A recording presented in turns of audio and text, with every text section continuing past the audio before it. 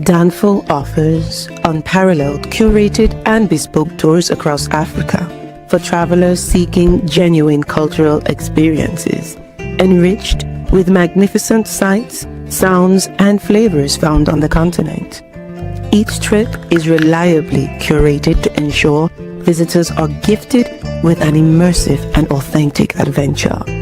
Whether you find yourself strolling along the charming white sand beaches of Sierra Leone, feasting on the mouth-watering delicious foods in Senegal, observing or partaking in various aspects of the Isheshe traditional system Ifa native to Yoruba land, Nigeria, with Danful, you will rediscover a fulfilling sense of kinship to the true heart of the motherland, her communities. Our core values focus on integrity, quality, safety, and sustainability. We are uniquely committed to assisting with the advancement of African infrastructure and promoting African businesses, so both travelers and the communities they visit receive beneficial exchanges. At Danful, we understand the importance of connectivity, and we have created a model which provides bespoke experiences based on your passions or hobbies. With us, expect a long-lasting spiritual bond between you and your destinations. Live, love, Danful, Africa. To learn more, visit danful.africa.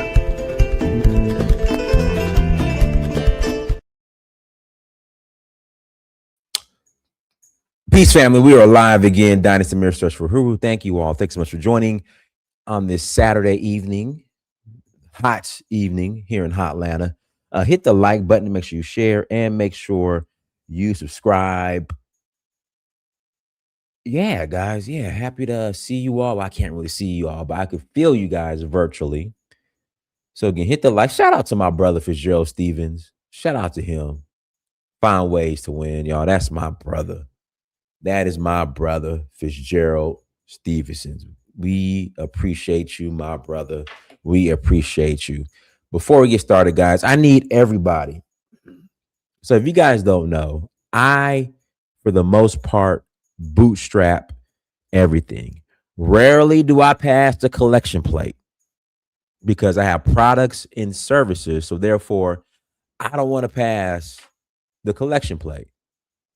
So with that being said, okay, with that being said, guys, give me a second. This is going to somewhat disconnect here. We might get like a slight pause here for about a 10-second delay. So give me 1 second.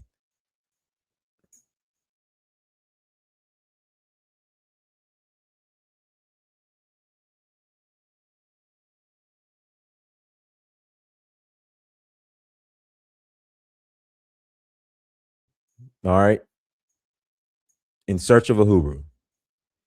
I need everyone who is watching this. If you have not bought my documentary yet, please go and support the documentary. All right. I bootstrapped this. All right. It's streaming on my platform. All right. So I need you to go to I'm gonna put the link in the chat room.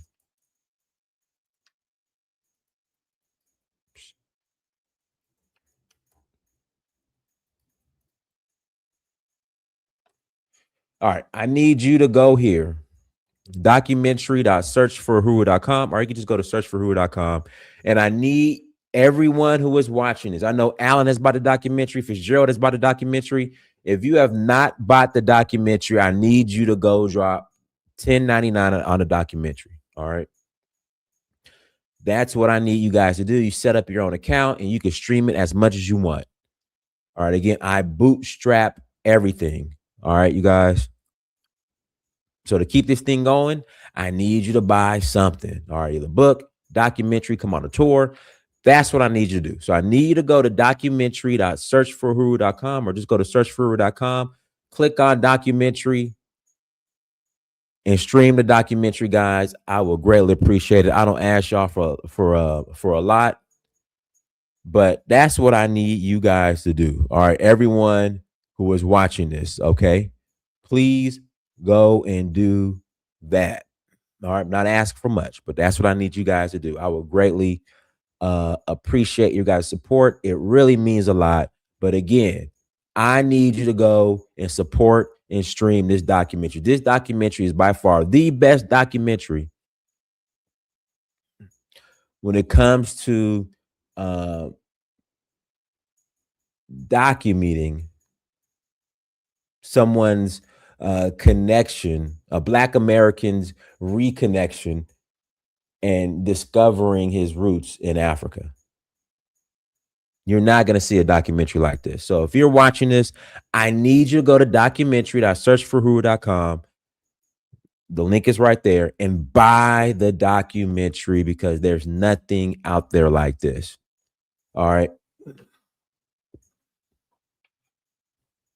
All right. This is the #1 documentary when it comes to African and diaspora relations, guys. All right. So go and buy the documentary.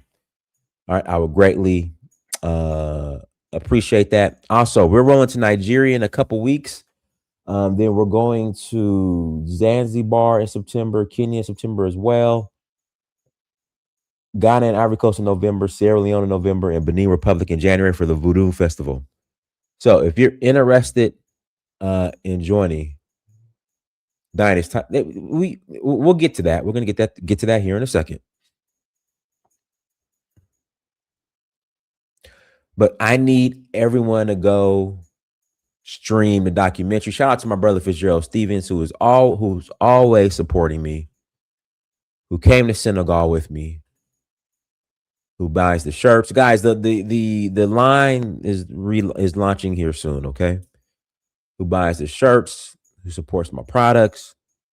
I've known Fitzgerald since 2007, so we're going on almost 20 years. Shout out to my brother Fitzgerald Stevens for the $4.99 holla. I appreciate you, and guys, make sure you go buy that documentary. All right. Without further ado, let's jump into today's topic.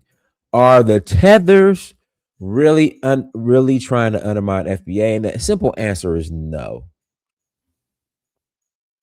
FBA sabotages FBA. Okay. The group of Black immigrants who are here in America are not. So he said Cynthia G. Is Cynthia G still around? I actually had Cynthia G on the show one time. I actually had Cynthia G as a guest one time. Is she still making content? I haven't heard from her. Cynthia G was hot back in the day. No, for real. Cynthia G still around? No, let me look Cynthia G up, see if she's still around. Oh yeah, Cynthia G's still around. No, is that her, the original Cynthia G? Yeah, Cynthia G's still around. Okay, shout out to Cynthia G. Y'all. Listen, we might not agree.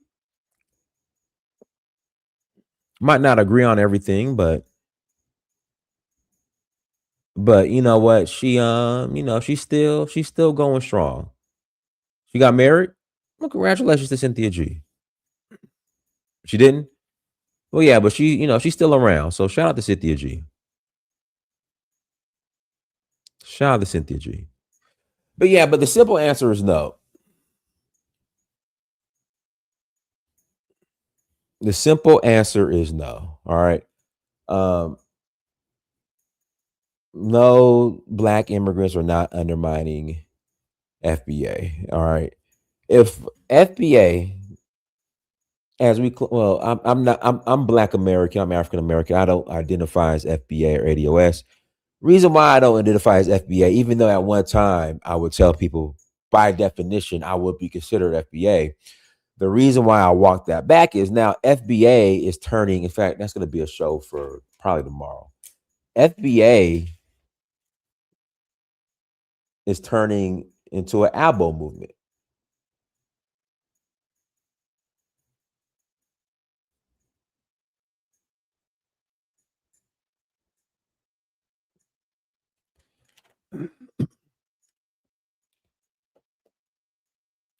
Again, FBA is turning into an ABO movement. So that's why I don't label myself as FBA because I'm not an ABO. All right. I am a descendant of enslaved Africans that came from Africa. All right. My ancestors wasn't already here. You know, I'm not questioning where the slave ships are. I'm not questioning that Harriet Tubman was a Native American.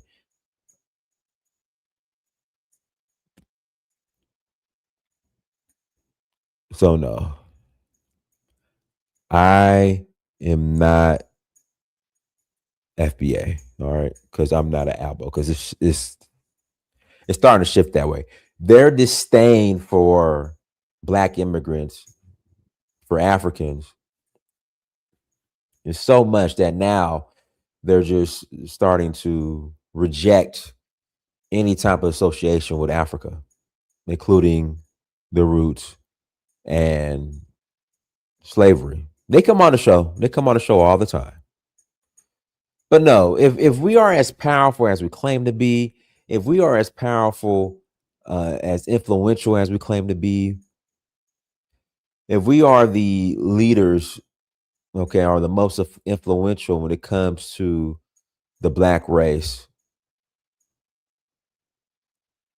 immigrants, Black immigrants, if we are who we say we are, Black immigrants don't have enough power to stop anything that we want to do if we truly wanted to do it.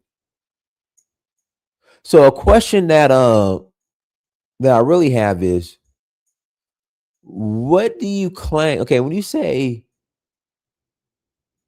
the tethers, you know, that's when you say tethers are trying to undermine FBA. What exactly are they trying to undermine? That's the question. What exactly are they trying to undermine? Can we get some specifics? Hey, shout out to you, man. Hey, hey, I appreciate the support. Okay, there's 87 of you guys in here. All right, we're gonna treat this kind of like United Negro College Fund. I need everyone who is watching this. Again, guys, I've been bootstrapping this. I've been going live. I've been doing this since 2000 and we're going live consistently since like 2016. All right. That's 10 years in the game. All right. I don't do the GoFundMe's. I don't do any of that. I put my own money up. I put out products and services, and then I need you guys to support. Summer, I do read your super chat. Stop it. Summer, you lying. I do read your super chats. I read everybody's super chat. Shout out to Elvis. I know Elvis. Elvis support. Shout out to Elvis. In fact, let's give Elvis a round of applause. And guys, what makes this platform so beautiful?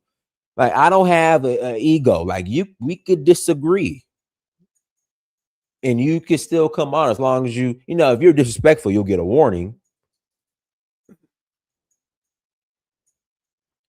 You know, don't be disrespectful. And I understand that tempers get heated. People get upset. People get heated. But don't be disrespectful. But yes, Elvis has bought 3 copies, and Elvis super chats. Elvis contributes, and I appreciate Elvis. So let's give Elvis. Hold on, where's my sound effects at? Here we go. Let's give him another one.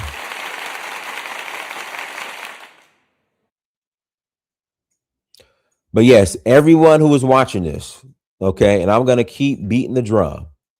I need you to go to documentary.searchforahuru.com. All right. Link is on the chat room. Link is in the chat room and it's on the screen. I need you to go to documentary.searchforahuru.com, and I need you to stream my documentary, you guys.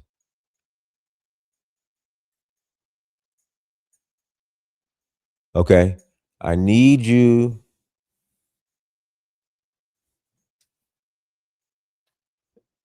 Here we go. Oh man, here we go. I need you to go and stream the documentary. I'm humbly asking everybody who is watching this, if you have not bought my documentary, go and stream the documentary and go and watch it with your family and friends, okay? Have a movie night. Call your friends and family over. Again, call your friends and family over.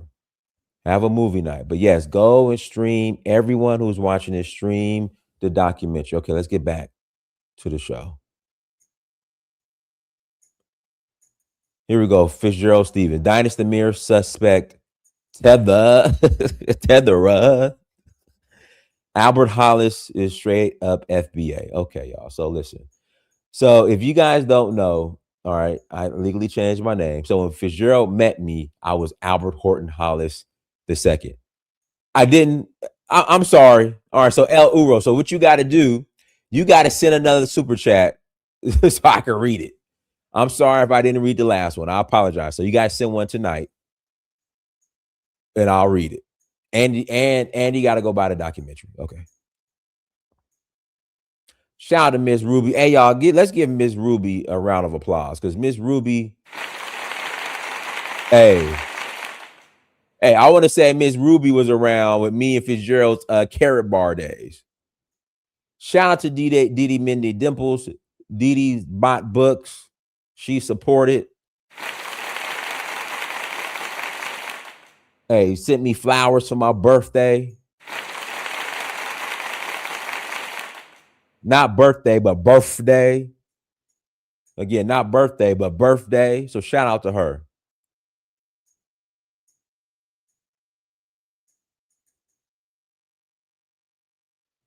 Just purchase the doc. Man, hey, I appreciate you. Y'all, I need everybody who's watching this to purchase the doc. Now, this ain't gonna listen, we're not gonna do this like the United Negro College Fund. Like people, yes, Summer. I will moderate properly today. Okay. I don't have nowhere to go. I don't have to pick up my son, because usually what happens, I have to step away. So during a week when I have my son, I'm on daddy duty. So I'm doing this and I'm on daddy duty. Right. So sometimes I gotta go pick him up from track practice. Then I gotta cook him dinner. And while I'm gone, y'all be acting up. So I apologize. But let me get back to Ms. Ruby. Ms. Ruby has been around for a minute now. Even when me and Fitzgerald was doing carrot bars. So shout out to Ms. Ruby. I knew Dynas was a tether. He too African looking. What does that mean? Oh Lord, here we go. But anyways, guys, no. Yeah, we want to too, Ms. Ruby, and we want to too. Trust me. I mean, it was a learning experience. The biggest takeaway from that, Ms. Ruby, and that's why I don't do multi-level marketing anymore or anything like that, is you got to just bet on yourself, Ms. Ruby. El Uro, read this super chat. Thank you for the $5 holla. I read it. But yeah, Ms. Ruby, the biggest takeaway was you got to bet on yourself. You got to bet on yourself. That was my biggest takeaway. Because if you don't control it, you don't own it, they can just take it away from you, whenever. At least with this, I mean, this is mine.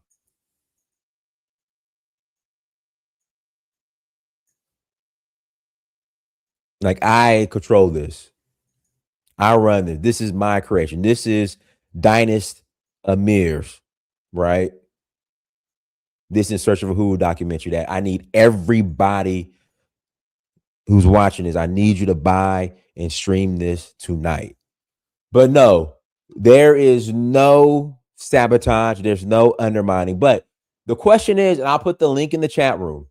All right, if you think tethers are undermining FBA, please be specific on what that looks like. Okay. No, the CBC, the Congressional Black Caucus, is not predominantly Black immigrants. That was already debunked because that's one of the examples that's been given in the past. Well, they run the CBC. No, they don't. The CBC is predominantly what you guys consider FBA, right? So I would like to know, in fact, Raymond Shepard, you are more than welcome to call in.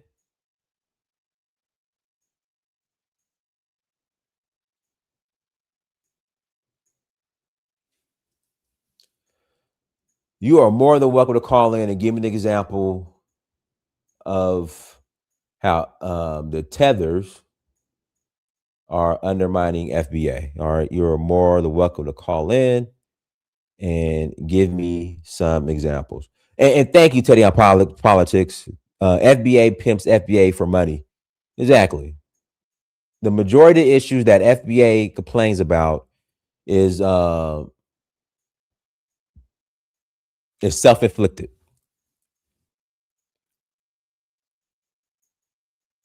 All right, go ahead, Elvis. All right. Thank you, Dennis.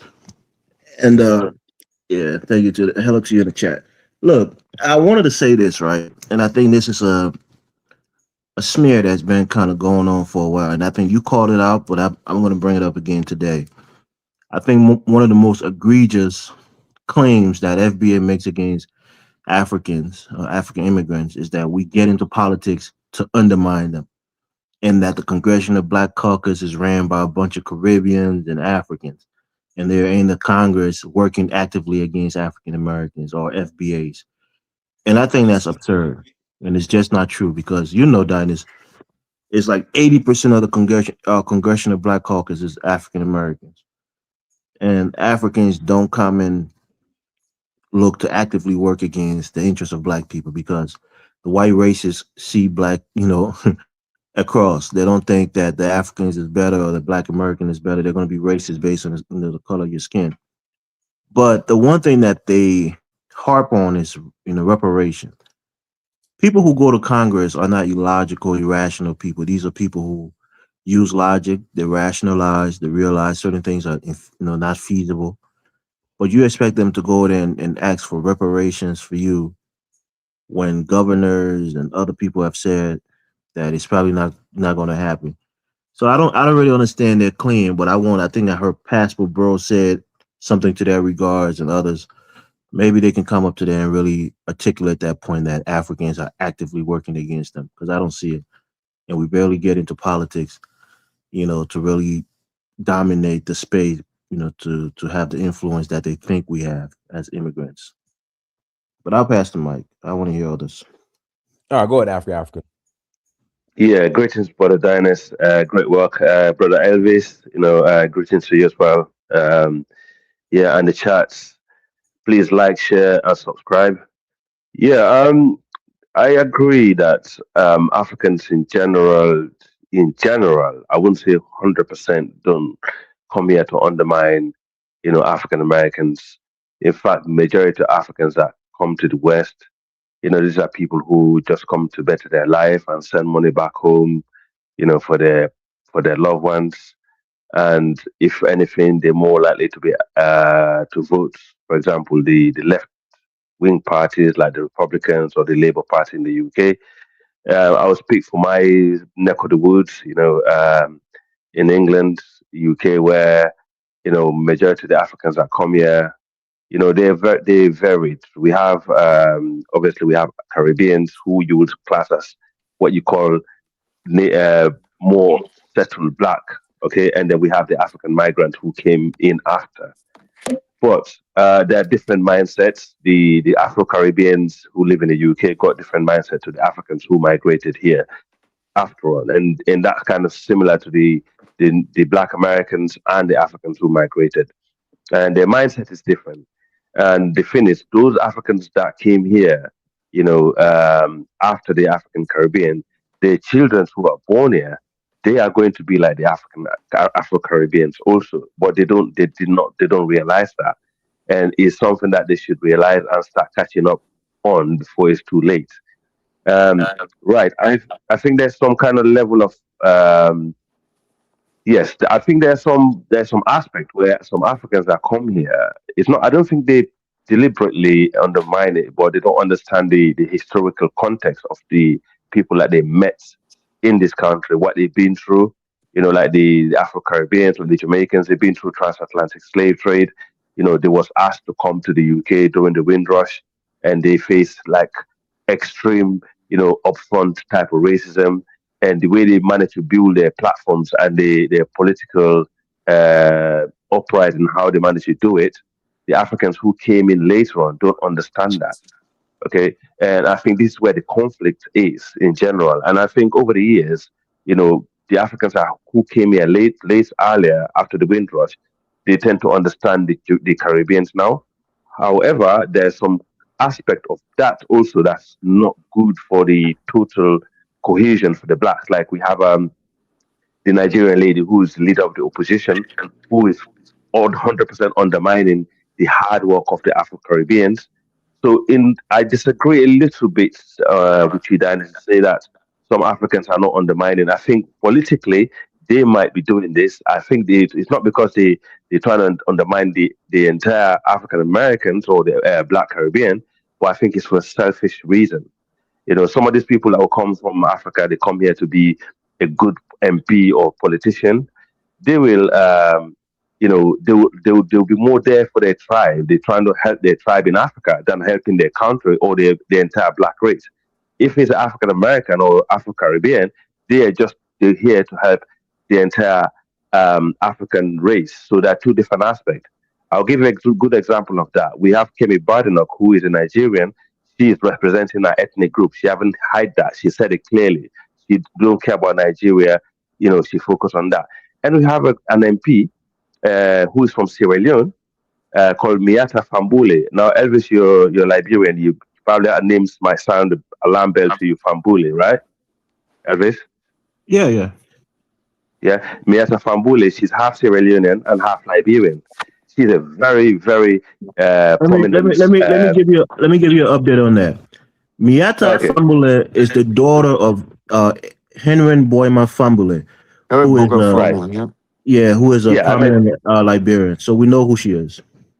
Thank you. I met her a few times in London. She's the MP for Speckham in London. Okay, and so we was behind our the campaign for her to become elected. Okay, and I know people behind the door because during the COVID time, that's when she was trying to run to become a member of parliament in that area of Southwark.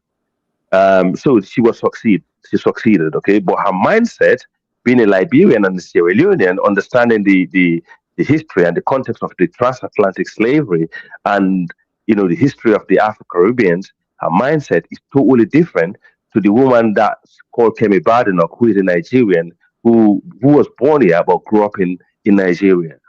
You understand? So sometimes, there's a culture clash, and I think between the African Americans and the Africans is the culture clash, and this is what I mentioned about identity politics is very toxic. So I think that's what we do. This is an aspect we need to talk about much more than anything else, and African Americans need to realize. Yes, we understand the pain of the transatlantic slavery that was caused by them, by the Europeans, and also triggered by the native Africans who sold them. It was totally wrong from both sides. But if you have to choose which side to align on, they both know where their interest lies. And I'm sure Dinos, that's the reason, that's the take that Dinos choose, rightly so, when he decided to go to Africa and, reconnect to his ancestors who are the Mende and the Yoruba people. I mean, he came from great people. So, these are things that is education, is enlightenment. Sometimes we need to be very progressive. We need to preach unity and peace. That's the only way we can move forward in this conversation. I pass the mic for now. Thank you. All right, go ahead, Babaliko. Yeah, Africa and Elvis make some great points. I just want to keep it short. FBA has did a great disservice to themselves.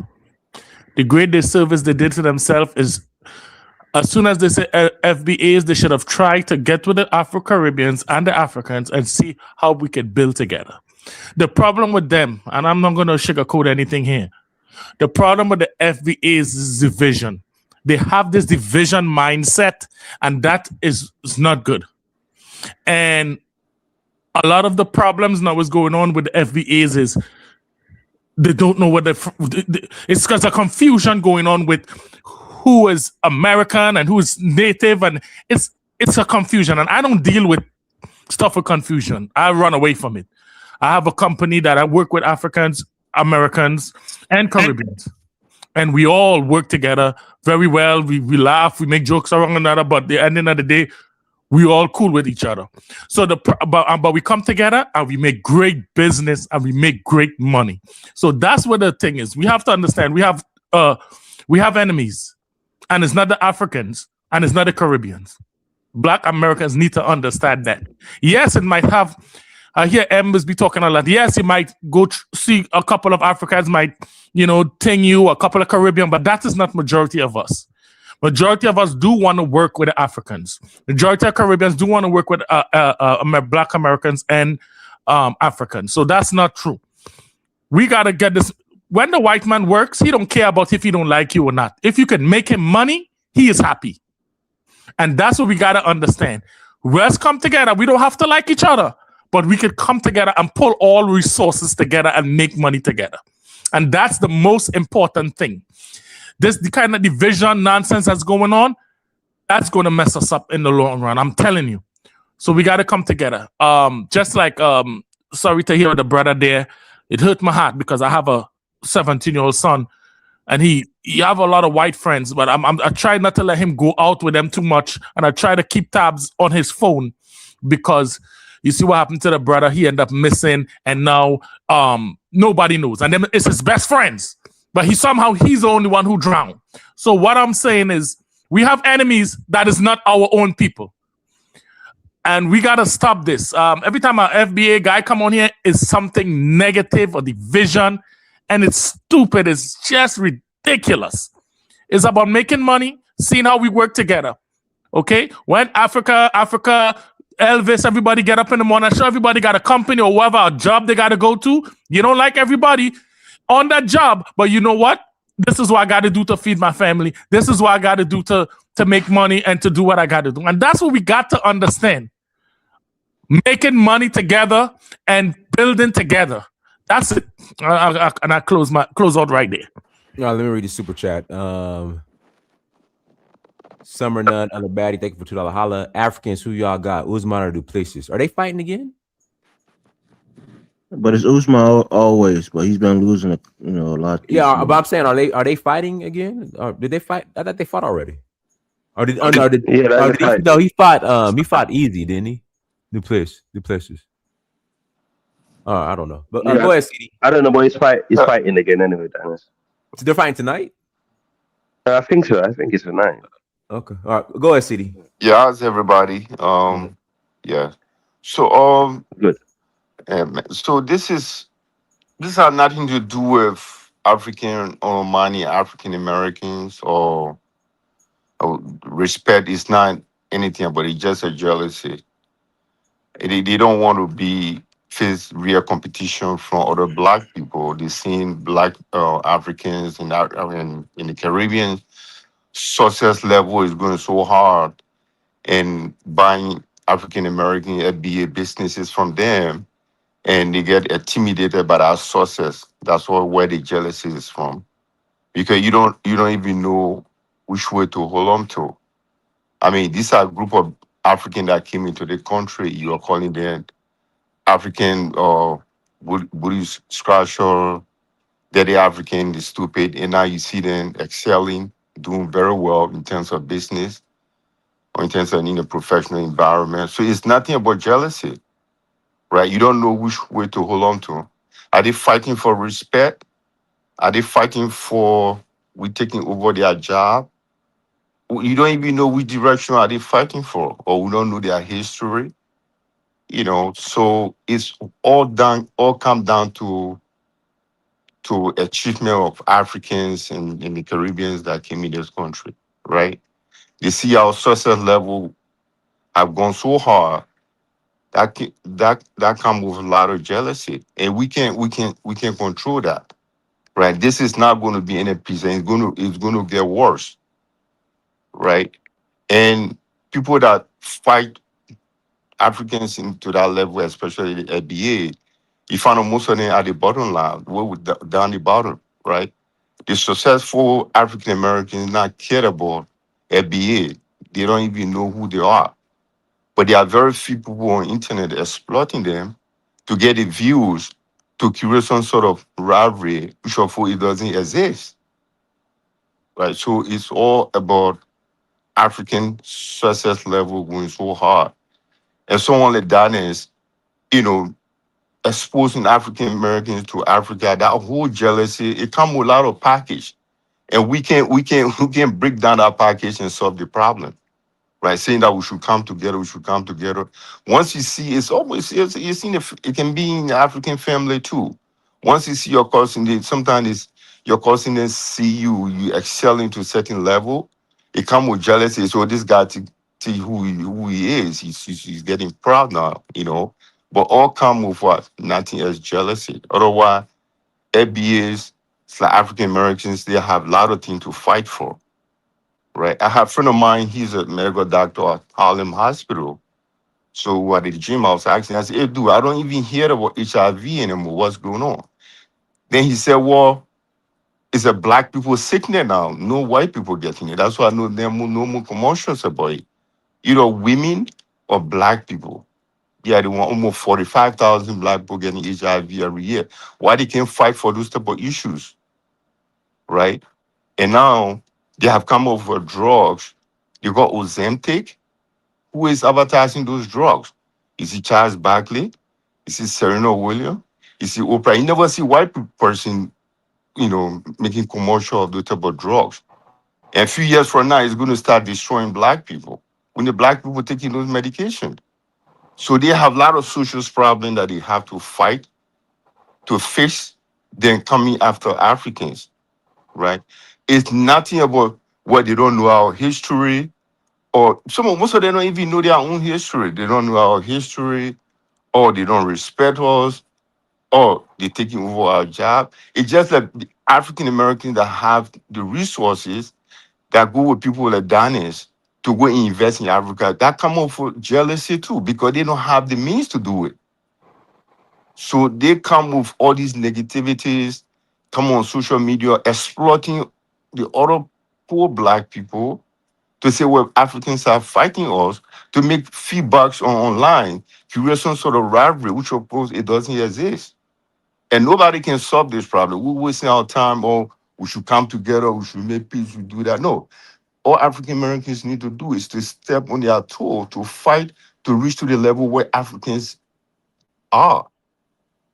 You know, the jealousy come with different level. It's same thing going on in South Africa right now. South Africans are jealous. You gonna let this dude keep? You gonna let him just babble on and on? So yeah. CD 30 seconds. So it's all about jealousy. South Africans say, oh, Africans, other Nigerians coming to take our jobs because they see the level of Nigerians' achievement. Same thing with Africans here. They see our level of achievement. That comes with a lot of jealousy. We got to work together, CD. We got to work together. Okay, all right. Let me pass the mic. Go ahead, D-Toto Kisser. First things first, man. Shout out to your platform. Happy Saturday. You get what I'm saying? Keep doing what you're doing, my brother. I wanna say this on piggyback off CD. That the point of that he just said that African Americans are jealous. How can African Americans be jealous of 1% of the population? You get what I'm saying? How can African American be jealous of 1% of the population? They got people in hiding, worrying about getting deported.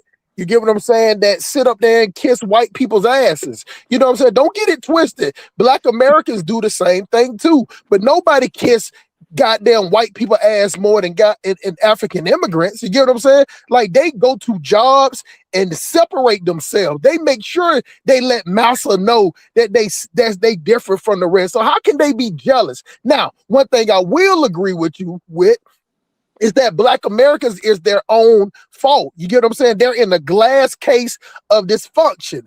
African immigrants ain't making black people, shoot and kill each other on Juneteenth. African immigrants ain't making black people kill each other in Chicago. African immigrants ain't making black people look for the ops. Diners, I had a cookout at my house. You know what I'm saying? And some of my close cousins' kids came over there, and they was over there talking about the ops. You get what I'm saying? And I had this conversation. I said, so who is the ops? So D-Toto Kisser, they come to your house. So if it were me, D-Toto Kisser, I'm coming over. I want some potato salad, ribs, right? Barbecue chicken, baked beans, right? I don't drink autumn soda, so I'm gonna drink some water or some lemonade, and I'm gonna enjoy. Somebody got a little small bowl of chitlins. Keep going. Yeah, You get what so you saying they came over and they couldn't enjoy their food because they was worried about the ops? But this is how black Americans talk. And then I just have a conversation with them like who are the ops? But then you only see each other as the ops. You don't even see, let me tell you something. They don't even see African immigrants as the ops. They only see other black Americans who got nice phones and nice internet, Wi-Fi, so they can get online and they can stalk each other on some homoerotic thug shit. That's what it looks like, Dinus. It looked like some homoerotic thug dudes that dancing and twerking with guns and, you know what I'm saying, had their pants to their ass and throwing gang signs up around their asshole and stuff, man. You get what I'm saying? Like, that black American dysfunction is a part of black American just being dysfunction. So you can't even pay attention. We don't even pay attention to the African immigrants. They're insignificant. They're insignificant to everybody. The problem is that the same white people that black people drive 80 miles an hour in traffic trying to get to work, that same white man has now turned his back on the African immigrants. You get what I'm saying? Or the Haitian immigrants with the TPS and all this other stuff. So now the thing that black Americans have over everybody else, we can't get deported. So we're just like uppity roaches, just swimming in a circle. We ain't got no power. We got numbers, and we always talk about this 3 trillion. Boy, shut your slow ass up, because you wanted to slow it. All right. Come on, too early. I swear, bro. You wanted. You're not gonna say anything bad about them. What I'm saying is that some people so FBA that they start sounding retarded. If you keep your FBA at about 40%. I ain't talking about him, Diners. I'm talking about all of the FBAs. If you keep your FBA at about 40%, you'll be okay. But as soon as you start talking about you got your fingers in Turtle Island butt and all this stuff, and we used to got done trade moccasins with the Indians, and we was here. And you know what I'm saying? Before 1849, it was $12.69 and $4.59. If you buy a taco, it's really a burrito. And we came up, we made the Mexicans and we made everybody, and white people came for us. You just keep that about 40%, you'll be okay. But the problem is that out of all the power, spending power that black people claim we have, they don't even understand. We don't understand that when we talk about spending power, we're talking about ourselves as consumers. We're not talking about power of building anything.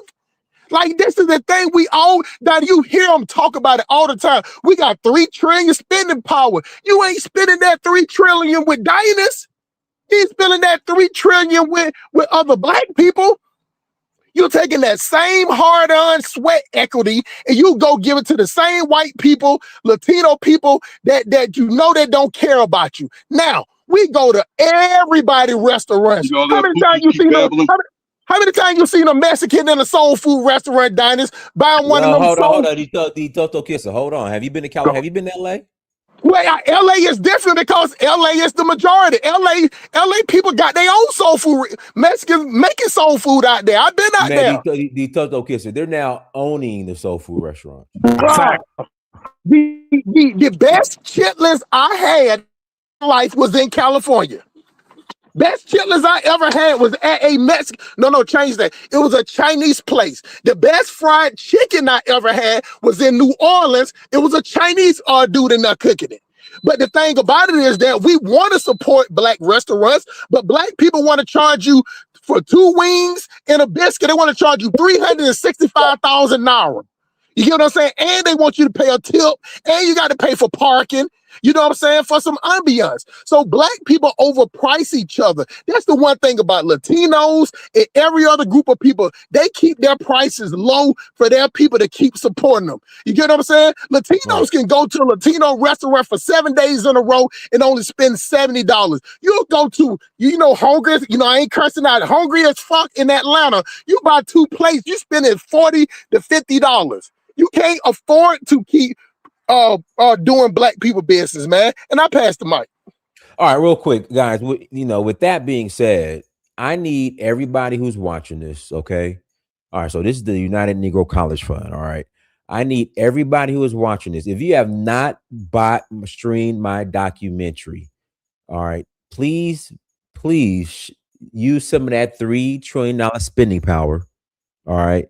And stream my documentary. I need everybody who is watching this, go to documentary.searchforahuru.com or just go to searchforahuru.com. I'm going to put the link in the chat room, put the link on the screen, and stream my documentary. Okay. Make it a movie night. All right. Search for Uhuru and chill. Okay. So I need you to go to documentary.searchforahuru.com or just go to searchforahuru.com, click on documentary, and please, there's 184 of you guys in this chat. Please watch, stream my documentary. I bootstrap this. You know, I don't do the GoFundMe's and all that. You know, I have products and services. I need you guys to support and buy the products and services. So go to documentary.searchforahuru and stream the documentary. Please, I greatly appreciate it. Who is next? Major Bindu, go ahead. Hello, chat. How's everybody doing today? Hit like and subscribe, and we're going to support you, Brother Dynast. You're right. At least if we can have 10% of your subscribers, that's almost 20,000. That'll make a big difference, my brother. So much love for everybody. But anyway, Bindu, I need you to lead the way. Have you got the documentary? I'm going to do it. Okay. Okay. In regards to the topic, Tethers, I feel the last brother who talked, I really agree with him to an extent. But also, we as Africans, we need to also be open and be open to able to just educate our FBA brothers and just let them be able to understand. If they don't understand the culture, how would they understand? How would they know? So it's just, and you got to look who's really controlling the strings. The strings are the one. The white man is the one who's controlling the strings. This is their vision already. Anyway, this is what the plan is all about. Imagine us being together as Black people, both diasporans, all together as one. We'll be so powerful. We'll be able to control our narratives. Like, for instance, when Dynast was talking in regards to his documentary right now, this wouldn't be an issue. He'll probably be streaming. He probably with his streaming, he will have able to make a lot of money, especially with his tourist that he's doing, with tourist business that he's doing. We'll be able to support him. Also, in regards to us as Africans, I just feel like we should have an open mind, because look at what is happening in South Africa, for instance, right now. With the xenophobia situation, the people who are really controlling the streams are the white folks. It's not the Black folks. And I just feel like we need to learn from each other. With this kind of dialogue is very helpful. Be able to understand each other, be able to know, come with a different respect for each other. That's what I want to say. All right, go ahead, Em. Thank you, sir. Oh my God. I want to respond to some things I heard from CD and also Pookie, whatever his name is. But forget that. I'm gonna just go to the topic. As far as Africans and FBA, and are they undermining us? If you look at the statistics, right, and you look at the history prior to the Civil Rights Movement, there was no Africans coming here getting any businesses, any jobs. Like they probably come here on a student visa, and then they'll leave because there was no way for them to stay here until they made the Immigration Reform Act, so Africans and other non-white people could come in mass. And also because they're Black, they get the benefit from all of the affirmative action and the minority benefits. So why would we say we jealous? CD kept using the word jealous sporadically, at least 10 times. We jealous of them. We jealous of what they did. Why would we be jealous of somebody who's benefiting off of something that our people actually fought and died for? and then we actually allowed you to benefit from that. We could have just said the Civil Rights Act is only for Black people. If we did that, what would you have in America? Like, you wouldn't be in our colleges, you wouldn't have businesses, you wouldn't be getting no scholarships. You are literally getting everything that we supposed to have, and you're getting it to a point where you have this arrogance, and you just boasting as if you the one fought for it. CD say if Black Americans should fight. How much fighting are we supposed to do? We done already fought for the resources. Won't you do some fighting, or won't you do some sacrificing and allow more Black people to get some of these scholarships, some of these resources, instead of hogging it? Because if you look at it, Africa has a population of nearly 1 billion people. You estimate it to the nearest 100 million, it's 1 billion people, right? India has a 1.5, basically 1.5 billion. China has about 1.5 billion. 4 billion people, that's just 3 countries, are coming to America going for the small minority benefits. So what Black Americans have to do, because when they exhaust all the resources, the minority resources, which is so small, we have to go and compete with white people.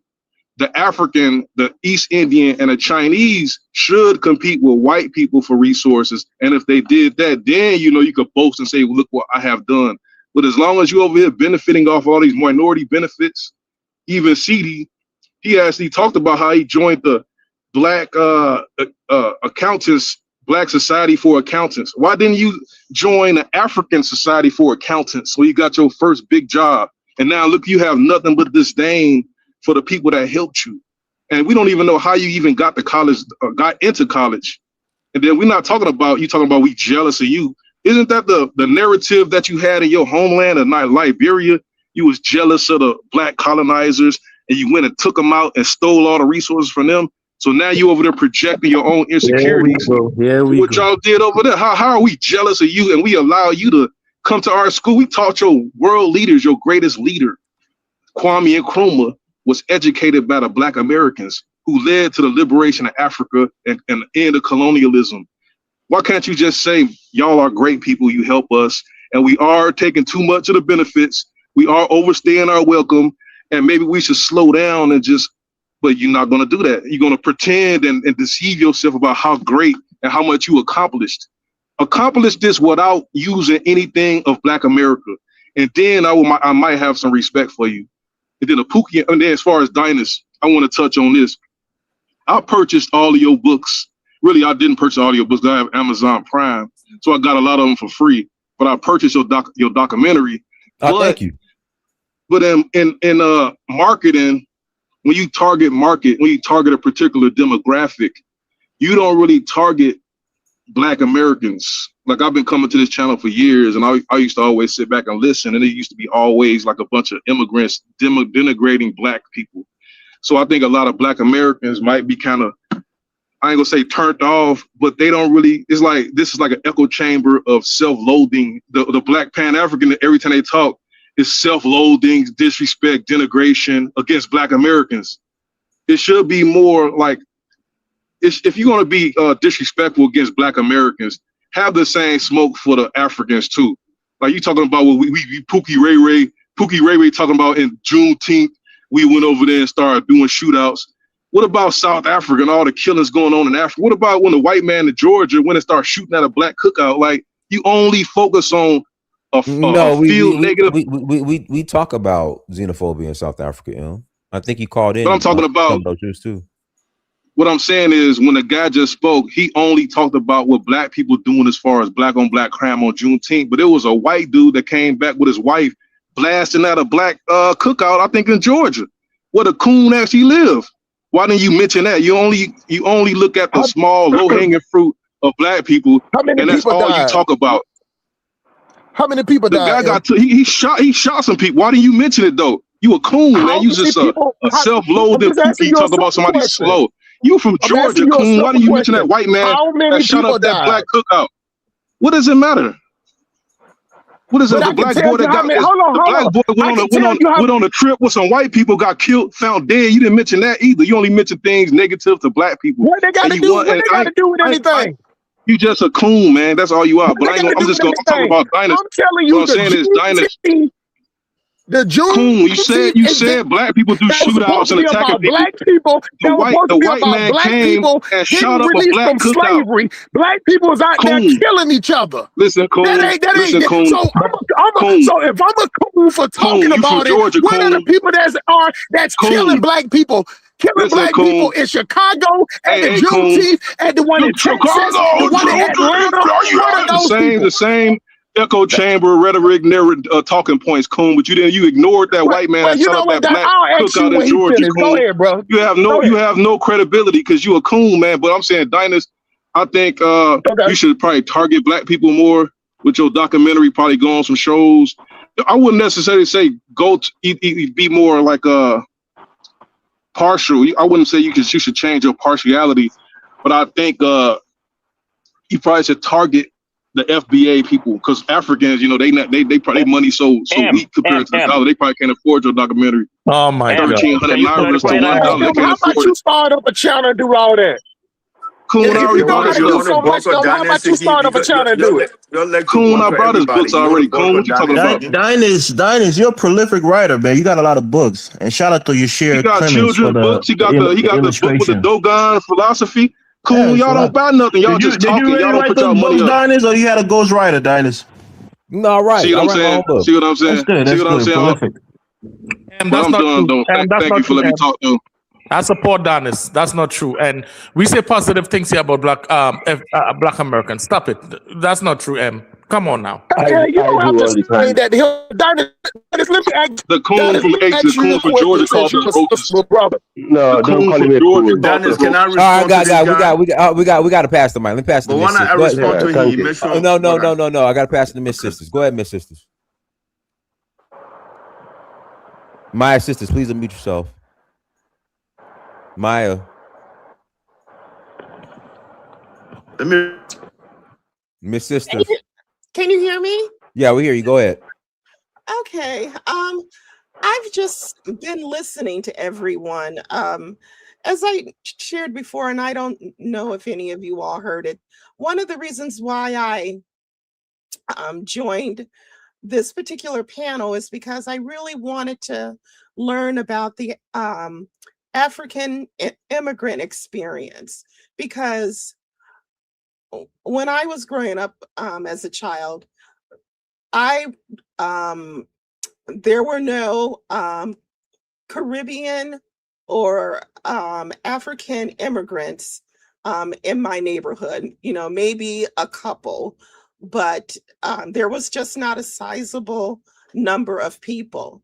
And I live in the Midwest, and there are no Little Hades or any of those ethnic enclaves. So I'm coming from a position where I just don't know. I just have not had a lot of personal interaction with Black immigrants. So I use the internet as an opportunity to try and understand your story. At this point, all I can say is I just do not think that people who want to identify as foundational Black Americans and Black immigrants, there appears to be a strong ideological, that's what it is, difference. Similar to the abortion issue when during the 1990s when I was growing up. You can't have an argument with someone and change their mind if they're pro-life. That is just something that you will just have to agree to disagree on.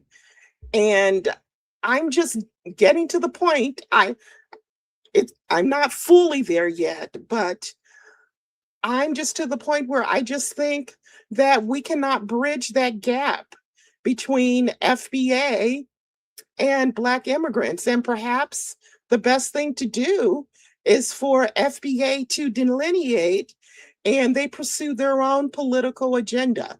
And it doesn't mean that there is hatred. it doesn't mean that there's hatred for Black immigrants. It's just that we can't agree on anything. And there are Maya, those that if I could ask you a question. Sorry to yeah. interrupt. What No, would be their political agenda? And the reason why I say that is so the issues with Black immigrants, right? There's divide, but the problem is, per the definition of FBA, the majority of FBA vote Democrat.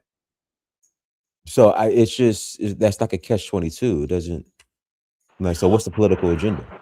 okay. You know what? Right now, it's not clear, because if you look at the way current politics are playing out, with the Democratic Socialists winning offices, and the political landscape is changing, and I can't speak for every person who identifies as a foundational Black American and state what their agenda is. I just can't do that. But all I see right at this present time is I don't think we can unify. And it saddens me to truly say that. And I'm not here to bash anyone or to call anyone names or anything like that. I just don't see where we can come together and find common ground. I'm not seeing it right now. That's all I have to say. Hey, Dennis, Okay. can I say something about the documentary before you go? Well, just real quick. Okay. Yeah, but see, there's no FBA lobby, there's no FBA politicians, so I don't know. Like I don't know. Outside of just yelling, Can I ask you a question before you reparations. move on, Dennis? Let's CD. Okay, so guys, it's gonna be questions, not dissertation. So CD, ask your question. I don't do that. I don't do that. I don't do that rambling, babbling. Yeah. So CD, ask your question. All right, now before I ask my questions, I want to say something about documentary. Oh my God! We got to get resources for you. Hold on. He want to talk about documentary. Go ahead, CD. Go ahead. Talk about documentary. We got to get resources for you, brother.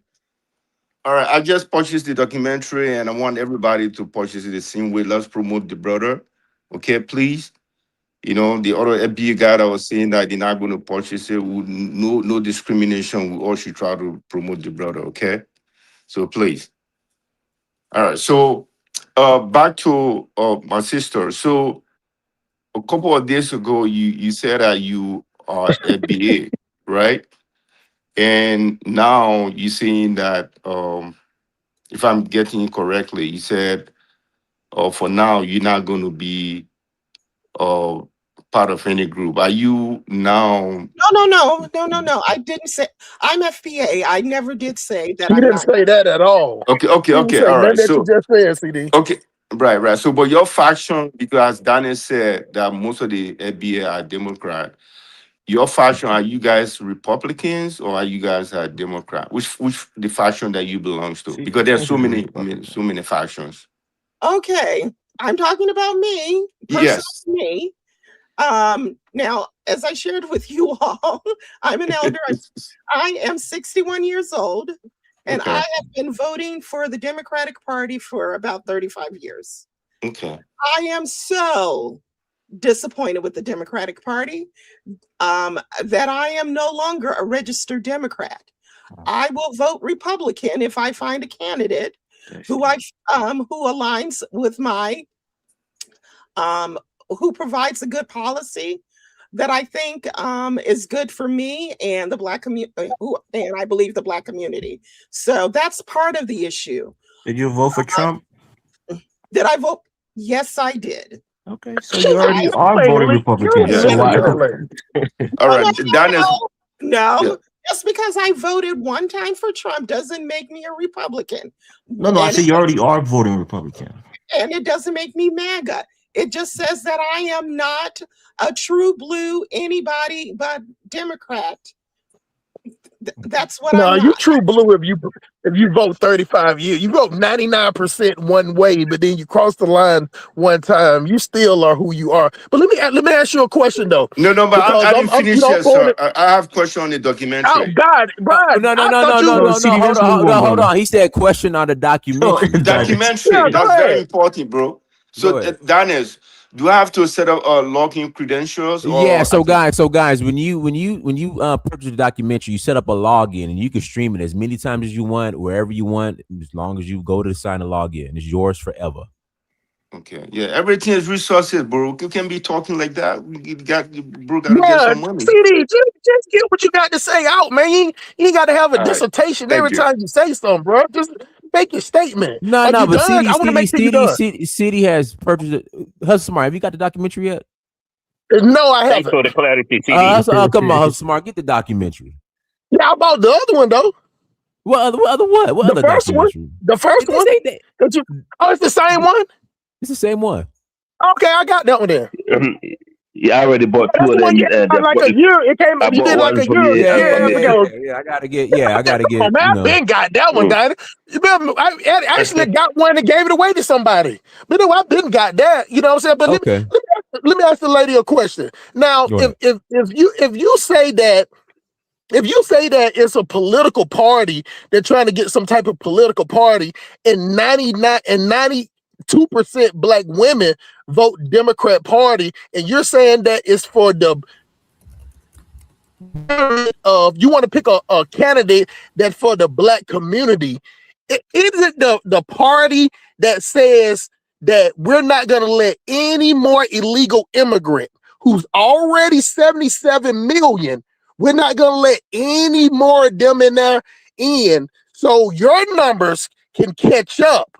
You wouldn't think that policy dictates that have more power over any policy if you're talking about the Black community, because strength is in numbers, correct? Okay, first of all, I'm not a one-issue voter. But to answer your question, I am enthusiastically supportive of legal immigration, not illegal immigration.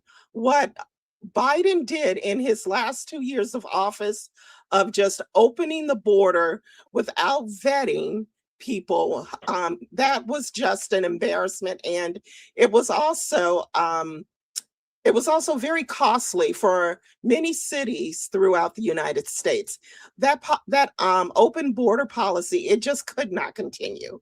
I know some of you may not like to hear that, but we do have limited resources here in the United States. We are $40 trillion in debt. Every year we pay $1 trillion just on the interest of the debt. You know, this isn't being discussed, but do you all realize that the U.S. Treasury stated, I think it was back in May or June, that the U.S. is insolvent? Yeah, Trump got $1.7 billion from the IRS. He spent almost $200 billion on the war in Iran. So, are you complaining about that too? I wouldn't care if he spent and he gets $60 billion to $60 billion to Argentina. For the so how about that? He has been fiscally irresponsible. This was just not. Trump was not I knew when I voted for Trump, it was a very sober decision on my part. I knew he was a very imperfect man, but I also realized that we could not continue with the Democratic Party's current policy at the present time. And right now, many of the establishment Democrats, they're being primaried, and these Democratic socialists, they are winning, and that's the reason why.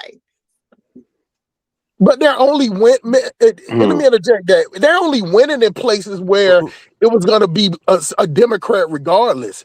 You know, so it's only like in New York and all that. It was going to be a Democrat in there regardless. They're not changing the temperature. They're not changing the numbers of the House or the Senate. You get what I'm saying? Like, this is what I'm saying a lot of times with our Black people, we put these shiny objects. It was the same way how Black people was talking about we want a Black person in a vice president. We want a Black person in the on Supreme Court. Just like symbolism. The places that they're winning, I could name the 4 people that won. That's smart. I got to pass the mic. Got you, Trevor. Only thing I'm saying is that the places that they win is not changing anything, because those was going to be a Democrat regardless, whether it be a progressive, a socialist, or a far left left, it still was going to be a Democrat. No, So there was a Democrat that won in Hey, Trump district in Florida. I gotta pass the mic. I gotta pass the mic. Go ahead, Big Black. Pause. Super pause. Big Black, go ahead. Yeah, Pan-African power. Boy, stop. I will wait for you, Big Black. Yeah, go out there. Go. Shout out to you, my brother. All right, for sure, man. You know, I'm steady Pan-African. You know, I be hearing the flip-flopping, you know, over there. I be hearing y'all be flip-flopping over there. But that's You cool. steady Pan-African ain't never going to Africa. That ain't gotta be Pan-African with the African. See, that's the misnomer that, you know, everybody say that that's you talking about the Garvey movement. Well, hey, Big Black, have you bought my documentary? Yeah, I bought it. Okay, cool. Okay. You can go there via the documentary. All right, go ahead. Thank you, Dennis. I don't believe you, Hustle Smart. I don't believe you turned on me like that, man. But but anyway, man, I want to talk to CDC. The whole thing is, you know, there's a lot of hatred with the FBA, but you're like the opposite of the FBA with your hatred, man. You talk about Black African Americans. Well, you know, believe me, African Americans are not jealous of Black immigrants, you know, that come to the country. They're just not.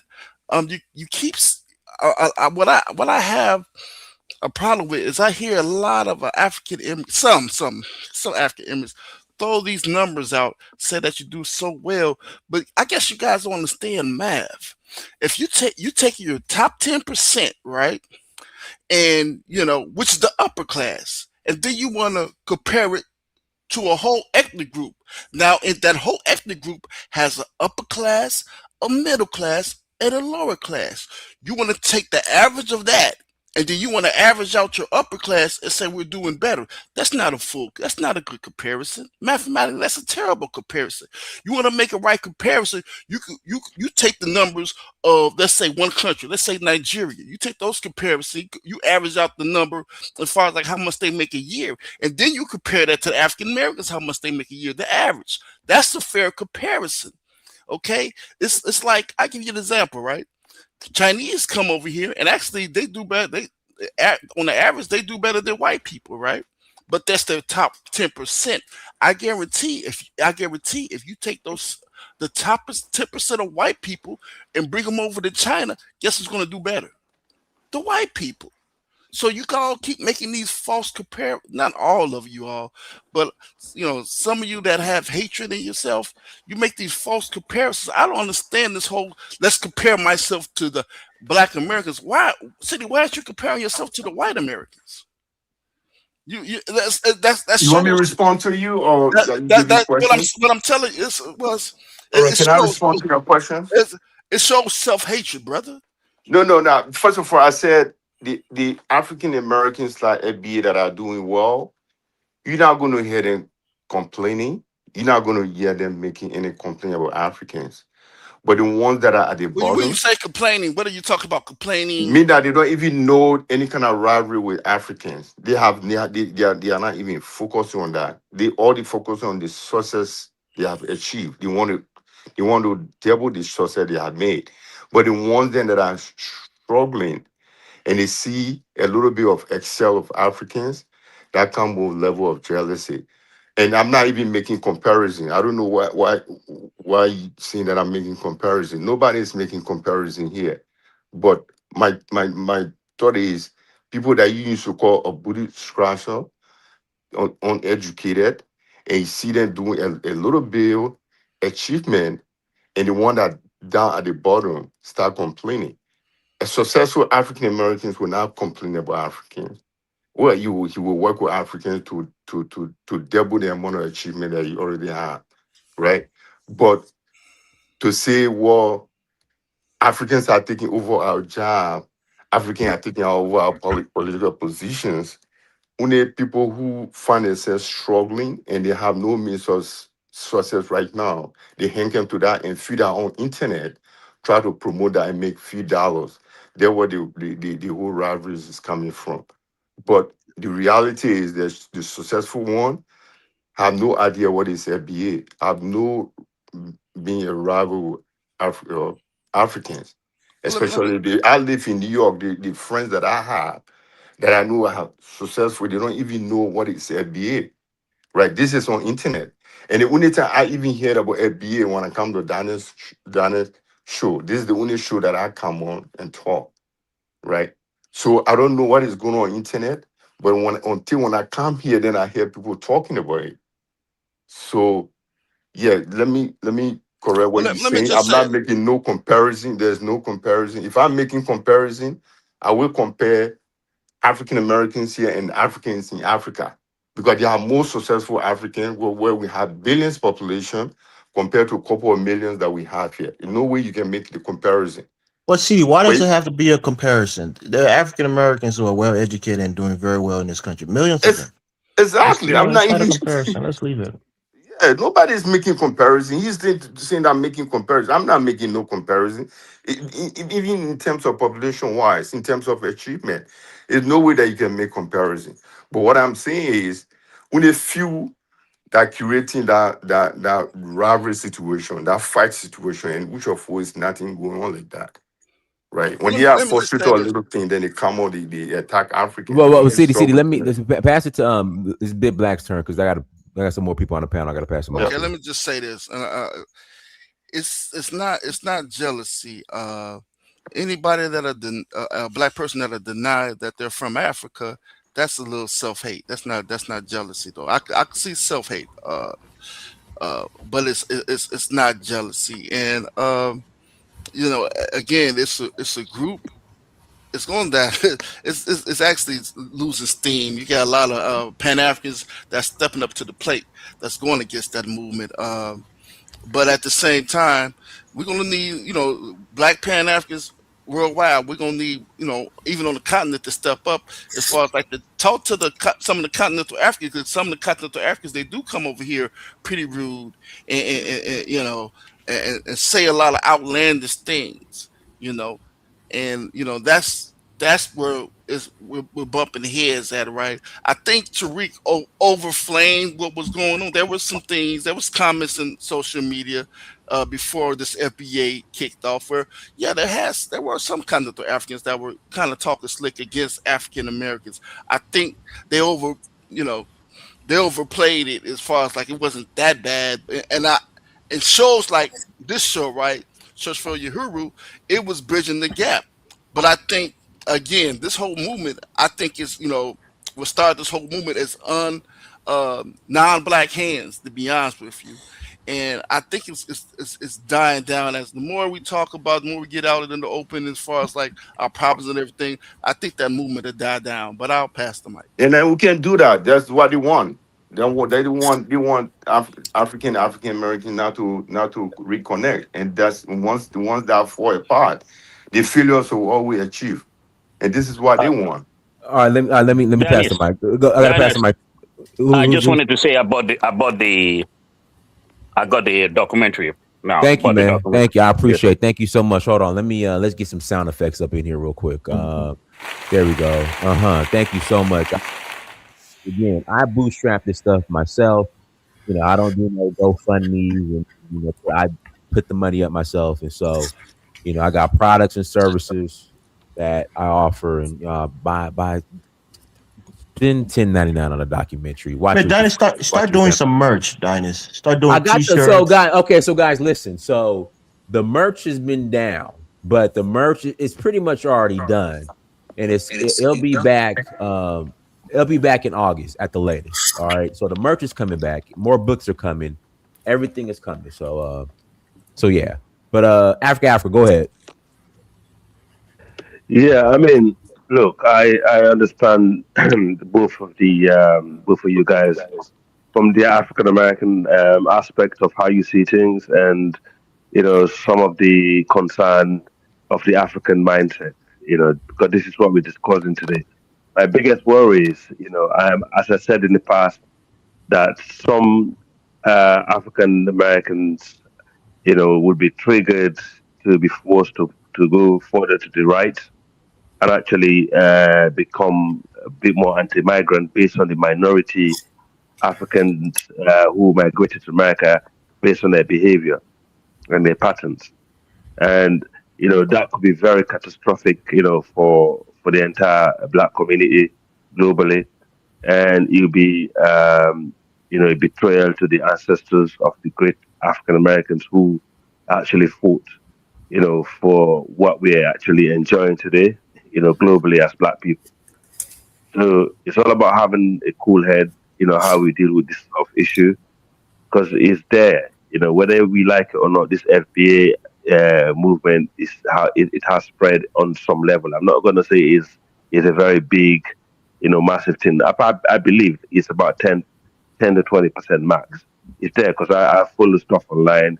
There are a lot of people who talking about FBA, they identify themselves as that, and you only take 20% of those people to vote for an extreme right government, that could be catastrophic for the African migrants who live in the US and also in the UK, for example. But luckily here, we don't have that. We have unity among us based on the shared experience. And I think this is what um, we need to look at. Shared experience is what will get us where we want to go. I mean, to for the brother that was speaking earlier, he shouldn't be focusing too much on the African migrants, who are coming there enjoying the resources, while he knows there are much more larger migrants who are coming to the US who are enjoying these resources and taking advantage of these resources.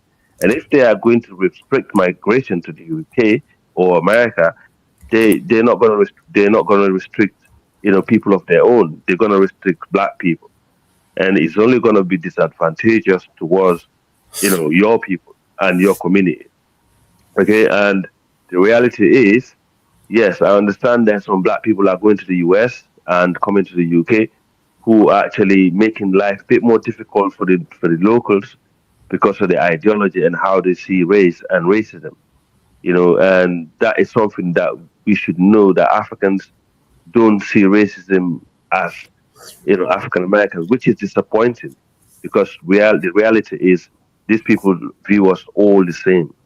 And by allowing some of the stuff that African Americans fought for over the years, like rights, to be respected, and and right to be for legal, for the right to pay, like instead of being paid less, because we know people are coming here from Africa that would do less, they work for less of the money, and they will take much more disrespect, and that will make it look like the entire Black population will allow those things, and that happened. You as a Black British, you go to that job, you feel like, hang on a minute, why is he treating me like this? But you don't know the person that was there before you, who was an African, he was allowing these things to happen to him, and he was allowed to work for less money. And that same boss expect the same, they will treat you the same as the previous employee, that is a foreigner, compared to you who are actually a native, whether you're Black from the Caribbean or Black from the US. So these are things that we need to look at in general, but it's all about education. I think we lack education in the community, and Africans that migrate to the US. I think they need to study the geography and the community that they're living in. And if they're not integrating with the Black Americans, they should start doing it now, because you can see it's causing problem within the community. Thank you. All right, Daniel. So it's my turn. So what I Oh want to no, say no, no, is, no. You got Pharaoh's on. You got a oh, Pharaoh. Go oh, go ahead, Pharaoh. Yeah, peace, brother. Can you hear me? Feeling good. Hear you well. Go Yeah. ahead. Yeah, yeah. Peace, peace. Yeah, Dynas, I wanted to tell you last time when you had your last live stream, that video screen you were showing that caused a lot of complications. And yeah, and like it kept my feed kept cutting off, and I wasn't able to get on. So I just want to let you know that. Okay, okay. Yeah. Yeah, concerning the subject, yeah, when it comes to FBA African, with me, you know, if you are pro-black and you about black people being empowered and you're against racism and white supremacy, regardless if you are FBA or African, I stand with you as a brother. You my brother, you my sister. I love you and I rock with you. Okay, because I met some really good down and real pro-black um, Africans, Caribbean brothers and sisters, and I met some coon extreme sellouts, FBA Black American Negroes. Okay, and yeah, and Tariq Nasheed is wrong when he tried to make every Black American or FBA as if there's no wrong in being the FBA. Yeah, so there's a lot of selling out and cooning going on with the FBA as well, and I see it every day. I see it every day. So yeah, yeah, that doesn't apply to me. Yeah, it's not about what country you come from. You know, if you're African or FBA, it's about your spirit. It's about if you love Black people, you want to see Black people on top, you want to see the black population grow. Yeah, then yeah, if you stand for that, then you are my brother. Now in in these identities, these different identities, I think it's a bad thing for Black people to have this identity crisis, because I don't see us getting anywhere, you know, trying to unite under all these different false identities. You know, yeah, like it doesn't make any sense. You know, I think we all should unite under one truth. You know, we should have I mean, yeah, we should have like the most educated, the most learned historians and authorities should have like a big debate, okay, a big national debate with cameras and everything, and have a big PowerPoint presentation, and yeah, and each debater bring out all the facts, bring the proof, and and prove once and for all who are we, and establish our identity right then and there, and everybody unite under that identity. Now we know that the Hebrew Israelites and some of the abos, such as Dane Calloway, that they're never going to have that debate because they might get exposed as a fraud, okay, and a scammer. But yeah, but that debate needs to happen, okay, to establish who we are, because there's too much hearsay going on, you know, and a lot of people just speaking on theory and, you know, making up imaginations. But yeah, that debate needs to happen to establish who we are, because yeah, I don't see us getting anywhere under these different fake identities. And and the sad thing is, these Hebrew Israelites, they and these abos as well, they actually, and it's hard to unite with them because they actually believe what they claim is the truth, even though and I heard them even admit it, that they can't prove it. Even though they can't prove it, they still believe it's the truth, and they still hang on to it and continue to live a lie, and they know it's a lie. But how can you unite with someone like that? It's I mean, that's a very disturbed and dishonest person. So that, yeah, that's something that needs to be fixed with Black people. You know, we need to be honest and unite under the truth, because Hey, these guys, hey, Dennis, I got a question when the brother is done, please. yeah, they swear down they got the truth, and when they lie get exposed, they show no respect, you know, and they don't acknowledge that they're living a lie, but they continue to live a lie, and just forget about the truth. Now I heard this Hebrew Israelite brother on the previous show set up there and said that he feel he's a Hebrew Israelite because he's doing the work. That goes to show you how some Black people have no respect for history and proving what they are. So yeah, that's the thing. They feel like they don't have to prove what they are. They can just say it, and that's all that's needed. Yeah. So yeah. So this yeah, we definitely a big debate definitely should be had. You know, with the fancy suit wearing, yeah, with the pro Black community, and yeah, we we need to settle this once and for all, because I don't see these different identities. These different identities are not getting us anywhere. Yeah, we definitely, we definitely need to establish that. Yeah, in defense, I'll land my plane there. Well, guys, let me read the super chat. Marie Shine 333. Thank you for 999 holla. Please hit the like button. Thank you, sisters. Thank you. Dennis, I have no, I a question. asked. Come on, CD. Leave, CD. I asked to speak quickly. Okay. In defense to the Israelite brother, brother Pharaoh, I think that show he wasn't coming to prove to anybody that he's an Israelite. He was just trying to show us the work that they're doing in Dimona, and what they can accomplish when they put their minds to achieving something. So I think he wasn't trying to prove to you that he's an Israelite.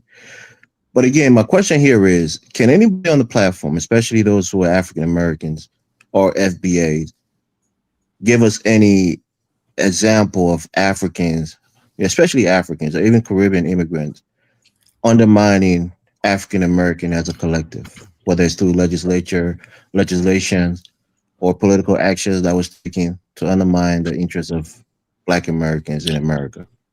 It's physically, theoretically impossible for 1% of the population to undermine 45 million. The only thing the 1% can do is come over here with an immigrant mindset, see all the opportunities that trade schools and college that can get a seat average. That ain't immigrant fault, because they come straight off the boat, so to speak, and go to get there. You got Black people hanging out at Quick Trip, BP gas station, got the Circle K, any type of gas station, got any block, or they can go in there and sign up for them same skills. So when they see the immigrants coming over here getting this stuff, you get what I'm saying? Immigrants take advantage of them. Black people want them to say thank you for something that they ain't got no power over.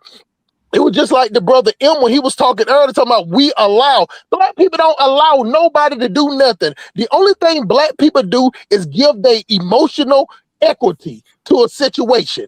We got all these feelings, we got all these ancestors, we got all these emotions, and we'll cry your river, and we'll sit out there and crump, shake our ass, and goddamn yell at white people and tell them how wrong we are. But when we sit up here killing each other, when we sit up here robbing each other, when we sit up here aborting 60,000 babies a year, then everybody talking about, no, point to the white people. No, the white people outnumber us 3-1.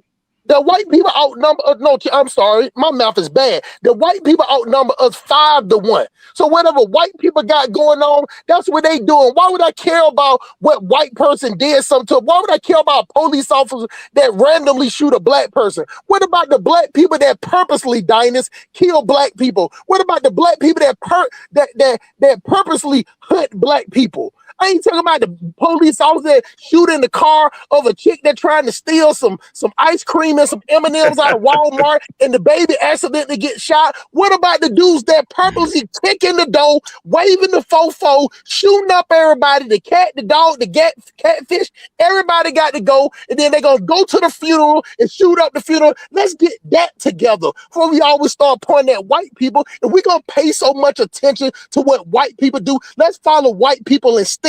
Let's follow white people in science. Let's follow white people by not being anti-intellectual, because all that coon talk that Black people like to say doesn't help us at all. Talk about the ancestors and histories don't help Black people at all. What will help Black people is that 89% of us is employees. Over 60, not 60%, 43% of white people are entrepreneurs. 89% of Black people are employees. If we'll never stop being employees and never start getting entrepreneurship, pooling our money together, we're doomed. That's why I say we're doomed. It don't mean that we're not good people. It don't mean that we can dance. It don't mean that we can jump up in the air and stick the ball in our ass and put it out of our mouth and dunk it in the basketball. It don't mean we can't catch a 60-yard pass. You know what I'm saying? Start doing the jig in the goal line. It don't mean that we can't go in the club and do splits and do backward flips. It don't mean the Jamaicans can't do the punty wine and wind their hips. You know what I'm saying? And hunch everything that's walking. Hunch a coconut, hunch a pineapple, hunch a aki fish. You get what I'm saying? That doesn't mean we can't do all that stuff. But what I'm saying is when it's time to follow white people, you know what I'm saying, and promote our intellectual, we shun our intellectuals. We clown our intellectual. We call them lame. Black women are the worst. Black women shame the intellectuals at all, push them away from black women. And then what you expect these young black entrepreneurs and intellectual dude, they're gonna go to where they appreciate it, and then we're gonna call them a coon and a sellout. But we real in the field, in the hood. You know what I'm saying? We real. When you move out, you move away from black people, you're a coon. But if you stay around the black people, you get robbed to kill. Don't say nothing, then you're a coon. So just sit back and let black people oppress you the same way white people do. It's a reason why tax season every year that black men go out and buy downrated police cars and ride around in the hood with lights on, trying to scare black people. We want that power that white people have. They're gonna never give it to us. They ain't gonna give it to the African immigrant either. You get what I'm saying? But the black people, we damn sure ain't getting it. So we pooling our money together, all that talking about the books, the identity, the dynasty, Amen-Ra, the sun god, the moon god, the Capricorn god, the catfish, the caterpillar. All that history don't mean nothing if we ain't pooling our money together and trying to have some business so we can hire black people. We're not hiring black people. We talk shit about white people, and then we go to work for white people. Monday morning, y'all gonna be up there on time to call a white man, wait for him to tell you what you need to do for 8 hours. And then after that, I pass the mic. All right, Daniel. So my question to the panel, right? I have a quick question. Okay, then after that is Elvis. Go ahead. Yeah, there's a gentleman that came that I appreciate. I'm a hater. So a couple of days ago, we spoke about Africans taking over African American businesses, right? They should not be selling their businesses to African. And I know people don't want to address the elephant in the room, right? What do you think that is? If someone said, "Don't sell your business to Africans, sell it to Chinese," what if that's not the 100% definition of some sort of jealousy? What that is? Can somebody define that for me? That's Because we have. cooning. That's cooning. You want to sell it to the African because he African, but you sell it to a Chinese. That's cooning. Plain and simple. So why would you don't sell it to African if he come in with the same resources to buy your business in That's Harlem? what I'm saying. The black American is cooning if he does that. He's a coon. Nah, it's probably This is what Nah, I that's not said. true. Jealousy come true because when somebody that's afraid true. of certain group of people at level of achievement, they don't want you to take over something that they don't have no knowledge of managing, right? Let us take, for example, in Harlem, Magic Johnson Theater or Starbucks on 125th Street, he got some share in that. No African will want to buy from Magic Johnson Theater. He doesn't not even looking at African, right? But there are some certain stores on 125th Street that have been taken over by African, and they got it through African Americans, or sometimes they won't sell it to them. They have to go through Jewish people and get those businesses. So they're seeing that little bit a level of achievement, and they say, no, don't sell your business to African. You either sell it to a Chinese or a Jewish person. So that's what I How want do to you know. know that, What CD? Is it something that you've heard yourself, or is it just a rumor that that's what they're doing? I'm engaged in some of the transaction. There's a guy right here on 125th Street named Cisse. He got a steakhouse. He couldn't get his restaurant through an African American, but he went through a Chinese guy. I've seen a lot of businesses like that. It's the example. It's I so mean, many maybe it's examples. because he didn't have maybe enough I just sound upfront like cash. Well, Maybe his But bait. guy, let Maya speak. Go ahead. Well, I'm sorry.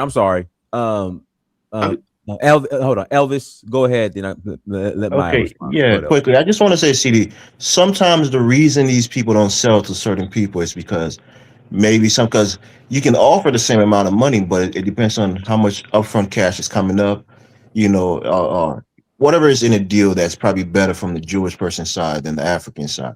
So I don't think it's collectively that black people don't want to sell to Africans. Maybe the deal that the other race or person is offering is probably better for them financially.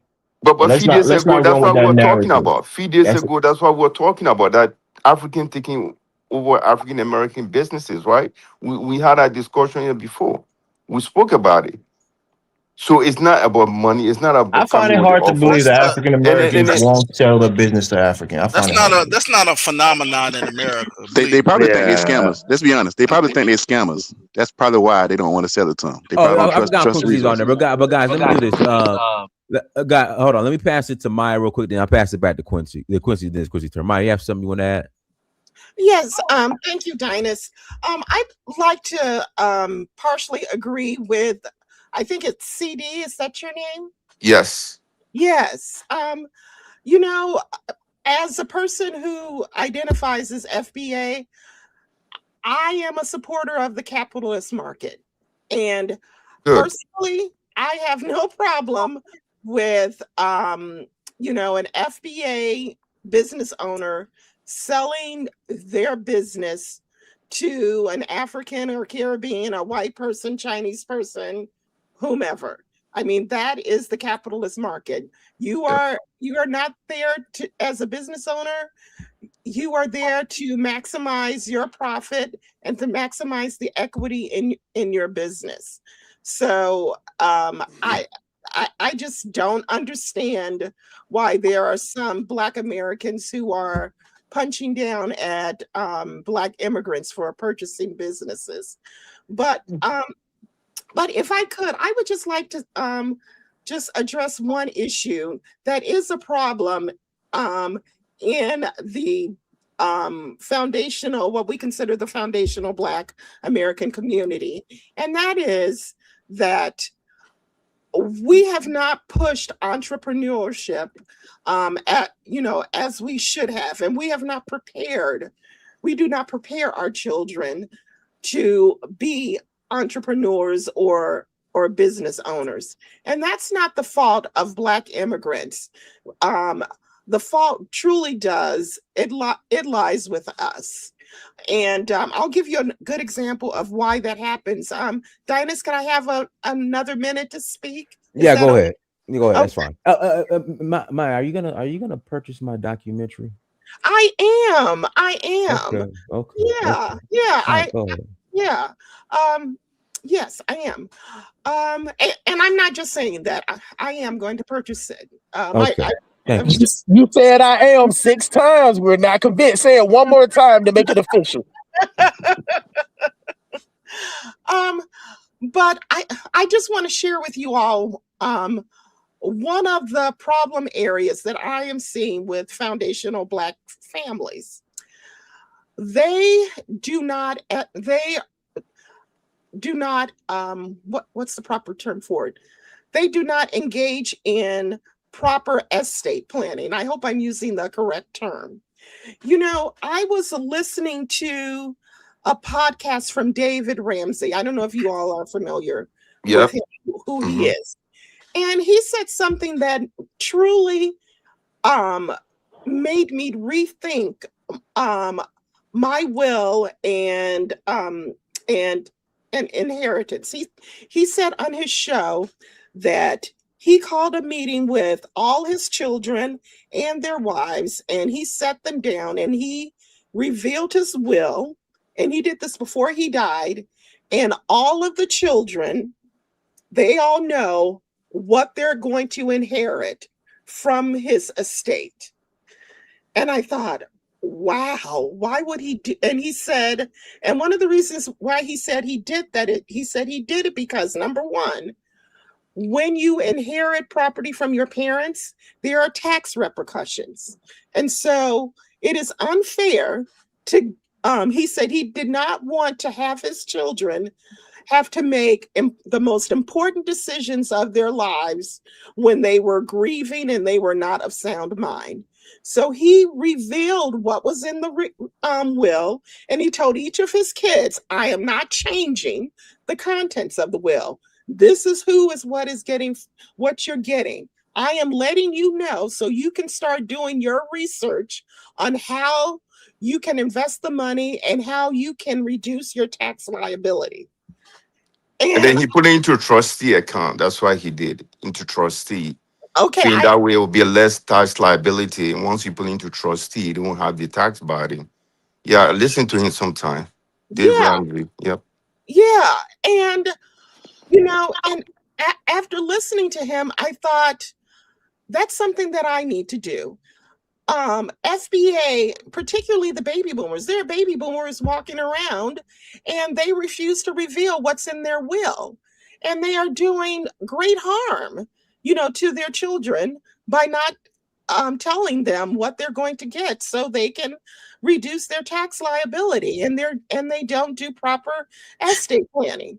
And so as a 61-year-old elder, one of the things that I'm doing, I'm getting my financial affairs in order, and I'm downsizing. I'm doing a lot of stuff because I just don't want my children to be burdened by so many things. So, so they can, so they just don't lose out, and they're just not making an irresponsible decision.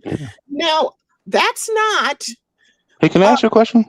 A problem of immigrants. That's an FBA problem. That's all I want to say. Hey, can I ask you a question? The young lady who was speaking just now. Yes. Did you grow up with money, or are you like the first generation of your family to have money to pass on? So you missed out last time. She told her origin story. Okay, yeah. But I'm asking her right now. It's just a real. Did you come from money, or are you the first to have that kind of money to pass on? My as I shared with you all, my grandfather was came from humble means. He my grandparents, they were not highly educated, 3rd and 4th grade from Mississippi. Gotcha. But they did work. So they were the seed money for us. They saved money, and we were able to use their savings and build upon it. So kind of.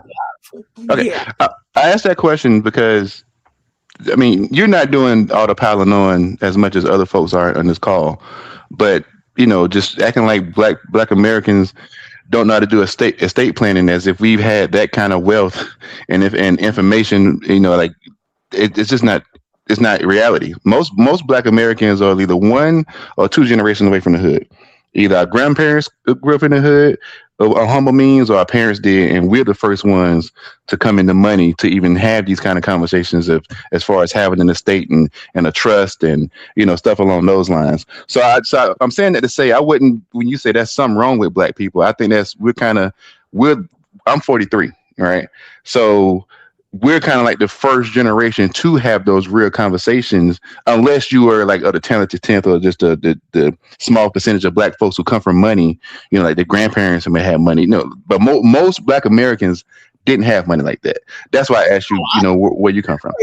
I perfectly agree. And I was not, I do understand that, intergenerational wealth, there's a small minority of blacks, who are doing it, but the ones who do, they do not think ahead and think about the tax. They're just not doing it. Gotcha. He misread what you were saying, because she was talking about. My man, it was my turn to talk, my man. Let me tell you, I'm going to tell you how you misread it. I didn't interrupt you when you were talking. No, but Dinah said it was my turn to talk, though. No, Dinah said it was my turn to talk. He didn't tell you it was your turn. You interrupted her. Yes, he did. Her when she was he said talking, her and you then asked me. her a question. Dinah said her and then me. You interrupted her and asked a question. That doesn't make it your her turn. And then me. I got you, but she wasn't through talking. Okay, well, why are you talking then? If it's her time to talk, why are you talking? I'm going to ask her a question the same way you did. The same way you asked her. It was my turn to talk, bro. Y'all both on my name, man. Let's not do that. Ask her a question the same way you asked her a question. But let me ask you this, though. You talk a lot, bro. Why do some black people that don't even, just like you was talking about, far as the hold on. This is what I wanted to say about you. You got the worst view of black people. Even sit up here and even talk about like life insurance? Hey, what Dinah said? Where's Dinah? People, you know what I'm saying? Like we don't even talk about. We don't even want to bring our kids together and talk about life insurance. Not trust. Bro, Africa you already give your question. Give the guy chance and you talk. You already give your question. No, it's fine, guys. Let him talk. Yeah. Thank you. What you say about that, Miss May? That we don't even all the stuff you said about it, because I listen to the same guy you talk about. I listen to Red Eye Radio also, but not even trust. But we talking about just basic life insurance. Just talk about burial insurance. You get what I'm saying? Like, why as black people we have to go searching That ain't for that true, bro. information You got a after we terrible die. view of black Bro, people. That ain't true. if you don't, if that That ain't ain't true, true.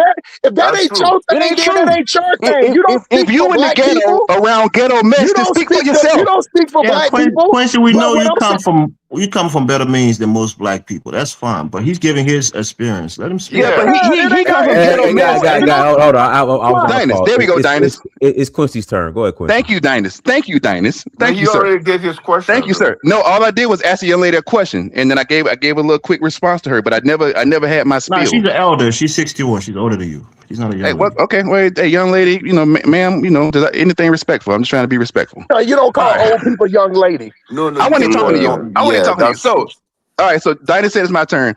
So first off, this loudmouth dude got the worst view of black Americans. Brother, if you around ghetto mess with people shooting on Juneteenth, speak for yourself, brother. My circle ain't with that. My circle is college. I see from the bottom to the top, even the people that's in the hood and ain't got means don't act ignorant like all the stuff that you speaking about. So stop speaking as if the ignorant shit that you grew up in and you around is a representative of all of black America. Speak for yourself and your corner of the ghetto that you come from. That's so you've been talking crazy all night about black Americans as if we all just ravages out here shooting on Juneteenth and on 4th of July. Like, nah, dog, speak for yourself. If you in the hood amongst the hood stuff, then speak for that. So don't try to speak for all black America. That's the first thing. You from the ghetto shit, not us, not the rest of us. leave me alone, bro. So, You start attacking him personally. That's not good. No. He's been attacking black Americans this whole time, trying to act like we all ghetto and don't know how to do this and don't know how to do that. You want to say. But he's black American, brother. And I'm gonna say what I want to say. And I'm gonna say what I want to say. Leave me alone. Leave me alone. And I'm gonna say talk what you want to say. Let him speak. Go ahead. I'm not gonna have anybody sit here talking crazy. I'm not gonna have anybody sitting here talking crazy about black Americans and everybody letting it ride just because he's a black American. Like, no, dude, he come from ignorance and he's spewing it back out as if that's a representative of everybody else. It just ain't true. Now that with that being said, the guy saying black Americans jealous ain't nothing that there's nothing Africans Caribbeans are doing in America that black Americans ain't been doing for damn near a century. We have no reason to be jealous, right? To answer the question, are Africans and Caribbeans undermining FBAs? Even if some intentionally, Byron Donalds, that Nigerian guy that said he wanted to cancel Black History Month up there, I forgot what Midwest Michigan state he was in. Yeah, him. Some are directly doing it. Yes. Most aren't. What is Byron Donald doing in Congress that's undermining black Americans? Byron Donald's been running around saying he don't support reparations because he as a Caribbean won't get it. He said it on the Breakfast Club. He said it down in South Georgia at a town hall meeting. He said it multiple times. He did not say that. Okay, you're lying. I've seen the video. He did not say that. Go on the Breakfast Club. I think he said something to that. Go watch the Breakfast Club interview. But is it consequential? Is it consequential to you that he said it? Go.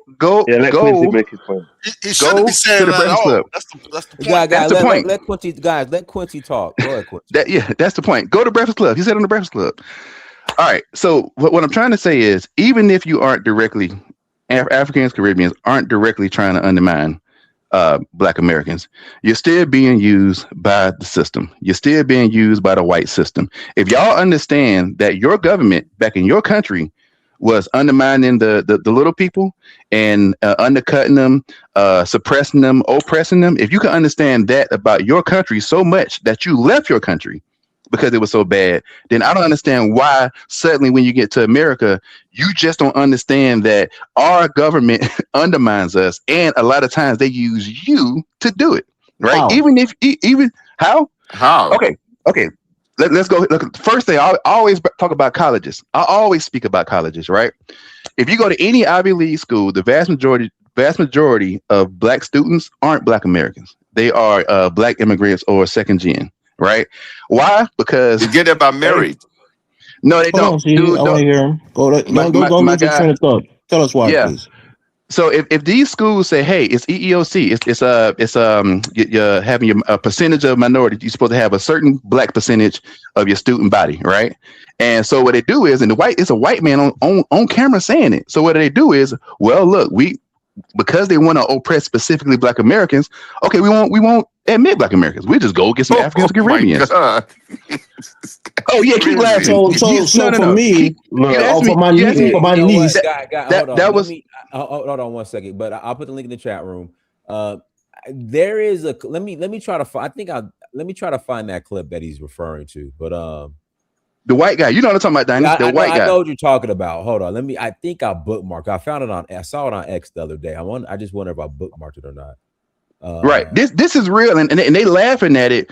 But meanwhile, Black Americans are just losing and losing. And like when I say, even if you're not directly trying to undermine us, you are. Even if you're not doing it intentionally, it's called disaggregating the data, right? So if America is supposed to provide initiatives and funds and resources and this, that, and the other to Black Americans to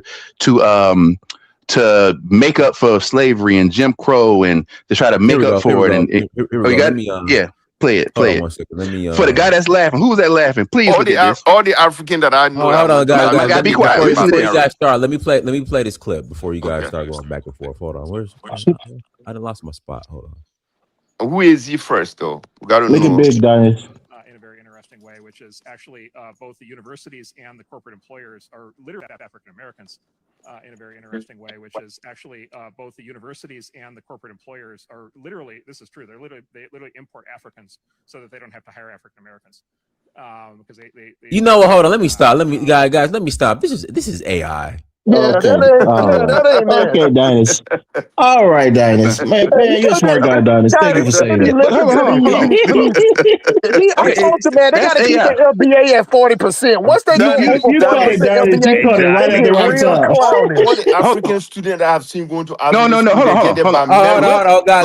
Hold on. But this, I mean, do me a favor. You post the link, but this look kind of like AI a little bit. Okay. Dude, look up Cornell West spoke about it. Cornell West spoke about the Ivy League. Confused Melicano West. You with your sources, man. Don't do no AI. Don't do no AI. So we just hold on. So we just making this up. So we just making this up. B1 visa, somebody who already has a qualification in the whole country. So we just making this up. So Black Americans just making this up. I think this got to be AI because I'm looking at it. This AI. This is AI. Look, the point I was trying to make, Quincy. The point I was trying to make on a personal level is that. This clown brought AI as a source. No, that was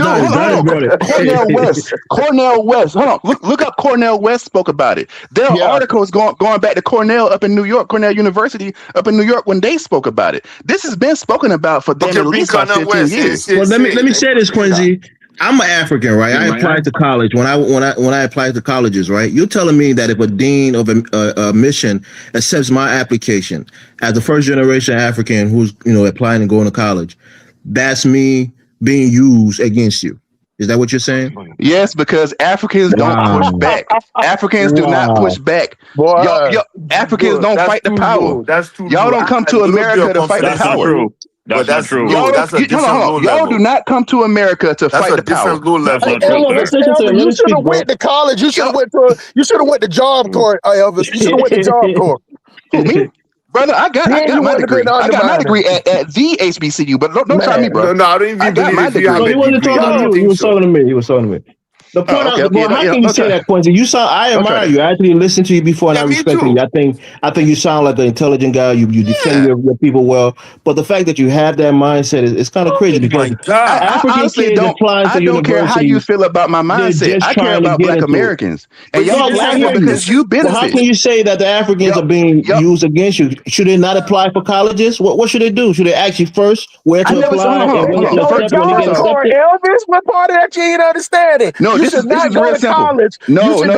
This is how low some of these guys are. This is so low. No. It's real simple. I thought you were very intelligent when I listened to you. It's real simple. Are you gonna let me respond? With something like this? It's real simple. It's real simple. Are y'all gonna let me respond? People to go to trade school. Tell them don't go to college at all. It's real simple. There's a real simple solution. There's a real simple solution. One mic.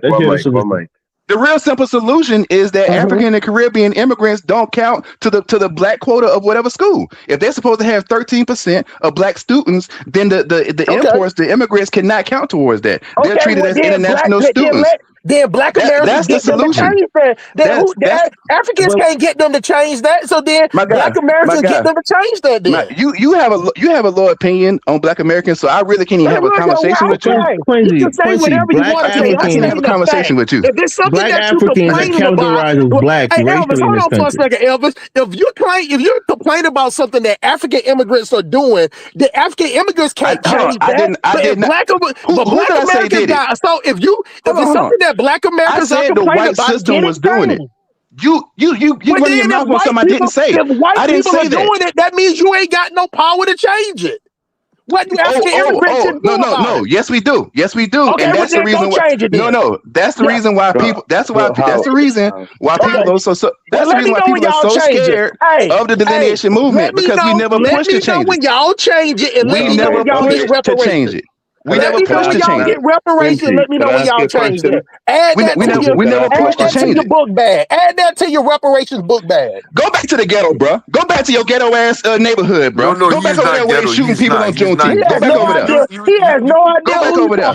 You sound I'm talking to you. I'm talking to your ghetto ass. Go back to the ghetto ass damn neighborhood where they shooting people on Juneteenth. Go do that.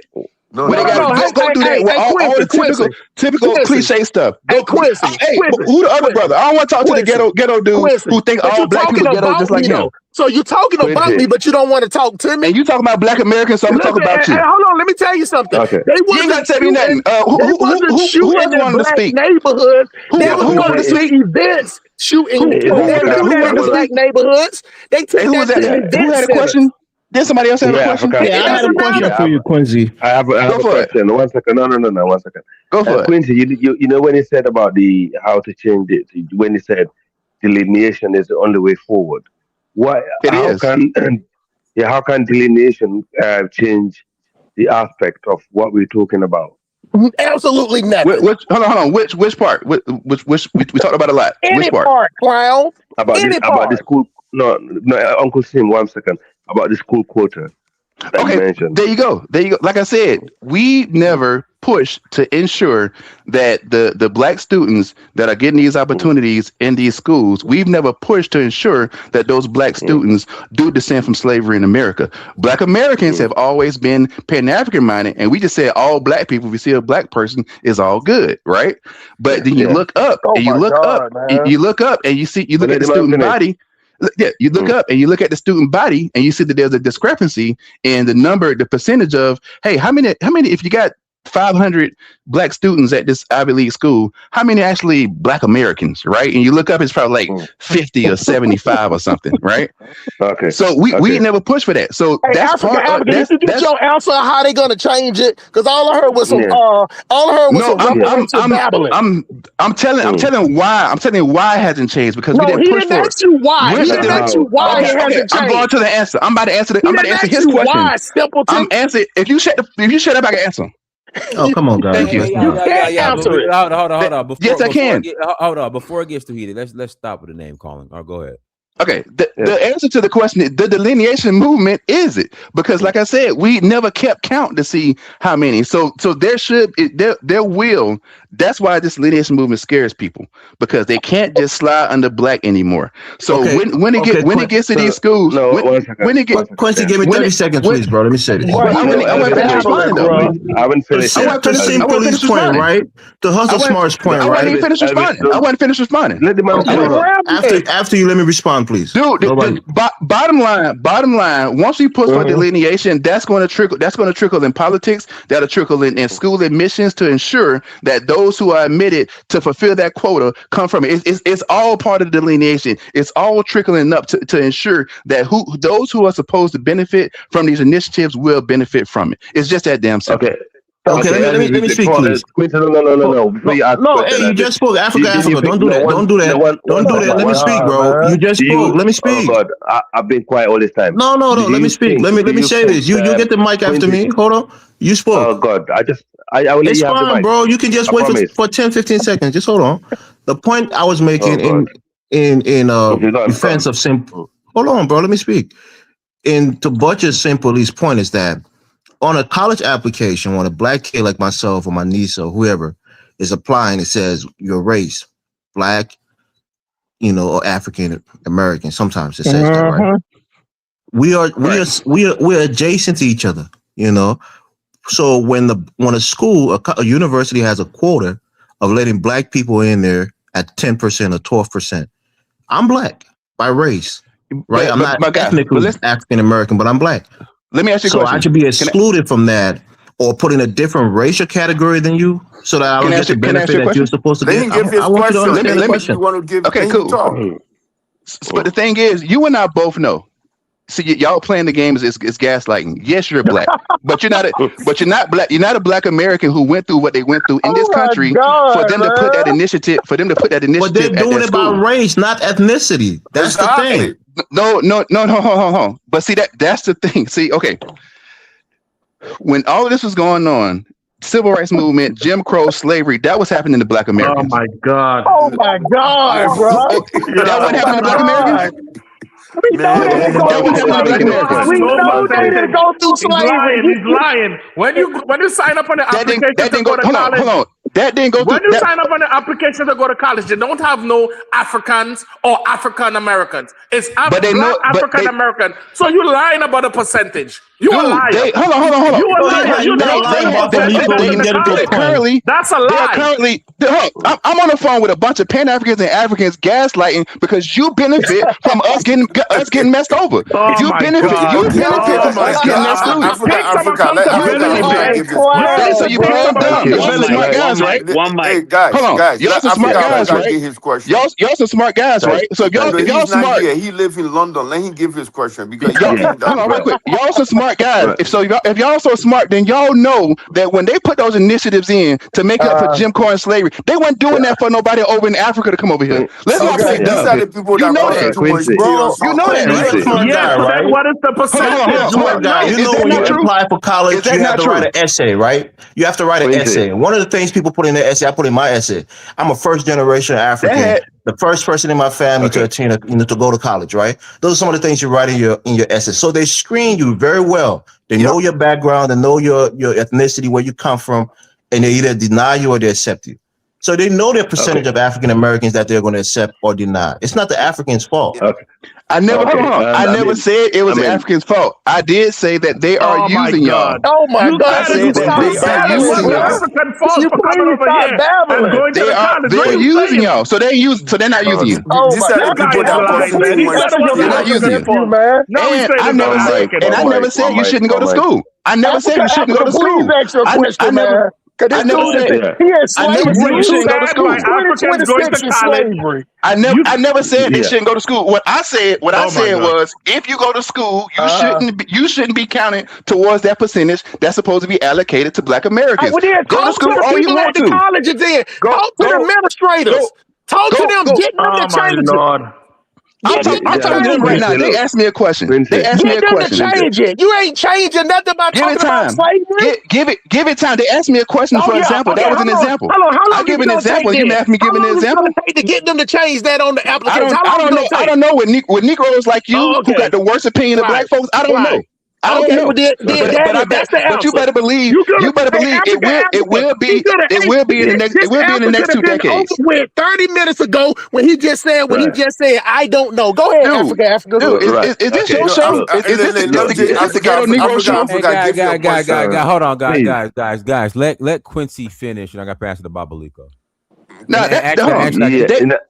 They asked me a question. I gave an example, and everybody trying to play dumb, but I get it. It's to your benefit to play dumb because you're benefiting. If we say that 15% only supposed to go for black Americans who descend from slavery and Jim Crow, then you're asked out. So of course you're going to pretend like you don't understand what I'm saying, but everybody who's smart, y'all supposed to be smart, right? Y'all know damn well. Hey, my last words. If y'all so smart, then you're smart enough to know when they put these initiatives in, they didn't do it for nobody over in Africa. They did it for a specific group of people who went through specific stuff in this country. So don't act like, oh, I'm black. They was doing it for me too. Like, dude, don't play like that. Don't play like that. If they was giving whatever in Rwanda and whatever that atrocity was in Rwanda to that group of people. No. It's a real simple point. They was giving it. They was giving it to Chinese Americans. Let him finish. Oh God. Chinese Hold on, Americans hold who on. built the railroads. You think They built a piece of the railroad. Black Americans, they ain't got nothing to do with what I'm talking about. Hold on. Let me just say, That has this. nothing to You do with think what I'm they talking about. delineate from the Filipinos and the Southeast Asian because they all classify themselves as Asian, Look, Quincy, that they shouldn't get into Quincy, college do you because they think- weren't here for hundreds of Quincy, years I in never America? said anybody. I never said nobody should get in college. I was specific three Quincy. times, and you keep saying that dumb stuff. I never said nobody should get in Yeah, college. it's keeping fit inside. But anyway, Quincy, look. Do you think the This guy white, likes to go against the you. white You're just a fucking hater, bro. Well, go ahead. I hate do you think the whatever. You, do the you other think guy. the African American? Okay. Do you think the people who created this system, they actually created this system to actually set you up against one another? Is that? Do you think you're actually falling You into don't the even live trap? in America, bro. You're from Yeah, way but outside looking in. You're not here with Yes. us, right? So your perspective is Yes, and you know why it works. You know why it Yes, works. Quincy. You know, yes, and you know why it works because when they bring people in and they give them benefits, and the people that are being oppressed come out and try to say, hey, they're playing you against me. You know what we get? We get what I've been getting on this very call right here. People laughing, acting like it's it's a not lie. true. People know you get into college based on your merits. If I had a 1.0 GPA and somebody got a 3.0 GPA or 4.0 Don't that merit stuff in America, who's bro. African American, I'm not going to get into college over that person. Of course, because the admission office is going to be questioned. Why would a 1.0 Dude, if you GPA person believe who's that you get in college undeserving based on merit, get please in hang the over phone up. 4.0? You shouldn't be in this conversation if you believe folks get in college based on merit in this country. No, because what happens is there's certain things that The reason why I'm separate you. saying this, You right? got into college, right? So The there's reason- certain things that okay. separate you. Extracurriculum. Listen, My guy, If you you was on believe a that, we debate can't team, talk. if you play sports, a lot of different things distinguish you. Your GPA is the common denominator. A lot of people have high GPAs, but the thing that's going to get you in there is the extracurriculum stuff. You know that, Quincy. You went to college. So my point here is they're not just picking the West African and picking him over a well-qualified, high GPA extracurriculum African American. It's not happening. You know that. That's a fact. Hold on. So it's just by happenstance. It's just by happenstance that out of the 50 million black people in America, right, and less than about 4 to 5 million of those are actually even African or Caribbean immigrants, first and second generation. It's just by happenstance that the majority, if not all, of the white Ivy League schools have a majority immigrant black student body. That's just by happenstance. So why do you I'm focus even only on doubting the if this African guy ever immigrants? went to Sorry. college. I'm doubting Why do you you right now always focus on because the African immigrants instead of the non-African immigrant, Quincy? I'm gonna tell you exactly That's why. You heard what the guy said earlier? He said because I'm black too. Indians can't check black. Asians can't check black. But you know who can check black? Africans and Caribbeans. That's why I Because focus we on are them. black by race. Not black Americans, but black by race. He asked me why what is the should I focus click on them? Quincy? Should I click Hispanic? Should I click You click white? whatever you want to click. You just you click whatever you want to click. You just shouldn't fulfill that quota. I never said don't go to school. You just don't count They towards set that the quota. quota and we fit into that quota. The quota is based on race, and I'm black by race. So what am I supposed to do? It was never about race. It wasn't about race. It was about black Americans. It was about black Americans. All right, guys. Let me read this super chat. Marie Shine 999. Thank you so much. And guys, one more time, I'm gonna keep beating the drum. Go and stream the documentary. Go to documentary.searchforwho.com and stream the documentary, please. All right, documentary.searchforwho.com and stream the documentary. I'm going to put the link in the chat room and a link on the screen. Again, please go and purchase and support the documentary. All right, go ahead, Miss Sisters. Yeah, thanks for letting me come back on and speak. I'm an educator and I have sat on admissions committees before, and here's just something that I can share with you. The decision to admit a student, it's not all based upon your test scores, your GPA. They also consider your extracurricular activities, whether you are a first generation graduate. That's what Arvid said.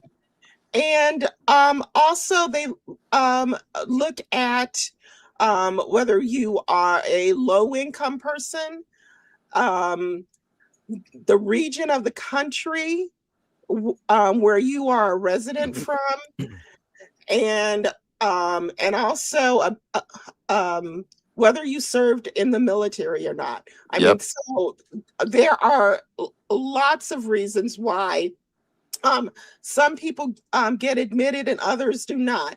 Those who get admitted, they may have had,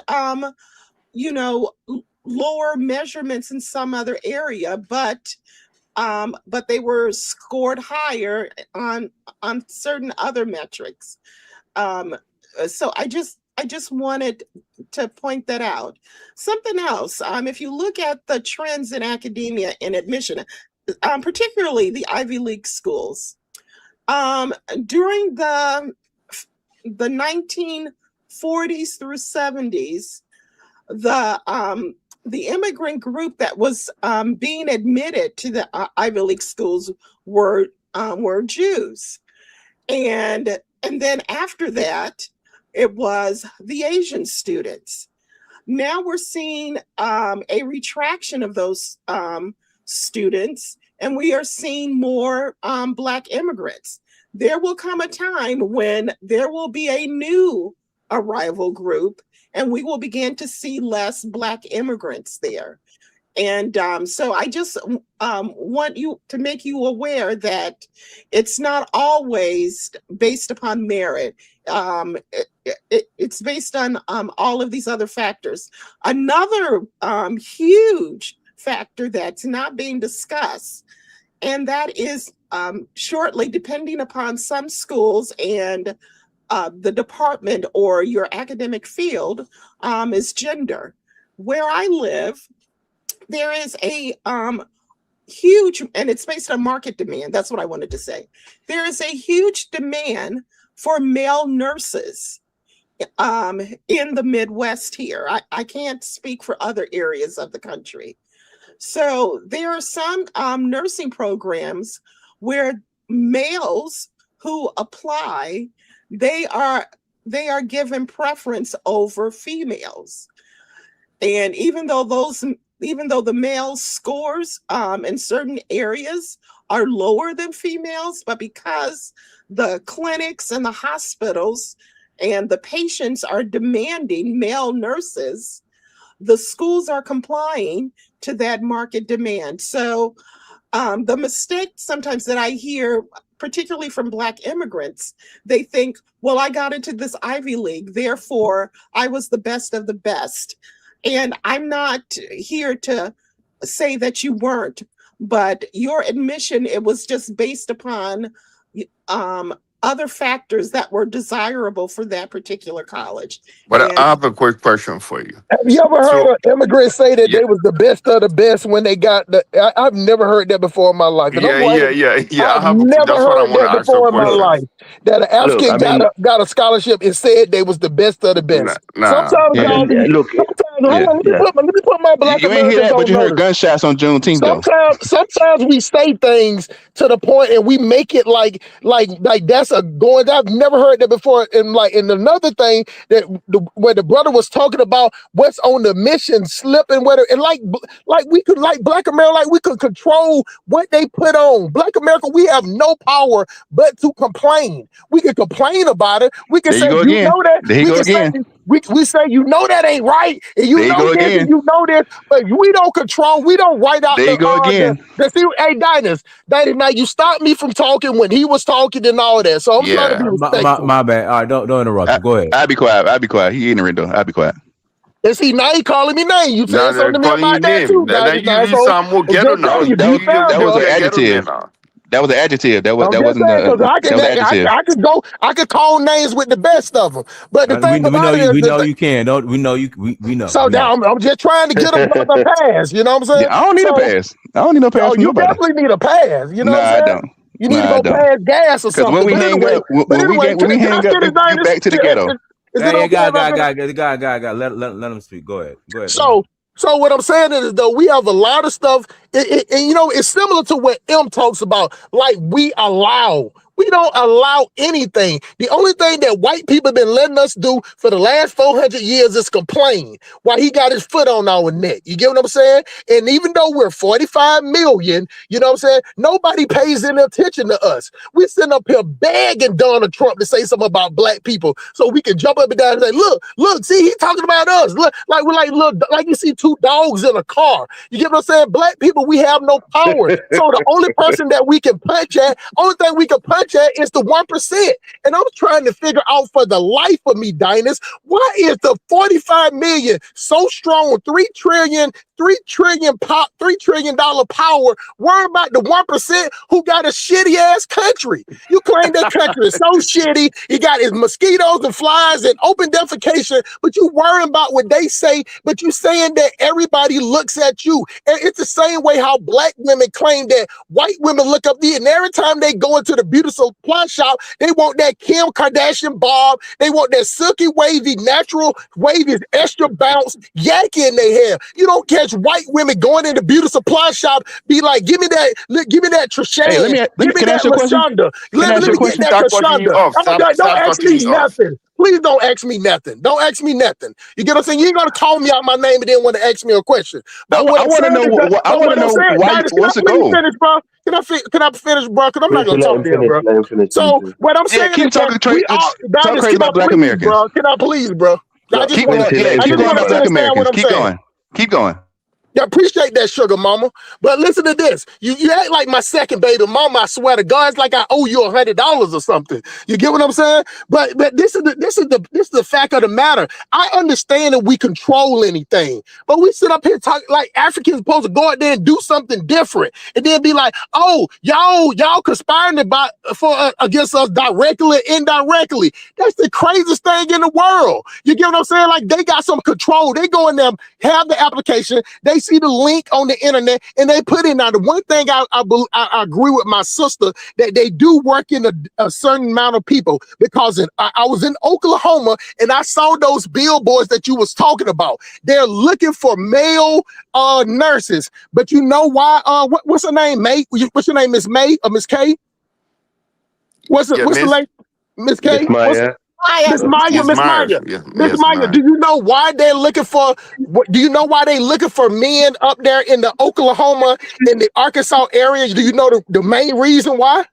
No, tell me. Because the black women have so much bad attitudes that they're tired of that. Some of the clients are saying that they get Now you're better disrespecting the care. sisters. They say they get better care from men. You get what I'm saying? It's just the way that is. It's the same way when you go to a restaurant. You can talk to any person in a restaurant and they'll tell you who is the worst person you want to take an order from. It's black women. You get what I'm saying? So just like in those fields up there, Oklahoma, Arkansas, because I asked the guy, because I pick up metal supplies, and I'm like, they putting these billboards up everywhere. They saying that the clients are complaining about the service and attention that they get for black women. They tired of them being in places twerking and not being professionals, and they say they get better care. That ain't what I'm saying. Like it's just like the craziest thing with FBA when they go over 40% FBA is that they act like when you tell the truth, some type of way you telling a lie by just calling it ignorant or whatever. You can say the truth. If you say the truth, it doesn't matter if what you think about the truth. On June the 19th in different cities all over the United States, not my neighborhood, bro, because I stay in the upper neighborhood. I stay. There's only 2 black people out there, bro. So that you clearly don't know nothing about me. You clearly ain't on the money level that I'm So you on, bro. Jason But let Whitlock. me So you say this. Jason Whitlock then. You But Jason Whitlock. in multiple cities all over the United States, it was black people killing black people. That ain't what I said. That's the news. So if the news say that and the report say that, I guess they coons and I guess they ignorance for reporting the obvious. And I pass the mic. So my thing is, I want to go back to the sister, right? I have someone that closer to me went to Ivy School. First of all, he was a football player at that time, right? But he was very good on the field. At the same time, his GPA was really hard, right? And he went to Princeton. But the reason why Princeton took accepting him was the first thing they were looking at his GPA. Even though he was a football player, but they said his GPA was the number one thing that they were looking at. That's the Even though he first was thing, a football CD. player. Huh? And that's the first thing they look at. You don't get into college Yeah, having low that's the GPA. first thing to look And at. then the GPA. thing that delineate or differentiate you from other people, your extracurriculum, your Nobody first said year, nobody was qualified though. first Nobody ever generation. said people weren't qualified. Nobody's ever said nobody was qualified. And that based on what? Merit. You gotta have that No, GPA. this America. You know what you sound like? Y'all sound like the white. Y'all sound like the white people. But Y'all you're sound. cutting me off right now. Okay, go. I'm talking. Okay, please. go. My bad. Go. So to be frank, I'll tell you a very.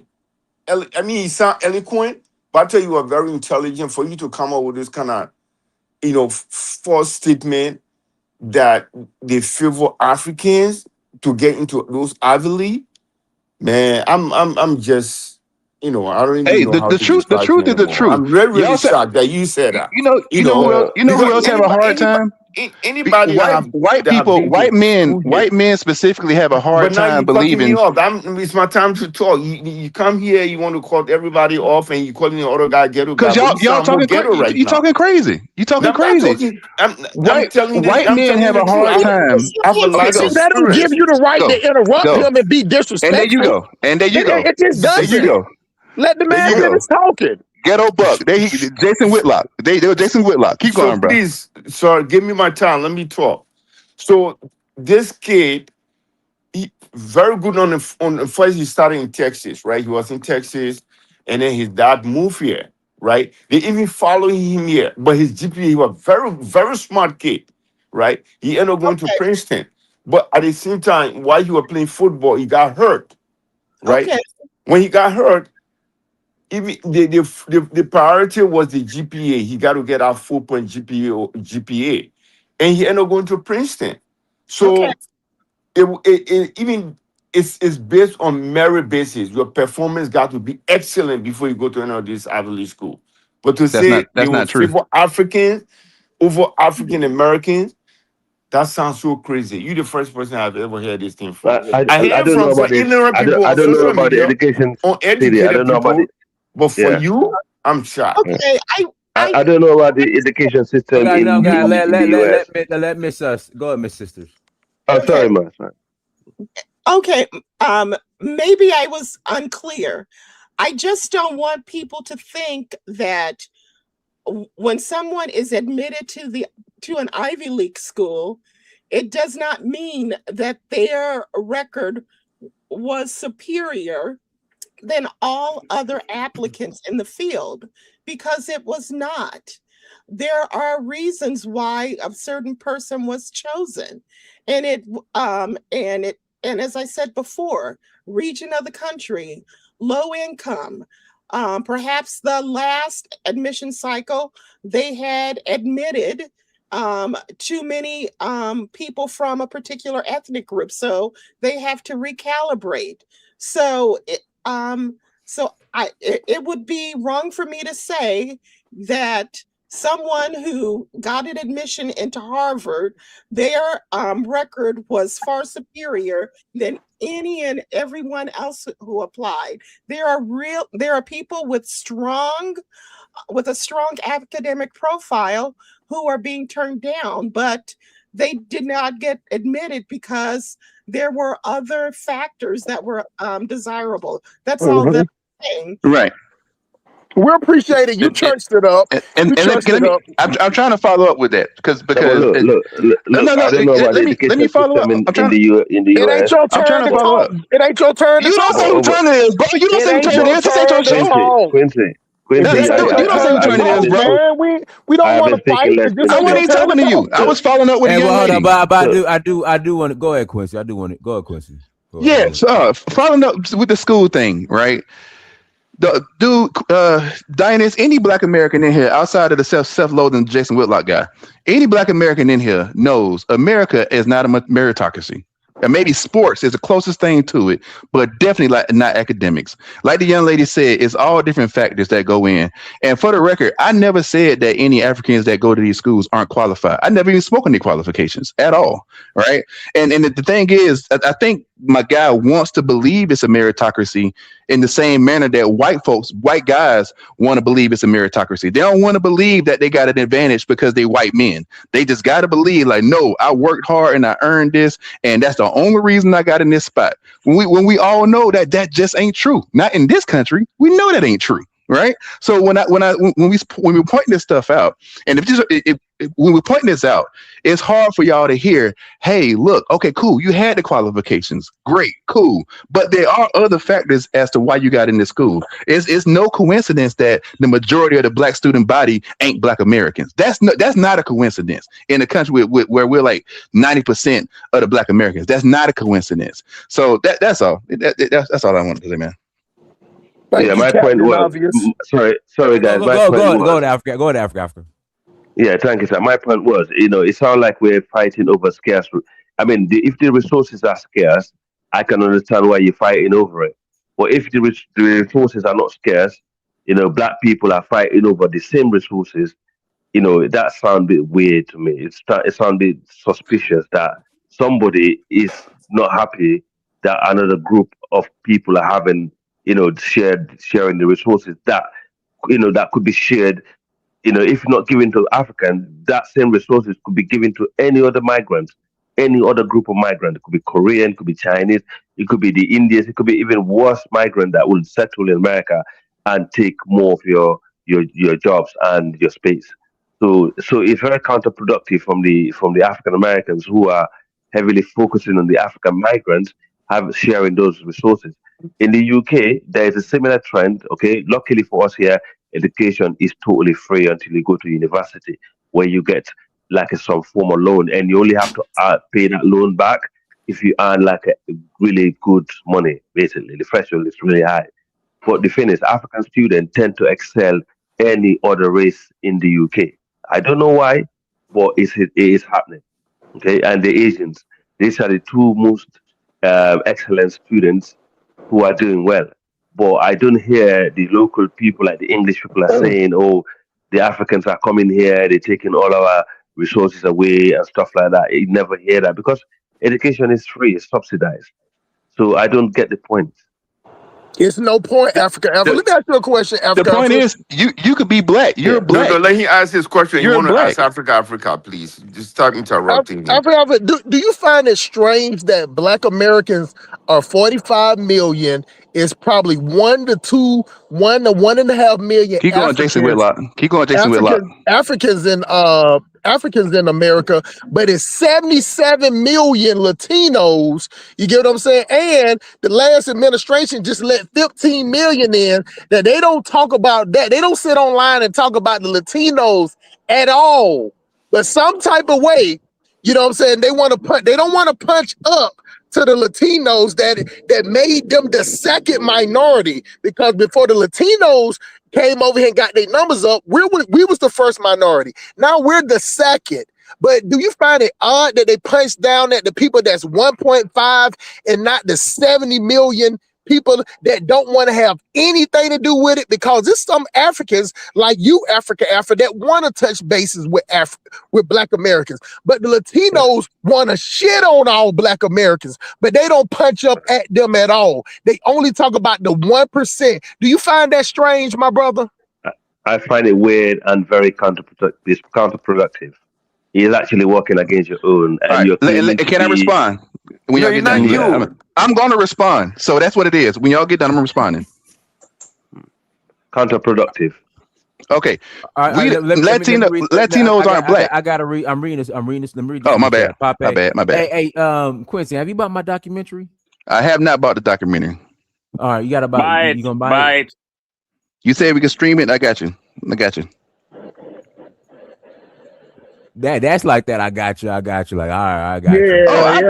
No. Look, Dinas, I do it tonight. Right hand to God, I do it tonight. What's stopping you from doing it now? Why you can't do it now? Because I'm on the phone and my phone at 10%. That's why. Well, you don't have a laptop? You ain't got no charger, FBA? No computer? You ain't got no computer? Okay, if you know about phones do not have earbuds anymore. They have one USB port, one USB-C port, and I have my Logitech work headset plugged into the USB-C port. All you have That's to do why. is mute your mic and go Get over. off You the won't shoe lose and your pay the place. money and come back in. That's very important to all right now. Hey, You look, gotta I pay told the y'all I'm gonna do connection. it. Hey, hold on. I told y'all I'm gonna do it, and that's what it is. So y'all could go and move on to the next thing.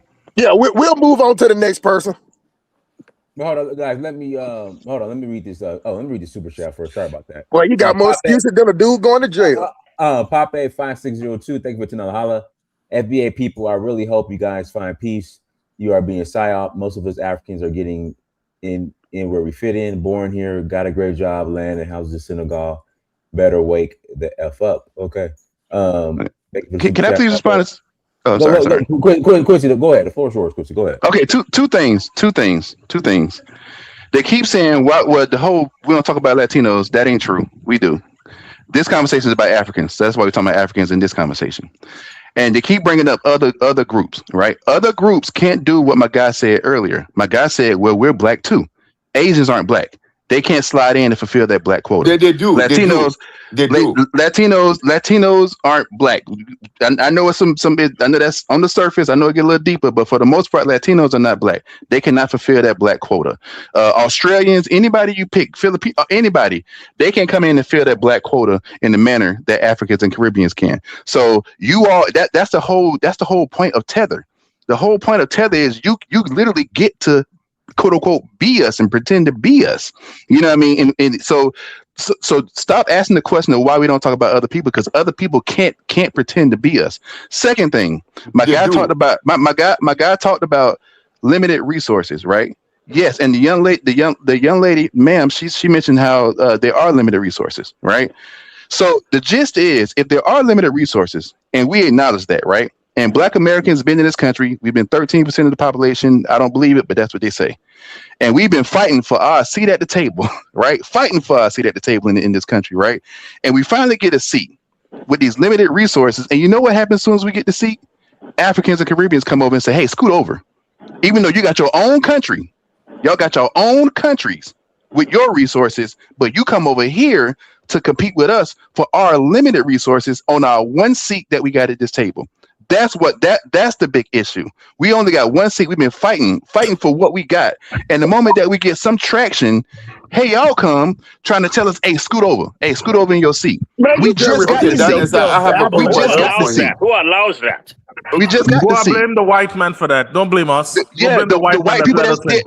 Okay, so now you acknowledge that white people are using y'all. Now you acknowledge it, right? Okay, then I have a quick question. Now you acknowledge it. How are they using us? How are they using us if we come to this country? You just said blame the white man. You just said blame the white man, but now you don't know how you're using it. Yeah, I mean blame. Yeah, because I mean blame the white man. He's the one who let us in. Dumb because it's to your benefit to play dumb. You don't have no power. You don't have any power. That's why you left. You don't have no power. That's why you left your country. You don't have no power. That's you why don't have no power. You don't have no power. You talking garbage. That's why you ain't. That's why you're not in your country. Ain't no scoot over nothing. If you I'm in my country. I'm in my country. Whoever want to go to college, I'm in my country. You left your country. You have no power. Okay. You were so cowardly. You didn't even want to fight for the power in your country. You left. To go to college, you were so cowardly. You were so cowardly that you left. You were so cowardly. You left. You had no power, and you left instead of fighting. You always talk about left instead of fighting. You know why you always talk about left and fighting? You know why you always talk about left and fighting? You left. You don't talk to me. If you ran from your country, don't talk to me.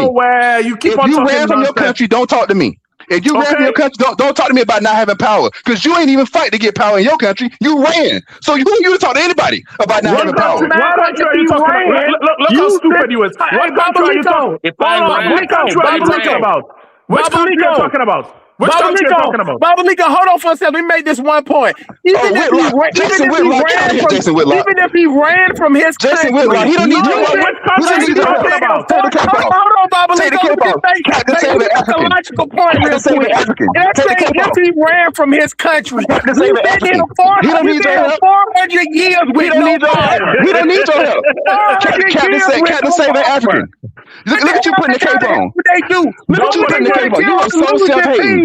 You are so self-hating. You are so self-hating. You hate being a Black American. You hate being a Black American. Get on the losing team, bro. You are so self-hating. Listen, Quincy, I was in my country last month. Where I you was at there right now? last month, and I Where come you at back. right now? I don't Where you at right run. now? I Where you don't at right run. now? Where you at I'm right here. now? I'm in America, but I don't run. Okay, I so go back. stop talking to me. Don't talk to me about goes power. back You and ran over front. here.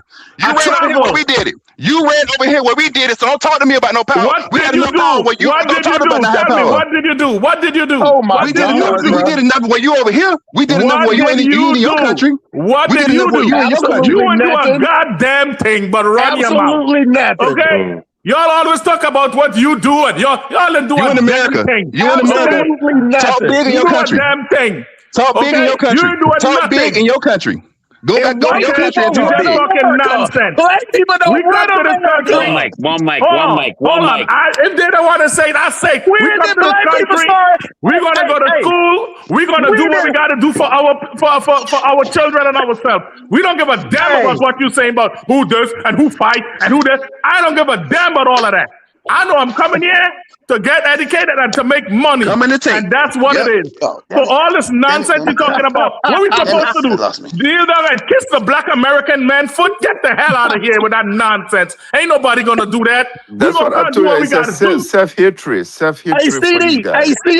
CD, my Yep. people been here for over 400 years, and I'm telling you, not one time in them 400 years that black people don't ran anything in America, but they mouth. That's a That's all fact. we do is run our mouth and complain, and we punch down. And we That's what talk I'm about the saying. Africans. That's We talk about listen to his logic. Listen to. I told you when they go over 40% FBA, they turn into retards. He said that the Africans said scoot over, but the Latinos said we taking over. We stepping on you. We're not dealing with you at all. We taking over the business. We taking over the construction. We got political lobbies. You get what I'm saying? We got politically organizations. exactly.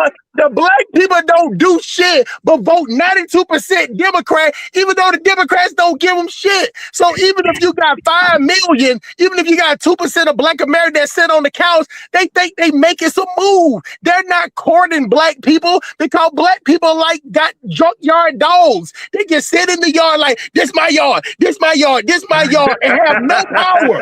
No power. This my yard. This my yard. This my yard. This my yard. But then when Massa come on and slap it on the ass, they be like, Massa, why you don't love us? Massa, why you don't love us? You know, so we've been here for 400 years. We helped build it. And Massa look at them, CD in Africa. Massa look at them dead in their face and say, yeah, you built America, but I was standing on that horse. I was sitting on that horse with a whip while you was building it. You was out, yeah, you dug up them sugar canes and those cotton fields while I was sitting on the horse with a whip, beating you, raping you, disenfranchising you. Black people don't do shit. Black people don't do shit. As soon as the white men left black people alone, what did they start doing? They started killing each other, robbing each other, and disenfranchising each other. You know what I'm saying? Matter of fact, the white people need to come in, and I like the way that the white people coming in black neighborhoods and gentrifying it because it makes the neighborhood have equity. Not black people that own houses in the urban area are having equity in their houses because of the gentrification. As long as the neighborhood was all black, people weren't able to borrow money from the bank to do construction to make their house more valuable because black people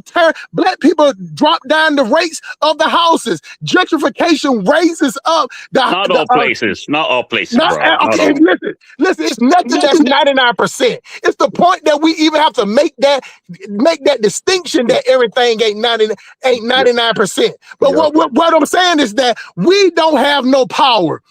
But we want to sit up there and complain about 1% while the Latinos outnumber. I tell you what's a fact. Well, the fact is that it's 89 million Latinos here, and they got a political organization, and they got all type of, they lobbying, they putting up their candidates.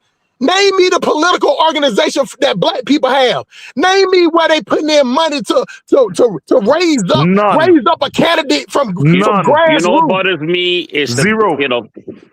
The black caucus. The black caucus is not. They're not doing anything for black Americans. It bothers me, especially in California for the reparations. Black caucus were the ones who didn't support reparations. It will have almost passed in California. It will have almost passed. It was black caucus, black Americans. I'm sorry. It was black Americans that voted it down. Black Americans voted down the reparation thing. No, Africa, that's shocking. true. That's true, Africa. That is This that is is shocking. you're not here, man. I'm telling you. These people get some self-hatred for themselves. Everything this guy is saying right now is true.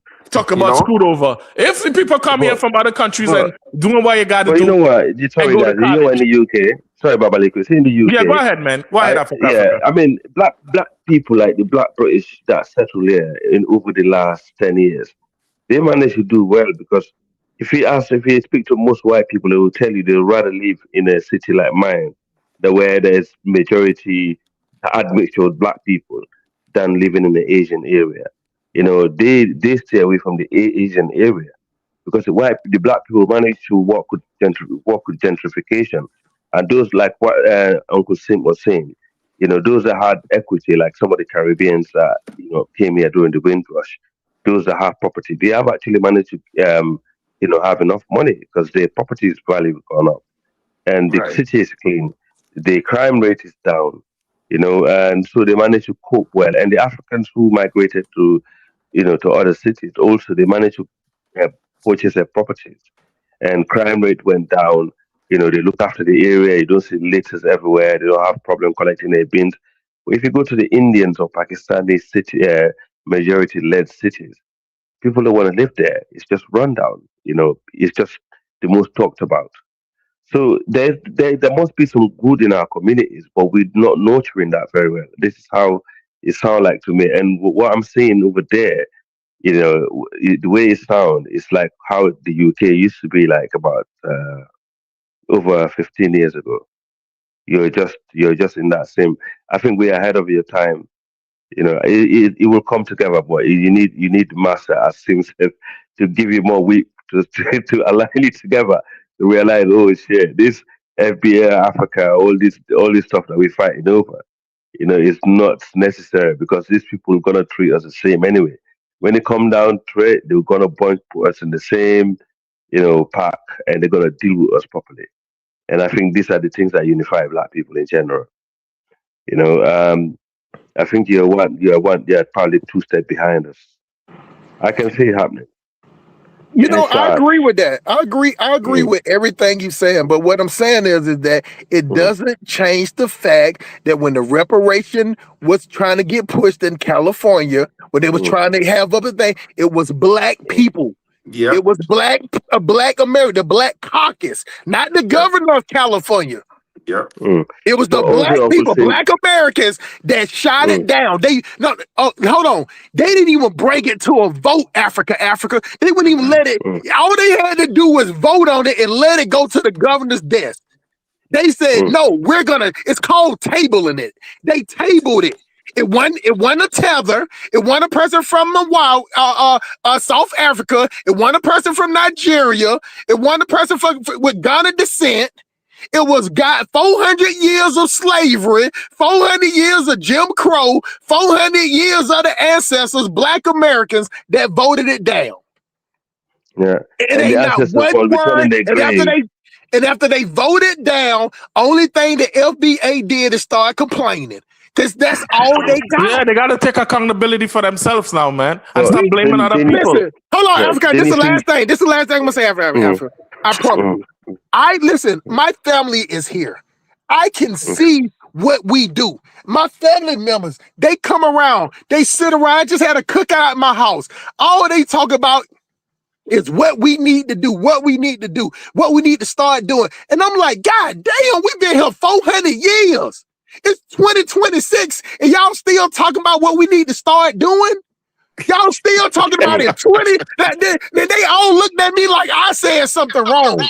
I said, what are y'all talking about? We should have been putting our money together. We should have been pooling our houses together so we can get other houses. Yeah, you should have sold grandmama house. Yeah, you should have sold auntie house. You get what I'm saying? Yeah, you should have took that trip to the Cayman Islands. Yeah, you should have put some money for your kids. If you don't like white people teaching your kids, send them to the private school. But then we always talk about it after the fact. Africa. That's what we do. We're Yep. not proactive. We're reactive. So that's why you can tell in the argument that we're making is more reactive. We got all this money. We got all this intellectual property. We know how to do everything. We better than everybody, but we know how to do everything else. But come up with 6 to 7 funds that's operated by Black attorneys, you know what I'm saying, trust, and we collectively, everybody just throw in a couple of dollars in their month. If we just put in a couple of dollars every month, we'll have $80 million. What could we do with that $80 million? I don't know, but we could come up with certain things. We can start coming up with a list. But the thing about it, we can't even get together and come up with a list. And this is the last thing. If we want to get reparations, they don't even understand economics because a bottle of water would cost $163. Yep. And Maya, let me ask the sister something, Maya. In school, right? When African and Caribbean people come here and Black Americans are here, does the college say you can't come in because I'm taking these people in college first, or that's how that work? Because this guy said we just say scoot over, like we come into college and kick them out, like they can't stay in the college. So I don't understand what he's talking about. If you got to go to college and you make it into college, nobody's going to kick you out of college. So you mean stay scoot over? Scoot over where? You in college, nobody's going to kick you out unless you're doing bad. So I'm asking Maya, the sister, because I know she was a professor, once people from other countries come into the to college, do they kick out the African Americans? They don't kick them out because they're African Americans. Thank you. They kick them out, you know, if they are not academically successful or for other reasons. Right. So it ain't got nothing to do with us coming here. So it ain't got nothing to do with us coming here and coming to college. It's because of the academia. Right. Yeah, but that's not what I said. Though. But see, that's what I can tell everybody, man. But that's not what I said. About disrespect.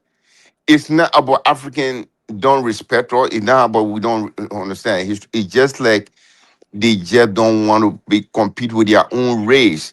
It's a self-hatred. That's not what anybody said. One thing you were talking about that's right now. That's not what anybody said. Okay, y'all misconstruing what I said. I'm talking. I'm talking to. No, that's what you said, man. That's what you said. Let's say, for example, that's not what I said. You are saying something today, right? You mentioned something that when there's I was talking about. Let me give you one example. I'm trying to clarify what I said because y'all doing a lot of talking about what I said. When I but come you there, wrong. you clarify what you want to say. There's an organization they call NABA. It's a Black Accounting Association. They have one for the accounting, they have one for finance, they have one for engineering, medical, and everything, right? NABA I'm a member of. They have a lot of Chinese and Japanese and Koreans are part of the NABA group. Just Google it. But the name is Black Accounting Association, right? And sometimes you get a very good job through those type of organization, right? If you are going through college, if you're about to graduate, if you are a member and you have a decent GPA, sometimes you get a job through that. So who are we the African that exploiting you guys more, or the Chinese? Even though this is a Black Accounting Association,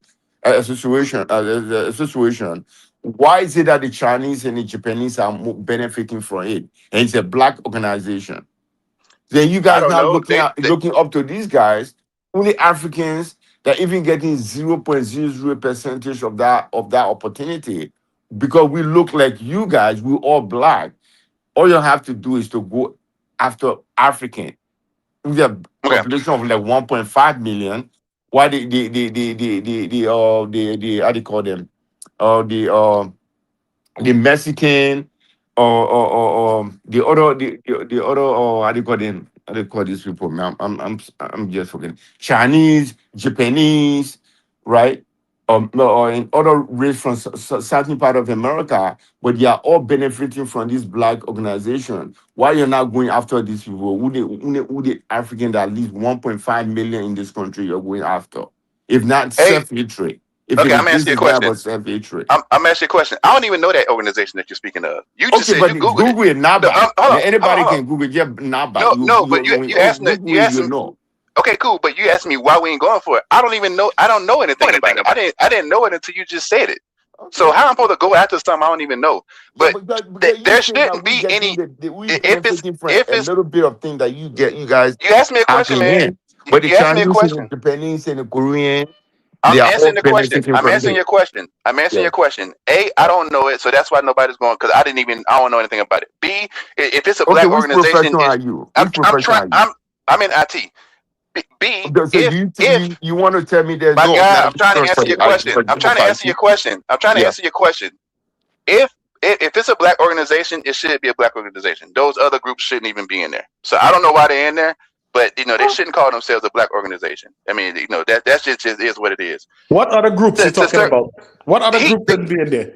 The groups he just said. The groups he just mentioned. The non-black groups that he just mentioned, my guy. And to answer you, when I was speaking about the little chair, that wasn't about college admissions. So I was speaking about just the resources in this country and the fight that black Americans have been doing forever to get this seat in this country, right? That's what I'm speaking of. We've had that seat for less than one generation, and we already got to deal with other black folks from around the world coming in telling us scoot over into one seat when you come from a whole black country. You don't have and I'm still answering your question. And because you asked that young lady, you asked the lady a misleading question. I never said they kick out black Americans for Africans. I never said that. You said it. No, I didn't. No, I didn't. Guys scoot over. I never said anybody was kicked out. Over. Did you say to tell you guys scoot over when we come in? Did you not just hear what I said about the chair analogy? Did you just miss that? But yes, listen, this is that wasn't about school. That wasn't about school. That was about the resources and black Americans trying to get our place in this country and get our spot in this country. Not just school, just everything. So you think that as far as school, let me ask you a question about school, because I never said they kick out black Americans for. I never said that. What I said was Africans should not be able to fulfill the quota for black students. They should be treated like international students. It should be ethnic based, not race based. That way you can't just say, "Hey, I'm black too, I could do it." No, but this is for Jim Crow. This is for slavery. A lot of these Ivy League schools was built by slaves. That wasn't you, my guy. That wasn't you. That wasn't no Caribbeans over here. That wasn't no Africans over here. That was the black American slaves that built a lot of these schools. So if they're sitting out there doing initiatives and making sure that a certain percentage of their school is supposed to rectify and atone for that, that ain't for you. Even if you're black, it's not for you. And you know that, but you go pretend like you don't because it's to your benefit to pretend like you don't. So let's not play dumb. You're all smart, but y'all acting like y'all don't understand that. It wasn't for you. When they was atoning for slavery, they weren't talking about no Africans. They weren't. And you know they weren't. So let's stop playing dumb. If you're smart, then be smart. But you can't be smart and dumb at the same time. People are going to go wherever. You have to understand. Wherever is, when they say it's not for us, right? You say Caribbean blacks, but as Africa for was saying, it doesn't matter. People from China, Europe, everybody's going to come and get a piece of the pie. They don't care. You still talking about non-black people. I'm not talking about non-black people. No, but I'm trying to show you. I'm trying to make a point, just like you make a point with the Chinese don't fulfill the black code. Chinese people don't fulfill the black code. Just like you make a point with the chair.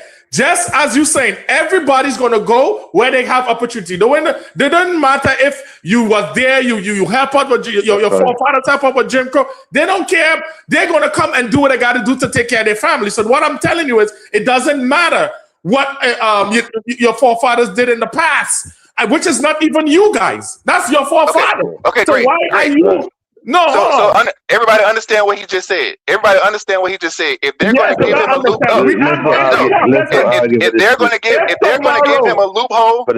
give him a loophole, if they're going to give him a loophole to take advantage of opportunities that weren't intended for him, he's going to take it. Why not? He's going to take it, even though it was intended for black Americans. And y'all saying we should unify, but black Americans, so we should unify with this. We should unify with this. When he knows, he knows he's being used against us, and we should unify because you have no loyalty. You're loyal to like you just said. You just said your family gotta eat. That's your priority. That's your loyalties. Your loyalties ain't with us. Your loyalties ain't with us, but we supposed to unify. But you can't even respect these boundaries. But don't matter. But we supposed to unify. Listen, once you hear, you go say, I live in New York for 20 years. When Eric Garner was arrested, well, hold on. So if it's dog eat dog, then it's dog eat dog. And there's no loyalty. There's no unifying. When Eric Garner got controlled by the police, guess what? Ain't no Americans alone was there. Africans was there. Caribbean was there, and Africa. So you talking nonsense. So that's what I'm saying. No. You showing it's dog eat dog. You have no loyalty. When stop you're going to take advantage of any loophole the white man presents. I am going to take opportunities and make it better for myself. Yes. And everybody listen, we're supposed to unify with this. Everybody listen. Hold on. We're supposed to unify with this. At the same, we're supposed to unify with this. I mean, where is unity? At the same time, where we're supposed to unify with this. Everybody get together. I'm already telling you. We're supposed to unify with this. I'm all over America. I'm in Oklahoma right now. The white man gives a loophole. The white man gives a loophole to undermine Black Americans, and he's going to take advantage of it. But we're supposed to unify with this. No, don't take advantage. You in America. I want everybody to hear that. Everybody heard it, right? You should take advantage of it too. Everybody heard it, right? Take advantage of it. Why Black Americans don't take advantage of it? Black Americans do, but Black Americans also have to compete with people who wasn't even supposed to be. We're not talking about guys. I'm not taking advantage of it. Stop complaining and do what you got to do. Take advantage of it. You hear? Everybody hear this, right? Take advantage of it. You see, this is the problem. The problem is no. If you know so much, why are you here? If you know so much, then why are you in America and not in your home country fixing it? Take advantage of it. You take advantage of it too. It's there for you. And you say that dog eat dog, right? It's a dog eat dog world. Everybody hear it. Everybody hear that, right? It's dog eat dog. There's no loyalty. Take advantage of it. Look, I totally agree. If African American have problem with Black immigrant going there undermining the stuff that they. It's no undermining. It's no undermining. No. I'm not saying they are. Undermining. How is undermining when you come to better yourself? It's not undermining. Let me make my point. I'm not saying they are. I say I totally agree. If they are going there to undermine the civil rights, including the Caribbeans, because the Caribbeans also fought for civil rights. Okay, in the UK, the Caribbeans and the African, they fought. Or majority of the Caribbean, they fought a lot for civil rights. And I can totally understand if African migrants are coming here to undermine those hard work and the foundation that they lay down. I totally agree. But to say African migrants, going to the US or coming to the West, sharing the resources, that been funded by the general taxpayer is a problem. I didn't say that. No, but it sounds like it to me. Okay, there is a problem of hate, of self-hate, of hatred of the other law, because that's not self-hatred. No, that's not self-hatred. When you're on the airplane, my God. Africa. That's what I tell you guys every day. That this is not self-hatred. This is not African disrespecting African American. It's self-preservation. We don't know their history. This is just a self-hatred. Yeah. I'm telling you right now. No, it's not self-hatred because I'm not African. So I'm not hating on another. I'm not hating on my group. Sorry, guys. I'm sorry, African. I'm sorry. Okay, thank you. Okay. Yeah, this is why I'm glad I've listened a lot. The last few shows that you had that I've been speaking, because I'm trying to listen and understand where you guys are coming from. Because I've been to America, I haven't lived there for long, okay, and I haven't schooled in America. I schooled here and back in Africa. Okay. The way is, the more I listen to you guys, the more I understand where both of your points are coming from. Or I can see, there's some level of animosity towards the African migrant, coming from the FBA. And also, I can see also some, not all, some of the African migrants who went there have actually given you African people a bad rep towards this migrant. And now, it's like both of these group are actually at each other online, and having this sort of conversation and bickering, and it's going to lead to somewhere. And as I said in the past, they have led to physical violence and people going to the right to put based on emotions instead of being strategic. And this is exactly what the enemy like, and this is why they do things like this. This is exactly what they did in the plantation, and they will do it again. Africa. Let me tell For you, this Africa, thing, we're not. even this, we experience this in Africa, right? mm, Look, mm, example in Liberia right now. The mm, Mandingo was there, the other tribe was against the Mandingo, right?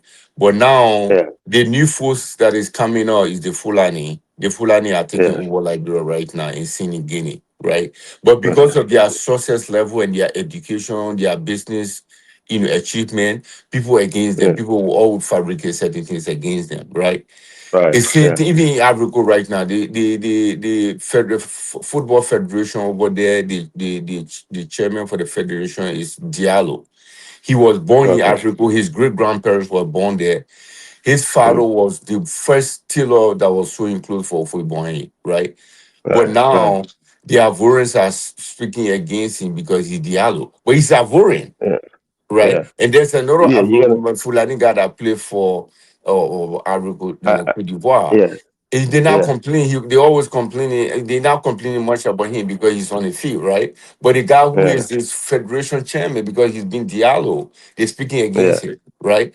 But yeah, look at yeah, France. The football soccer federation over there, Philip Diallo. We don't hear any noise behind him because he's doing his job. So if white yeah, men can accept a Diallo, why we African, even though there are not many Diallo from Africa, why you can accept him because of his social level? So this is yeah, nothing about self-hatred. When people mm, when people see you that you get getting to be successful and achieving mm, things, that animosity come, that jealousy, it come with a jealousy. And people don't want mm, to accept that fact. It's nothing about it's nothing else. Yeah, It's all it's about. I agree. I agree This is now what it's about. mm. It's because what it's No, about. no, So what are we hey, stopping? We're not stopping Black Americans from anything. So my what they say we my stopping guy, them? my It's my not guy, true. my guy. Let me talk to Africa to you because you mm, pretty cool. Like, we done talked a couple times, right? mm, And yeah, so this so I'm gonna approach this from a different angle, right? mm, mm, I mentioned one time young lady earlier talked about inheritance and stuff, right? And for the most part, the gist of what I'm really getting at is Black Americans, we weren't specific enough back in the 60s when we advocated for a lot of what we advocated for, right? We just said Black people because at the time we were the 99.99% of the Black people in America.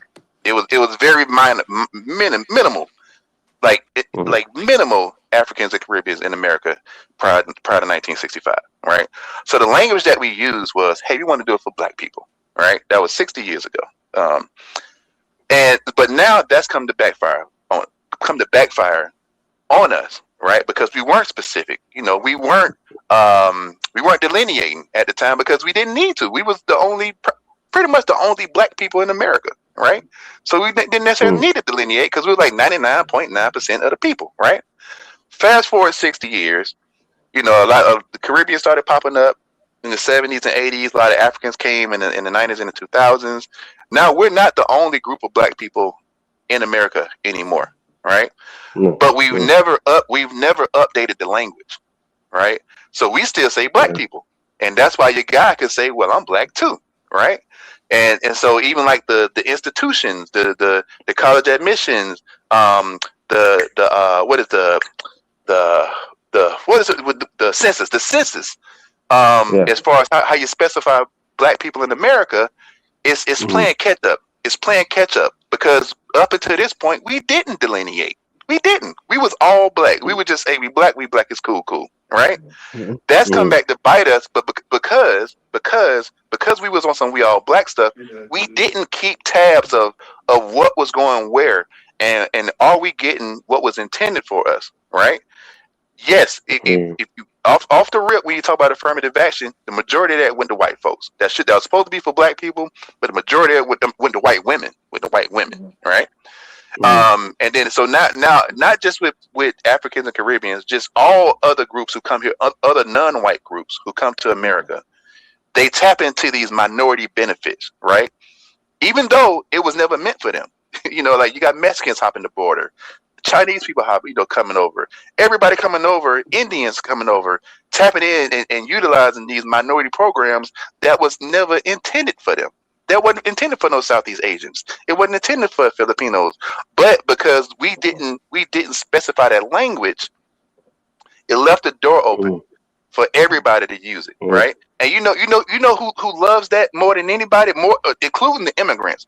But white supremacy in America loves it because they know that, hey, Black Americans ain't getting what they're supposed to get. They were supposed to get $100. They're probably getting $22, if that, out of the 100, because they know, because you say minority, shoot, gay white men are minorities, white women, other, Asians, Indians, African, everybody's getting these minorities, right? And so what you look up and if you're tracking progress and say, okay, how much have Black Americans improved, right?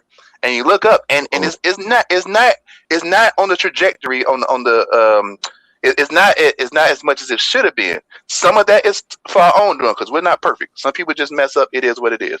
But for those who are on the right path and we're supposed to get those resources, get those college, get those spaces in college. We're supposed to get those grants. Anything that's supposed to be for minorities. Now we're competing. Even if you take away Africans and Caribbeans, we're competing with all these other groups that just got here. That's taking advantage of this stuff that was never intended for them. That was supposed to come to us, right? So the main gist that's happening right now, this is what's happening right now. In the last 10 or so years, Black Americans are waking up and saying, hold on. We cut a bad deal. We cut a bad deal. We weren't as specific enough in our language back in the 60s. We look up 60 years later, we hadn't made the progress that we should have made. And we trying to look and say, well, where did all these resources go? And you're looking up and you're seeing all these other people getting what was intended for you, right? So it's kind of it's kind of like we're trying to renegotiate the deal, or we're trying to just kind of rein it in. Like when you're on the airplane, they say put your mask on first, right? And so we're trying to redirect everything back to us, right? So it's easy to take out Chinese people. It's easy to take out Filipinos, Mexicans, Australians, white women. You know why? Because they ain't Black. Right, so it's easy to say. I know where you're going. Yeah, right, I think I got your point. Yeah. Right, it's easy to get to. Right. Well, let me just play. Give me two more minutes. It's easy to get those. Okay. So then you get to Black. Then you get to Black people, right, in this country, and you look up, and I just know this because I said it a million times. If you got a Black scholarship, Black Americans apply for it, Caribbeans apply for it, Africans apply for a Black scholarship, all right. So even though it's in our country, we really meant Black American, but now, our Black children got to compete for our Black children for a Black scholarship, got to compete with Africans and Caribbeans for a Black scholarship. Even though there are Caribbean specific, I know for a fact because I helped my sister look up scholarship. This one I discovered this. There are Caribbean specific, Jamaican, Grenadian, anything you name it, African specific scholarships. But for us, like I said, we never updated the language.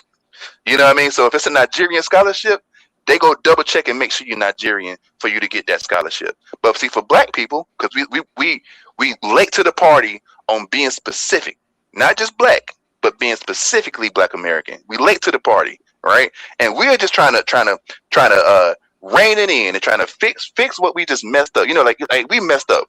We messed up. We didn't specify the language, and now that we're trying to specify the language, we get all these attacks from the Africans and Caribbeans because it was a loophole in there that the white man left open that allowed them to kind of come in and just, hey, this is for Black people. Okay, well, I'm Black, I'm gonna get it too, right? It was a loophole. I said it earlier, didn't I? Okay. Just like he said earlier, the guy said earlier, well, I'm Black too, I could get it too. It was a loophole, and now that Black Americans are trying to push to try to close those loopholes, you get everything that you hear tonight. People lashing out, people crashing out. They mad, they gaslighting like what's happening isn't happening, and we're seeing it. This didn't pop out of thin air. Black Americans over the last we've been noticing it, and then when you go and you compare your notes, like, hey, who's over there? Like, what are they? Right quick, hold on, they over there? What are they? And then you look up and people been comparing notes. Like, yeah, over at my school, like I said, Cornell is full of Black immigrants as far as the Black population go. So we get what we get now, and I'm gonna land right here. Honestly, in the heart of hearts, as a Black American who grew up on some we all black stuff, I was on some shout out to Africa, shout out to Caribbean, shout out to all of that. It is disappointing. I won't say it hurts, but it's more so like disappointing to see that when we're trying to help ourselves and we're saying we're acknowledging our mistakes, we didn't specify the language, we trying to fix it, and everybody is kicking and screaming, insulting us, gaslighting us, calling us names, all of that, and I'm gonna tell you that is what sparks more FBA, because then people just get pissed off and say the hell with it, I'm going for FBA.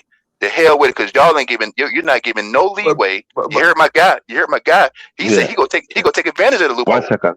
But you guys, so all the fight you've been fighting. First of all, your target at the beginning of the year was to buckle all African businesses, right?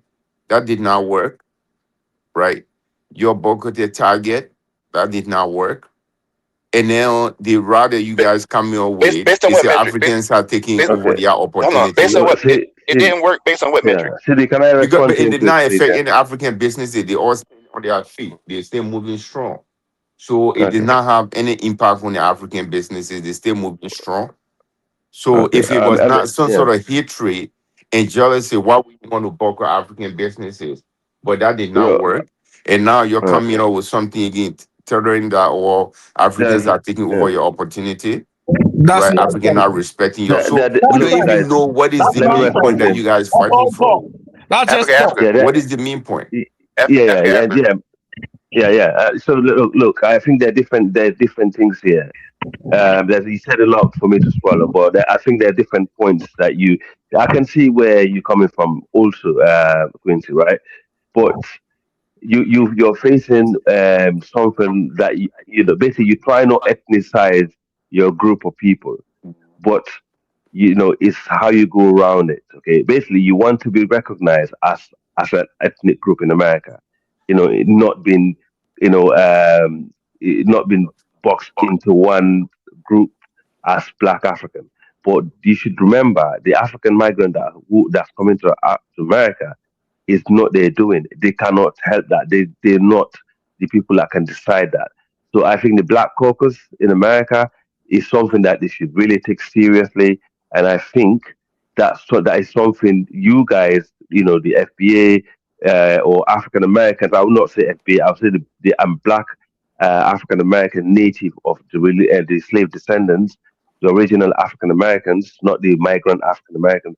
It's something that they should really take seriously when it comes to legalizing their ethnicity, in all the states, if that's not been already done by the system. If they haven't done that, and I think that's a really foul play, by the US government, it's unfair, because having to box African Americans who are the foundational people who've been there since 400 years to migrants that just came there yesterday, who can be just arrested in the street, deported, and excluded because they're not really native. Because if you live in a place for over 400 years, you're nearly native. Let's be honest, okay?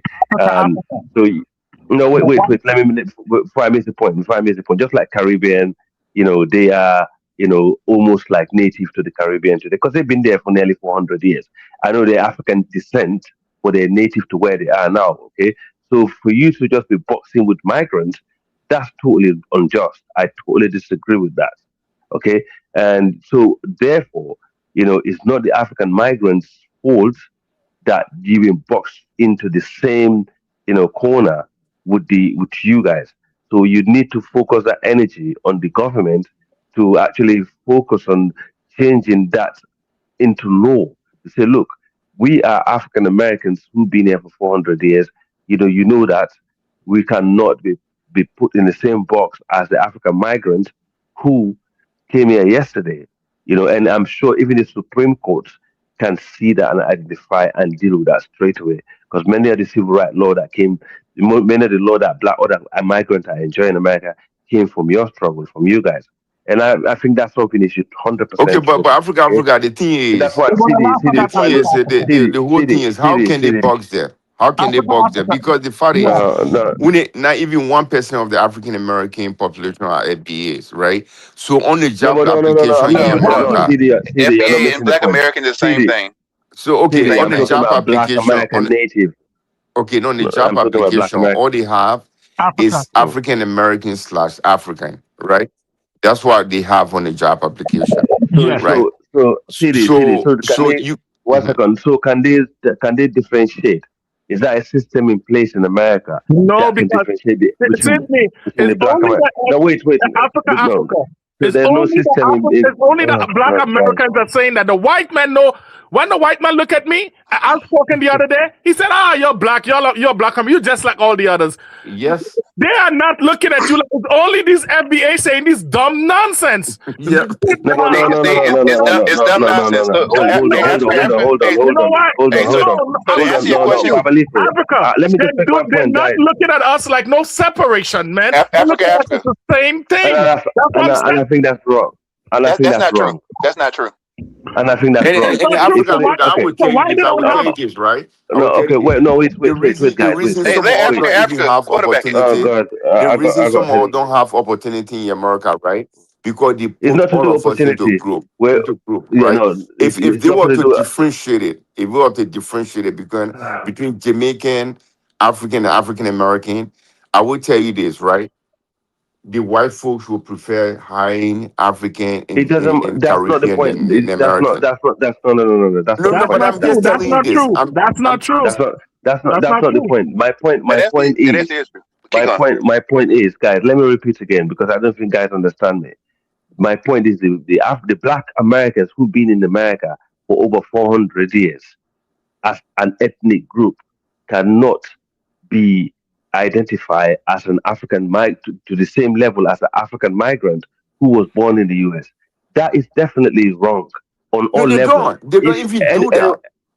Anyone, who said that? I don't think Africa know what he's talking about there, man. Who said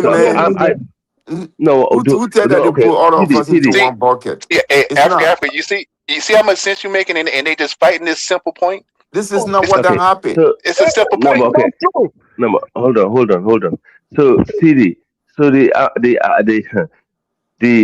Black Americans who, like, for example, people like Dinas and Quincy. Quincy.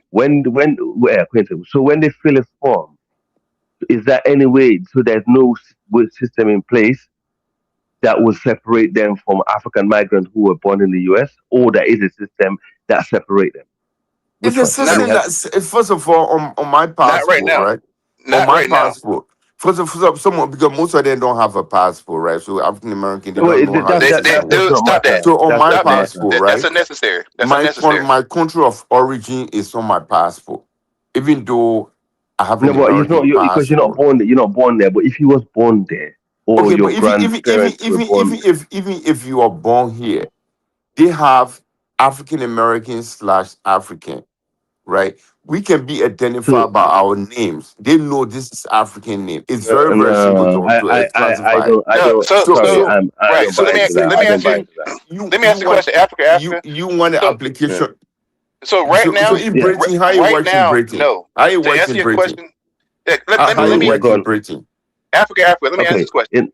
Right now, no. Let me explain what is in Britain. When they differentiating, I'm trying to answer Africa's question. Do they say Caribbean African, Caribbean Black, and Black African? Yeah, they got B1, they got Black African, they got Black British, they got Afro Caribbean, they got Africans. So there's different classifications. Africa, I'm trying to answer your question, man. As it stands right now, no, they don't differentiate right now. All right, it does.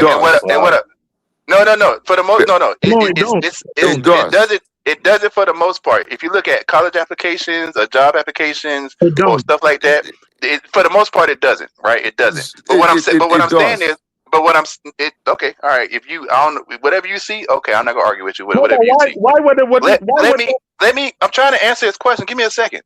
But as it stands right now, overall, it doesn't. For me, it's but 11 o'clock and time for me to go to bed, man. But it was a good conversation with you guys, and we'll talk. I've got good night, Babido, Babaliko. Good night, man. right. And So good, as it good stands, night, man. It was a good It's conversation all with love. that. But thank you. Yeah, All right, yeah. big Good bro. night, All man. right. You take it easy. Yeah. yeah. All right, As it love. stands, all right. Good night, bro. As it stands right now, no. But what I'm saying is that's going to change, right? With the delineation movement, not FBA movement, the delineation movement, because it's more than just FBA. Some people identify as ADOS, some people identify as Freeman, some people identify as Solon. It's all of these different names for the same thing, which is Black Americans who descend from this slavery who built this country, right? With that, it will. Those forms will be updated. I've seen I forgot what city or state it was, but there was a city or state that did differentiate Black, Caribbean, and African. They did differentiate it. So it's going to happen. It's going to happen. And to be, and what I'm honestly, what I'm my view of it is that what you're hearing from Africans who what you're hearing is a lot of kicking and screaming because the loophole is being closed, right? So you can't say, hey, I'm Black too, and I'm gonna, fulfill this quota, right? The loophole is being closed, and honestly, that's where a lot of anger comes in. And honestly, that's what I think it was maybe 2018 or 17 or whatever when I first got on this journey with the whole Africa and the whole delineation. When I first got on this journey, and I saw how Africans and Caribbeans responded to Black Americans saying, hey, we need to be specific.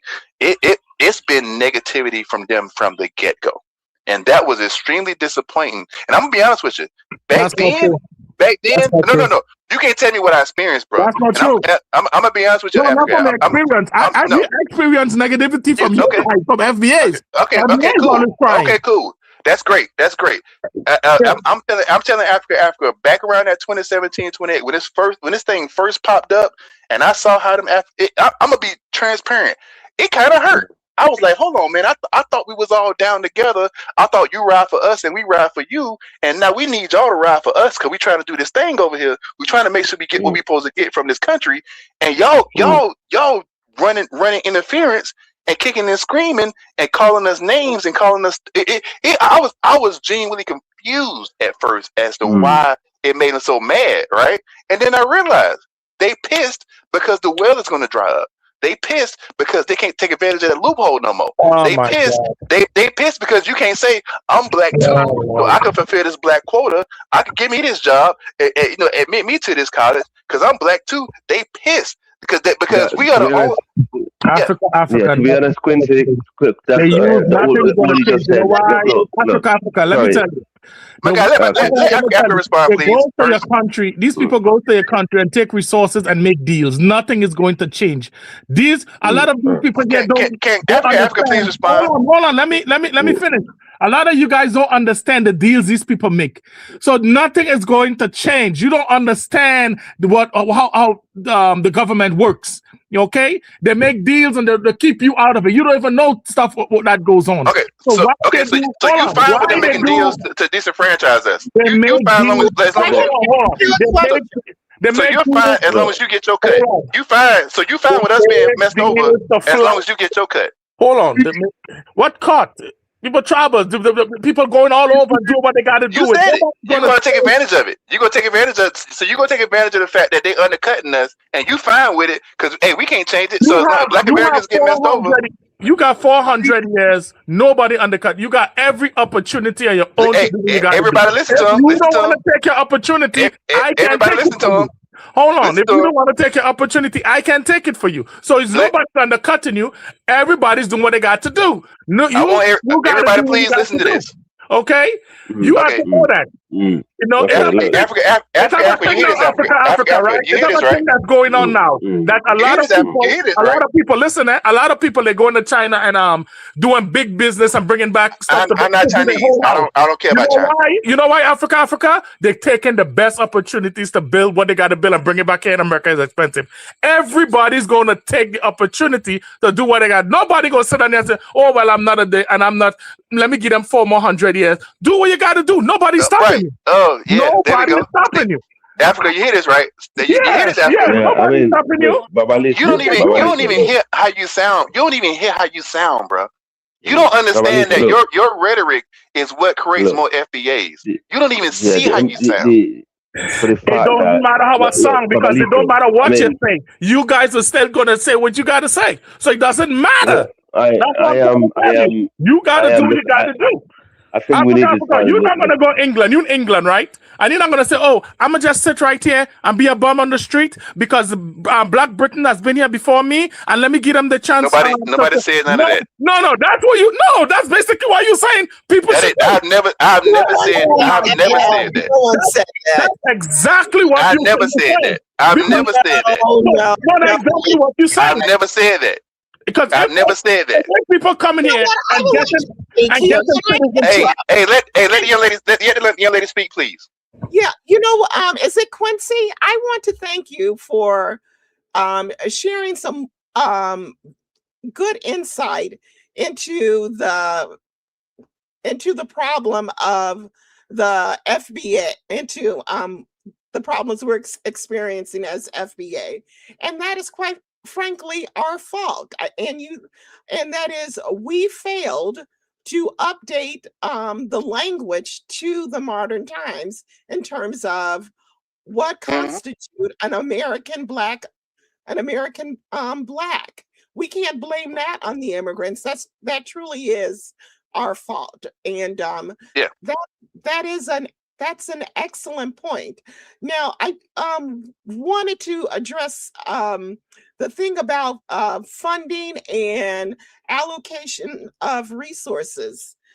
The 2030 census disaggregates race according to different ethnicities. Starting in 2030, we're going to see a difference because we're going to actually document what is going on the ground by ethnicity, by people who are considered foundational Black Americans, Caribbeans, whether they're Haitian.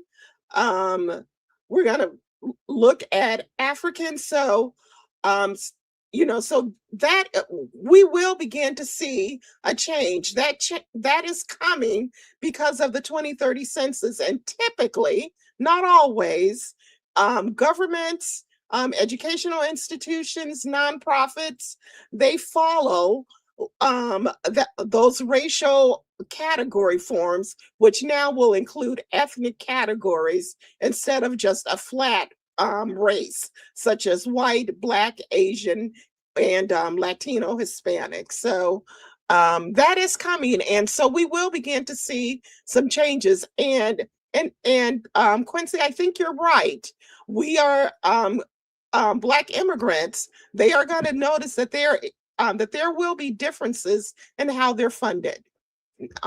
So that's all I want. Oh, thank you. I mean, I think I'm the one that said about the. But anyway, So look, Quincy, there's different things. I think the problem is sometimes when you're making the case, you mix things up in terms of the identification of, and the classification of the group, so-called African American, and the resources shared.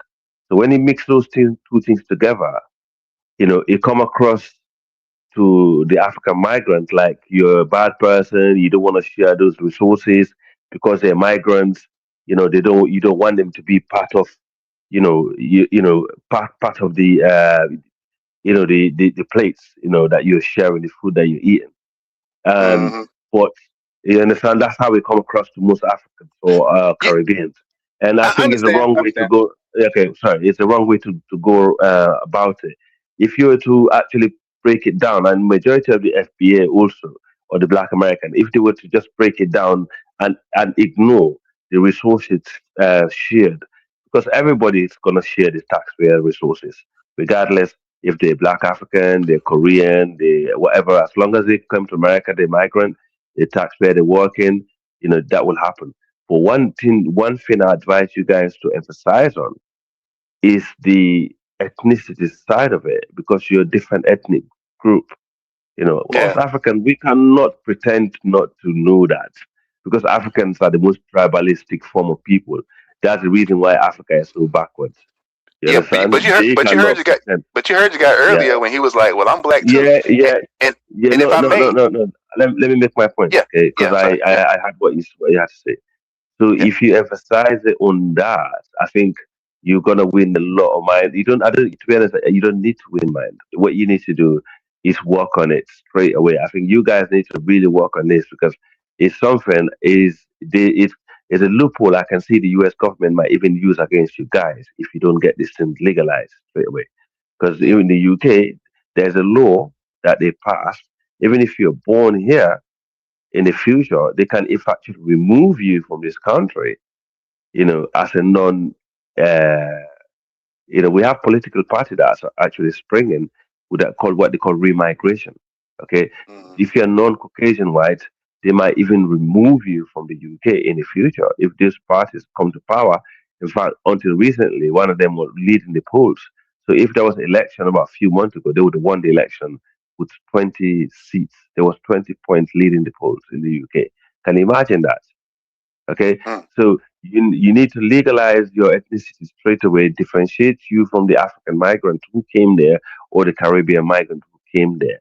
But stay away from fighting over resources because it's a red herring. Okay, you should stay away from.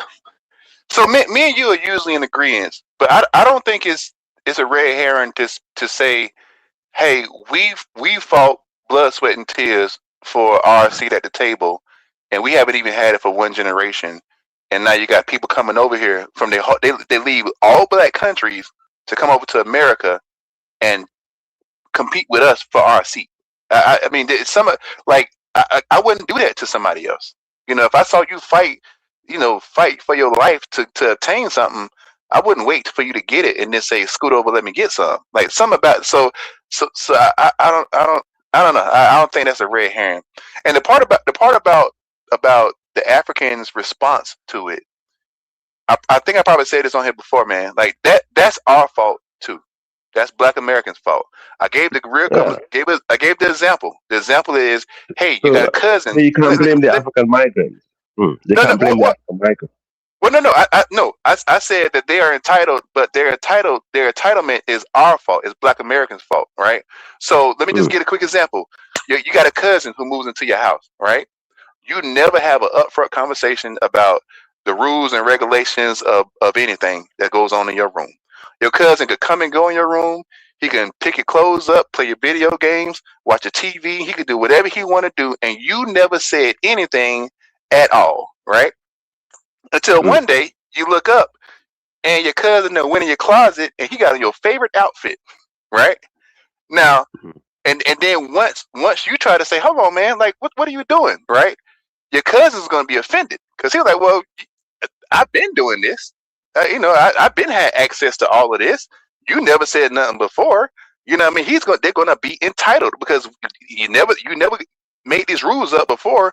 Now you're trying to make these rules after the fact when I've been doing this for decades. Come in your closet, come and go as I please. I could do whatever I want to do when I want to do it. You never said nothing before because we was all black. We was all cousins, right? And now that you're trying to make rules, it's offensive. It's offensive that you're trying to make rules, but that, like I said, that's on us.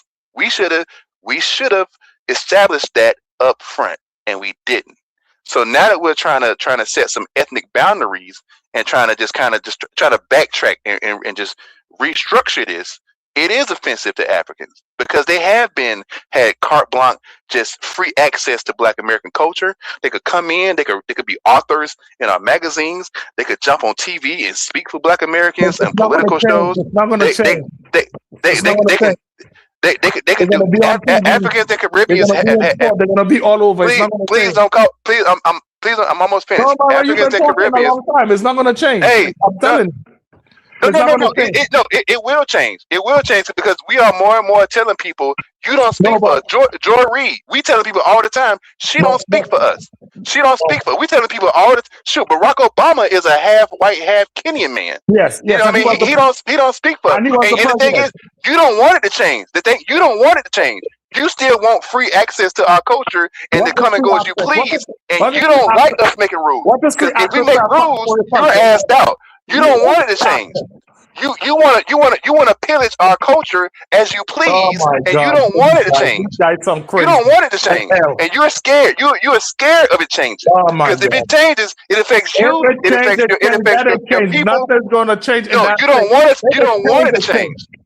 Okay. And once again, audience, what do you call please it? listen to this. This is what we're supposed to unify with. Caribbean and This is what we're supposed to unify with. Let Babaliko say something. If it change, it's going to change. So what? It's still going to people travel all the time. It's still going to have people. It's still people going to be here making trust. Still people going to be. So it's just something that you're fighting a losing battle. No, you want it to be a losing battle. You want it to be a losing battle. All right, let it be a winning battle then. I guess that's what you want to hear. Let it be a winning battle. You want us to lose this battle. Everybody listen, he wants us to lose this battle. This is what we're supposed to unify with. It's losing because it don't make no sense. It don't make no sense. What you're saying don't make any sense. You went to college, right? You went to college, but it don't make sense. It don't make any sense because it don't make sense because it benefits you to not make sense. It's the Black Caribbean, Black American, Black African. It's still black. It's the same thing. No. Everybody. We're the same people when it comes to race. But that's what I'm saying. Even though it benefits you. Let me say you change the sentence. You put Black American, Black Caribbean. Let me say you change it, right? Let me say they change and they put. Hey, you don't want it to change because it benefits you. You don't want it to change. Let me say they change it, right? Let me say they change it. It's still Black Caribbean. It's still Black American. It's still Black thing. What's gonna change? That's what I'm saying. It's still. I'm gonna tell you what's gonna change. No. That's gonna change. I mean, I'll tell you. I'm not from the US, but I can tell you what's gonna change. Well, what's going to change is there are a lot of things that are going to change, put it this way, and it's not going to be good for certain group. And I can see why they're worried about it. Quincy is quite correct on that. Okay, because I know one of my cousins. Listen, one of my cousins used to work for the department. You know what you call the state, like the department that issue documents and allow you to stay in this country, and you know they've got the list of somebody to mute. Yeah, there's a lot of things gonna change. I can see why some okay. So I can see why some people are worried about it. Also, I'm getting a bad feedback. You know, and that's why they kicking and screaming. Africa, Trump. You seeing it firsthand. You seeing it firsthand. Trump did a thing where to ban citizenship. Like if you're born here, like you're not gonna. You know, he tried to cut that and they shut that down, right? Trump tried to do citizenship. I know that. I'd like to comment on that, and then I'm gonna have to go. Yeah, I gotta go too, but go ahead. I want to ask you the young lady a question before you hang up. Once you get done, ma'am. Yeah. About the birthright citizenship. Unfortunately, the immigration advocates are misleading the immigration community about the Barbara Supreme Court decision. Birthright citizenship, it was upheld by a whisper. Do you know the true accurate vote? It was not a 6-3 majority. It was a 5-3-1 Supreme Court count. You had the 5 justices, the 3 liberal justices appointed by the Democrats, Ketanji Jackson Brown, Elena Kagan, Sotomayor, and then the 2 Republican Supreme Court justices, John Roberts and Amy Coney Barrett. And then you had the 3 conservatives, Clarence Thomas, I believe he's foundational Black American. That's his name. Yeah, he is. And then you had Neil Gorsuch and Samuel Alito. And then you had not Gorsuch, but Kavanaugh. Those were the 3 conservative. Neil Gorsuch, he gave what the constitutional scholars stated was a dicta. He was not answering the legal question. And I guess that's what a dicta is. I'm not a scholar on it, but anyway, he showed his hand, even though he was counted upholding birthright citizenship. he informed the Republican elected leadership what they need to do to overturn it. And what he suggested was that they pass a law that focused on appropriate domicile, and that is the reason why the children of undocumented parents should not be granted citizenship is because the parents do not have a permanent domicile. And basically, he was, it was a wink and a nod and said, if you all do this and pass the legislation, I will pass it. Now, of course, so Congress is working on that right now. So within 1 or 2 years, it's going to be returned. It's going to be contested, appealed all the way back up to the Supreme Court. And depending on how it's written, they know they have one of the conservatives. Well, no, they know they have 3 solid conservative votes. And then Neil Gorsuch said, you do that, I will side with the other 3 conservatives. Then that means you only have to flip either Chief Justice John Roberts or Amy Coney Barrett. And I think Amy Coney Barrett, she is under a lot of political pressure because of her votes. I think she's going to be the one that flips. If she flips John Roberts on the court, he has a habit of voting with the majority and writing the majority decision.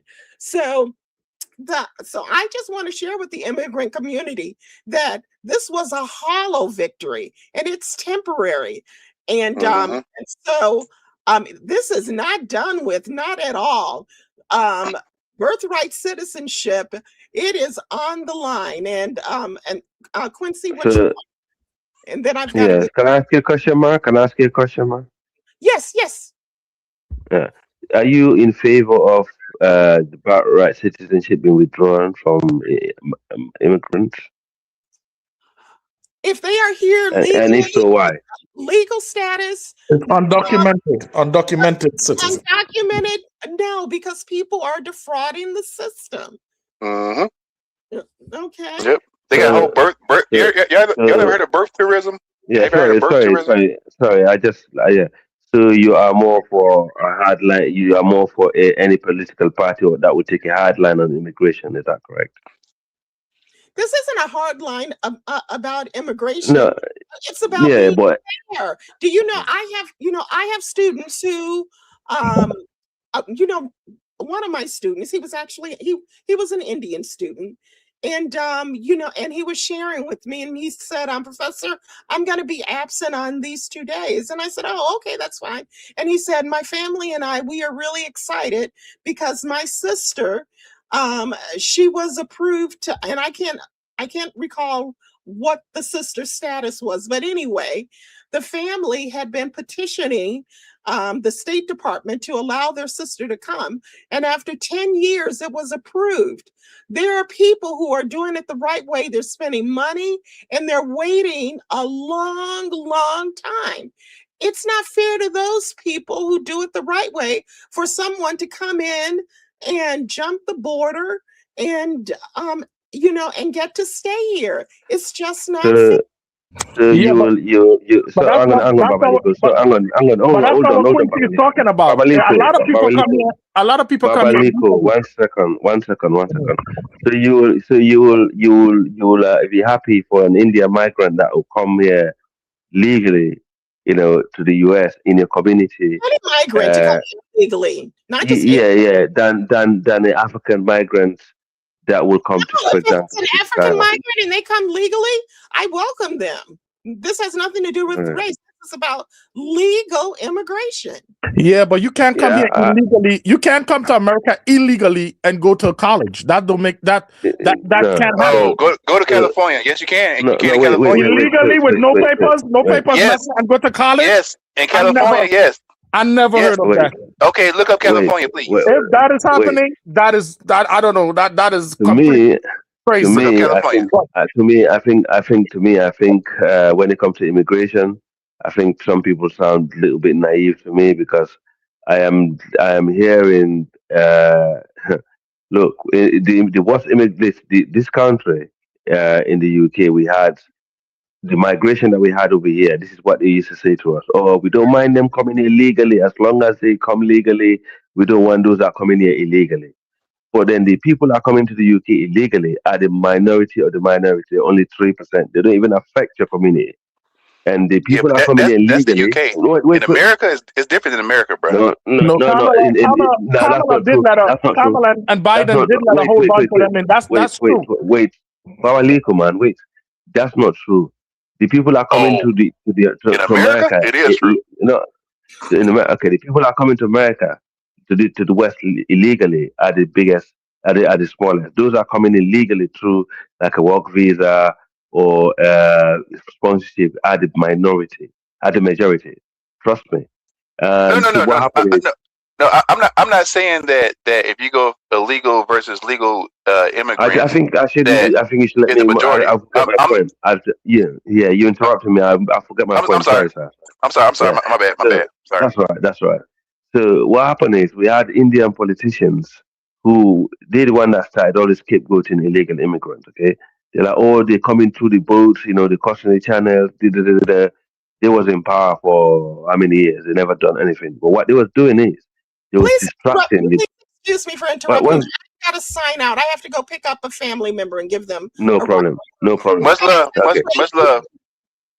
Okay. Thanks. Bye bye. Okay. Yeah. Thanks. So thank you. Bye. So what happened? This is not just the UK. This is a global issue. All the right wing politicians, they've been using illegal immigration to get legal migration up. They're distracting you. They're having their hand in the cookie jar and they're pointing the other side. Anyone that think is just the UK, they actually should be hanging in their head in shame, and they don't know exactly what's going on. And because the thing is, the politicians on the right are the most pro migrants than any other politician. They actually want more migration because they want cheap labor. They believe in low tax. They believe in cheap labor. Check all the red states in America and the conservative local areas in the UK. This is exactly how they operate. But they will pretend to be anti-immigrants. Okay. Exactly. But really, yeah. So what happened is, like the lady that just spoke. Sorry to say that, Ma. If you listen to this, this is the problem we have in the community. So what they did is they let so many Indians come in this country legally because the politicians were Indian politicians. So they were letting their people in, but then they were stopping other people of color to come in illegally because that's the only channel. They stop all the other channel of them coming illegally. So the African Americans, by advocating that the American government is not going to give people in Africa visa to come to the US, they will not do it. The reason why they're actually against illegal immigration is because that's the only channel Africans are getting through the US. So what they would do, they will actually allow the Indians to come in, and when those Indians come in, these are the ones that would really take your community and your jobs. I'm telling you. Oh, And hold those on, are, hold on. yeah. Hey, Oh look, God. look. Oh You, God. you. No, no. Hey, I Can I just finish? want to. I'm co-signing you. Mm, I'm co-signing okay. you. I'm Okay. co-signing you. I was let go Mm-hmm. a couple years ago. I mean, I'm in Mm-hmm. IT. Mm-hmm. Indians flood IT, flooded with the Yeah. H-1B visas. I was in Yeah. IT. No, I'm sorry. I'm in Mm-hmm. IT, and I Mm-hmm. was let go because they brought in a bunch of Indians. So I'm Yeah. 100. So you preaching to the choir as far as that Thank goes. you. Thank you. I, Preaching to I, the choir. stu- I study. Thank you. And what they would do is a lot of them will come on student visa, but in the student visa they allow them to bring like their mom, their dad, Mm-hmm. their sisters, their nieces, at the same time. What kind of student is that? Well, the Spanish Okay, does that so too. Mm-hmm. yeah, The But, but but see, but Spanish. see, yeah, but see, with but that's America, what I'm saying. That's the with point. That's the point. America, That's the point. Oh, wait. yeah. That's the point. But at the same time, while you guys are backing on the Africans, listen. When it comes to when it comes to delineating in terms of ethnic group in America and make Black American as a different ethnic group to make sure that it's well documented, that is something you shouldn't be taking for granted. That I advise all African Americans to lobby the black caucuses everywhere to make sure that is stamped, legalized, is noted on every single form that you fill to separate your ethnic group to other Africans descendants, whether they are Caribbean or African. I 100% with you on that. No, there's no way anybody that's against that, anybody that is against that, I think they're enemies of Black Americans, because you cannot let these people have, suffer for 400 years, and help do all being part of this system. Yeah, help build this nation and help, fight for so many freedoms that we have in the world today. You just come to America and allow the white man to use you to destroy that system and destroy them and destroy Yeah, but everything. the white man don't use nobody to destroy them. That's not true. That is true. Come on, man. Who he use? Who he use to destroy? Listen to my point. Listen. He use black people. No, see, I'm gonna learn. I'm not saying they would. Hold on, but Quincy, would you say? I want to see if you're honest now. I want to see if you're really honest now. And I want you to be honest too. Okay. Black Americans doesn't have a lot, because you all saying the white man user. They have a lot of Black Americans, because I know some that is go against their own Black Americans and go and deal with a white man. Some of them on YouTube and all over. And go. Yeah, we're not talking about that. We are not talking about that. We're not talking about that. No, but we're not talking about that. Listen, if no, because he's saying like we being used against them. Can I ask you a question? Yeah. Are you against Black Americans having their own identity, that legalize their identity? Listen, man, my father is Black American. Yes or no? My father is Black American. I can't think. My mother is Caribbean, but what I'm saying is, the problem is you're a native, because your father is Black American. So that means you and Quincy are in the same ethnic group. Okay, so I couldn't tell. I couldn't tell. Not the way he was acting. I thought he was African for real. No, because my father don't talk like. No, I'm Caribbean. My mother is Caribbean. I grew up in the Caribbean, but my father is American. But so you're Black American then. Yeah, but I don't. My stepfather don't talk like that. He don't talk like what they're talking about. He don't talk like that. You know what I'm saying? All right, hey, look. Let me ask you a question. You say you want me to be honest, right? So let me ask you a question. And this is me trying to. I'm attempting a different approach to this, right? So my guy. So you don't see. Do you understand that white America has never given Black Americans are just due? Facts. Okay. So do you also understand that we did fight, and anybody who's not white in this country, they're here living the way that they live comfortably because of the fight that Black Americans did? Okay, facts. Okay. All right. And do you also understand that Black Americans, as I mentioned before, we kind of had an all Black approach, and our language wasn't specific. We just kind of said all Black. We didn't specify it. So that left the doors open for Africans and Caribbeans to kind of come in and take advantage of opportunities, right? I disagree on that one. Why I disagree on that one is, if we, like my father always said, because he's big business. He's like, he always said, Black Americans they have the most opportunities here in America. Hold on, is your dad Black American or your mom? My dad. Okay, all right. And where you from? Where you from? If you don't mind me asking. I was born in Trinidad. No, your dad. I can tell by his accent. South Carolina. He from North. He from deep South Carolina. I grew up in Trinidad, but I come up here with him now. I'm here with him. Okay. They ain't too far from me, because I'm East Georgia, so I ain't too far from South Carolina. Damn near the border. Okay. Real talk. Yeah. Shout out to South Carolina. But yeah, what he's saying is we have the he don't cry, because he say we have the Black Americans have the opportunity to do what they had to do. So if Caribbeans or Africans come here and take advantage of it, or become doctors, nurses, whatever they do, that is not supposed to be on them, like saying we give opportunity. They do what they have to do. They can also do what they have to do. And that's what he see it as. Like, Black Americans could always go to school and do what they have to do as well. So it's not putting the blame on the others. If anybody put the blame on is those Polish and Ukrainians and the Indians and them Spanish coming here, those he talks about, really, a majority of. But he said we have the opportunity to do it here, and I mean, I agree with him. But the same thing when you're saying you did pave the way, that is true. But just like, I don't know if you ever been outside the country. Ever been outside the country, like I've been to Ghana and South Africa and certain places. Like if you go some places, they will have the same problem. They will say the same thing like what you saying. They will say, oh, this person come and they are making money or whatever, but in that country, but they can do it too. Just like with the South Africans are going crazy, but they can do it too, but they're not doing it. That's why today. That's what CD was saying about my ethnic group in Liberia.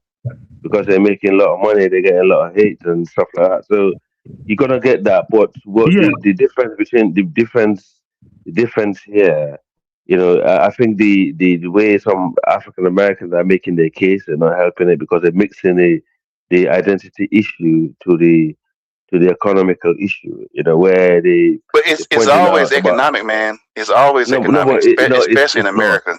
It is in America. Okay, it shouldn't be. It shouldn't but it be. is. It is in America. Okay. No, yes, it is here. It is. I have a point, but you have a point. But I'm gonna log off now. But the only thing I gotta say to you guys, because it's like 3 in the morning in the UK. Actually, it's nearly 4. God, I gotta go.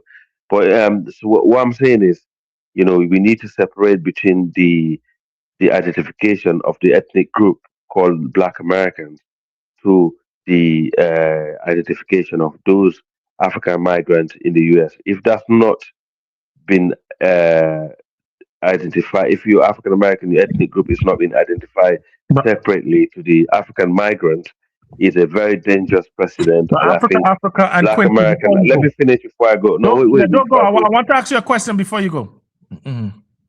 Go ahead. I want to ask you a question before you go. Go ahead. Yeah. If the Black Americans don't try and get the ethnic group identified differently on the form that you're feeling, saying we are Black Americans of African descent, but the other group are Black Caribbean of America national or African of American national. If those things are not separated in that piece of paper, in the long run, I think it's gonna be it's not gonna be good. And I think all Africans and all Africans and all Caribbeans should support Black Americans in this, you know, fights to separate their ethnicity, you know, based on separate the ethnicity. They should be separated. They should be a separated group, not as a group of people, or as an ethnicity in the United States of America. But what a mixed race going to put? Quincy and Africa, this is a question. What a mixed race? Like your father is American, your mother is Caribbean, or your mother is African, your father is American. How is that? What would you put down on that? That's why I say it would be confusing. There should be additional all this added in the census and the documentation. You know, all this, to identify as a person, this should be made. They should make it clear on the system to show your father is Black American, your mother is African, so they could decide what to do with you in case of certain things happening. Because I am seeing a lot of things coming to there are a lot of things coming in the next few years. You know, in the days that we're living in, is something that African Americans really need to fight hard and they solve this problem. But also they should stop going after Africans, man. You know, please stop. African migrant community are not taking resources in any form because they don't even make 1% of the population, and these people don't go there. Yeah, I don't believe so. Africa, man. I thought I laid it out, man. I thought I laid it out real nice. But I am not. Listen. I thought I laid it out real nice. The African migrants will only help. They will not take from you. Trust me. In the long run, and the Caribbean, they are taking, bro. The African migrant, the African migrant and the Caribbean, in the long run, they will be add on value to your community. Dude, We They talking will about not be 60 taken. years. We in the I am telling you. long run. I We in the am long telling you. run. My I father am said, telling you. what the Quincy, my father is I'm saying, what telling you. are they You taking? should work with them. You should work with them. You shouldn't be against them. And if they are taking any resources from you, it's your brothers. You should learn how to share and work together and make it work for you all. Okay, and that's my take. Because those African kids that Nah, went are no, born, no, the African kids no. who are born, or the Caribbean kids who are born there one day of West African descent, this nothing. Listen, things one day might change. You haven't had a West African descent of a president in America. One thing I find really shocking, is that most of the politicians in America, black politicians, are from East Africa. That is really shocking. That shows they are No, keeping that ain't away true. from the West That Africans. ain't true. That ain't Okay, true. Yeah, okay, that's not true. That's not true. okay. That's what I heard on this platform. So someone that said they're wrong. No, So yeah. So basically, African American and Black Americans are the same to me, and the African migrant and the I agree. Caribbean migrants, and the African migrants who went there, it's only little percentage. Please, I plead to African Americans or FBA, work with them. Don't see them as, if you Yeah, go to but Africa, they will break not bread with how. you. If they come to America, break bread with them. That's all I got to say. Okay, Thank you. okay. Please don't hang up right now. Give me 30 Okay. seconds. You Okay. heard how my guy been talking all night. It's a dog eat dog world, and they're going to take advantage of No, forget about loopholes. that. People Okay, just but no, say no, no, stuff no, based on no, no, emotion. no, no. But we can't forget about that because that's what's been happening, and that's what's been making us take a L, right? But ultimately, what I'm saying is, I know y'all know O'Shea Duke Jackson. That's Dinah's homeboy, right? Yeah, in And Uganda. and you're right, right. And he got a great. It was a podcast. I can't remember the episode, but he was talking to somebody. But he was speaking as a Black American in Uganda, right? And he was saying that as an immigrant to Uganda, and he was speaking about. I'm paraphrasing. I'm sorry. I'm paraphrasing, but he was speaking about how as an immigrant to their country, how it is and how you have a short leash for messing up. And the biggest thing is for the native population. What are you doing for the native population, right? If your presence is just you take, but the native population don't really feel like you're giving anything back, that native population that you immigrated to will feel some type of way. They'll feel like it's only a one way transaction in this thing. It's not a trade off. And Black Americans are feeling like it's not a trade off. Caribbeans and Africans are getting a lot from Black Americans when they come to America. So There's not a trade off. Let me finish. So I'm just saying I can't remember which podcast it was, but O'Shea, he gave a lot of knowledge about what it is to be a Black immigrant to a Black country and your responsibility as a Black immigrant to that Black country, right? And we never hear what we always hear about what the native population is supposed to do for the people who coming in, right? We're supposed to be open.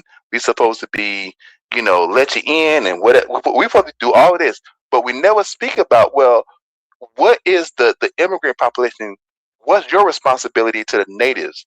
If I move to Trinidad, my guy from Trinidad, I got partners from Trinidad. If I move to Trinidad, what's my responsibility to Trinidadians as a Black American when I move there, right? And it can't be I'm gonna take and get what I can get, and the hell with y'all if you get mad about it. I owe y'all something. I'm coming to your country.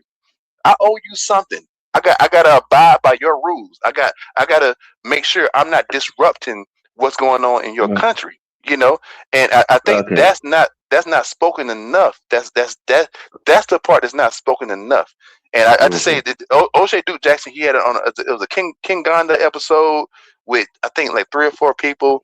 But he spoke about it greatly about So, but I know you got to ride, man. Okay. But Quincy, Okay, no problem. My I'm gonna go now, but my I gotta advice go is through. But Quincy, remember, Uganda is all Black. That's all Black. It's run by a military ruler. He been there for years, right? I know. I said it. Hey, look, Africa, man. Hey, you my dog, man. We done talked a couple times. You my dog. You run it. It's different here. Yeah, man. Always, man. Whites, I right? love Babaliko, Quincy, Take it easy. Dennis. Hey, Babaliko, stay on for a quick second. Hey, Babaliko, stay on for a quick second. All right, Africa. Babaliko. Yo. All right, it's me and you, baby. I'm joking. We ain't about to beef. Look, man, for real, for real. I'm not. I'm just saying. You know, I got family. My mom is from the island, so they come here. She back down there. You know, she Trinidad right now. But I don't know, man. I don't know. I'm in between because I'm both. I can't.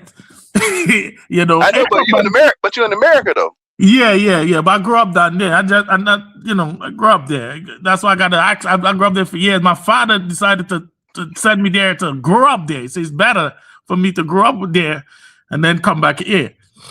But see, the thing is, but even with that, what part of the South? You say your dad from South Carolina? Yes, from South Carolina.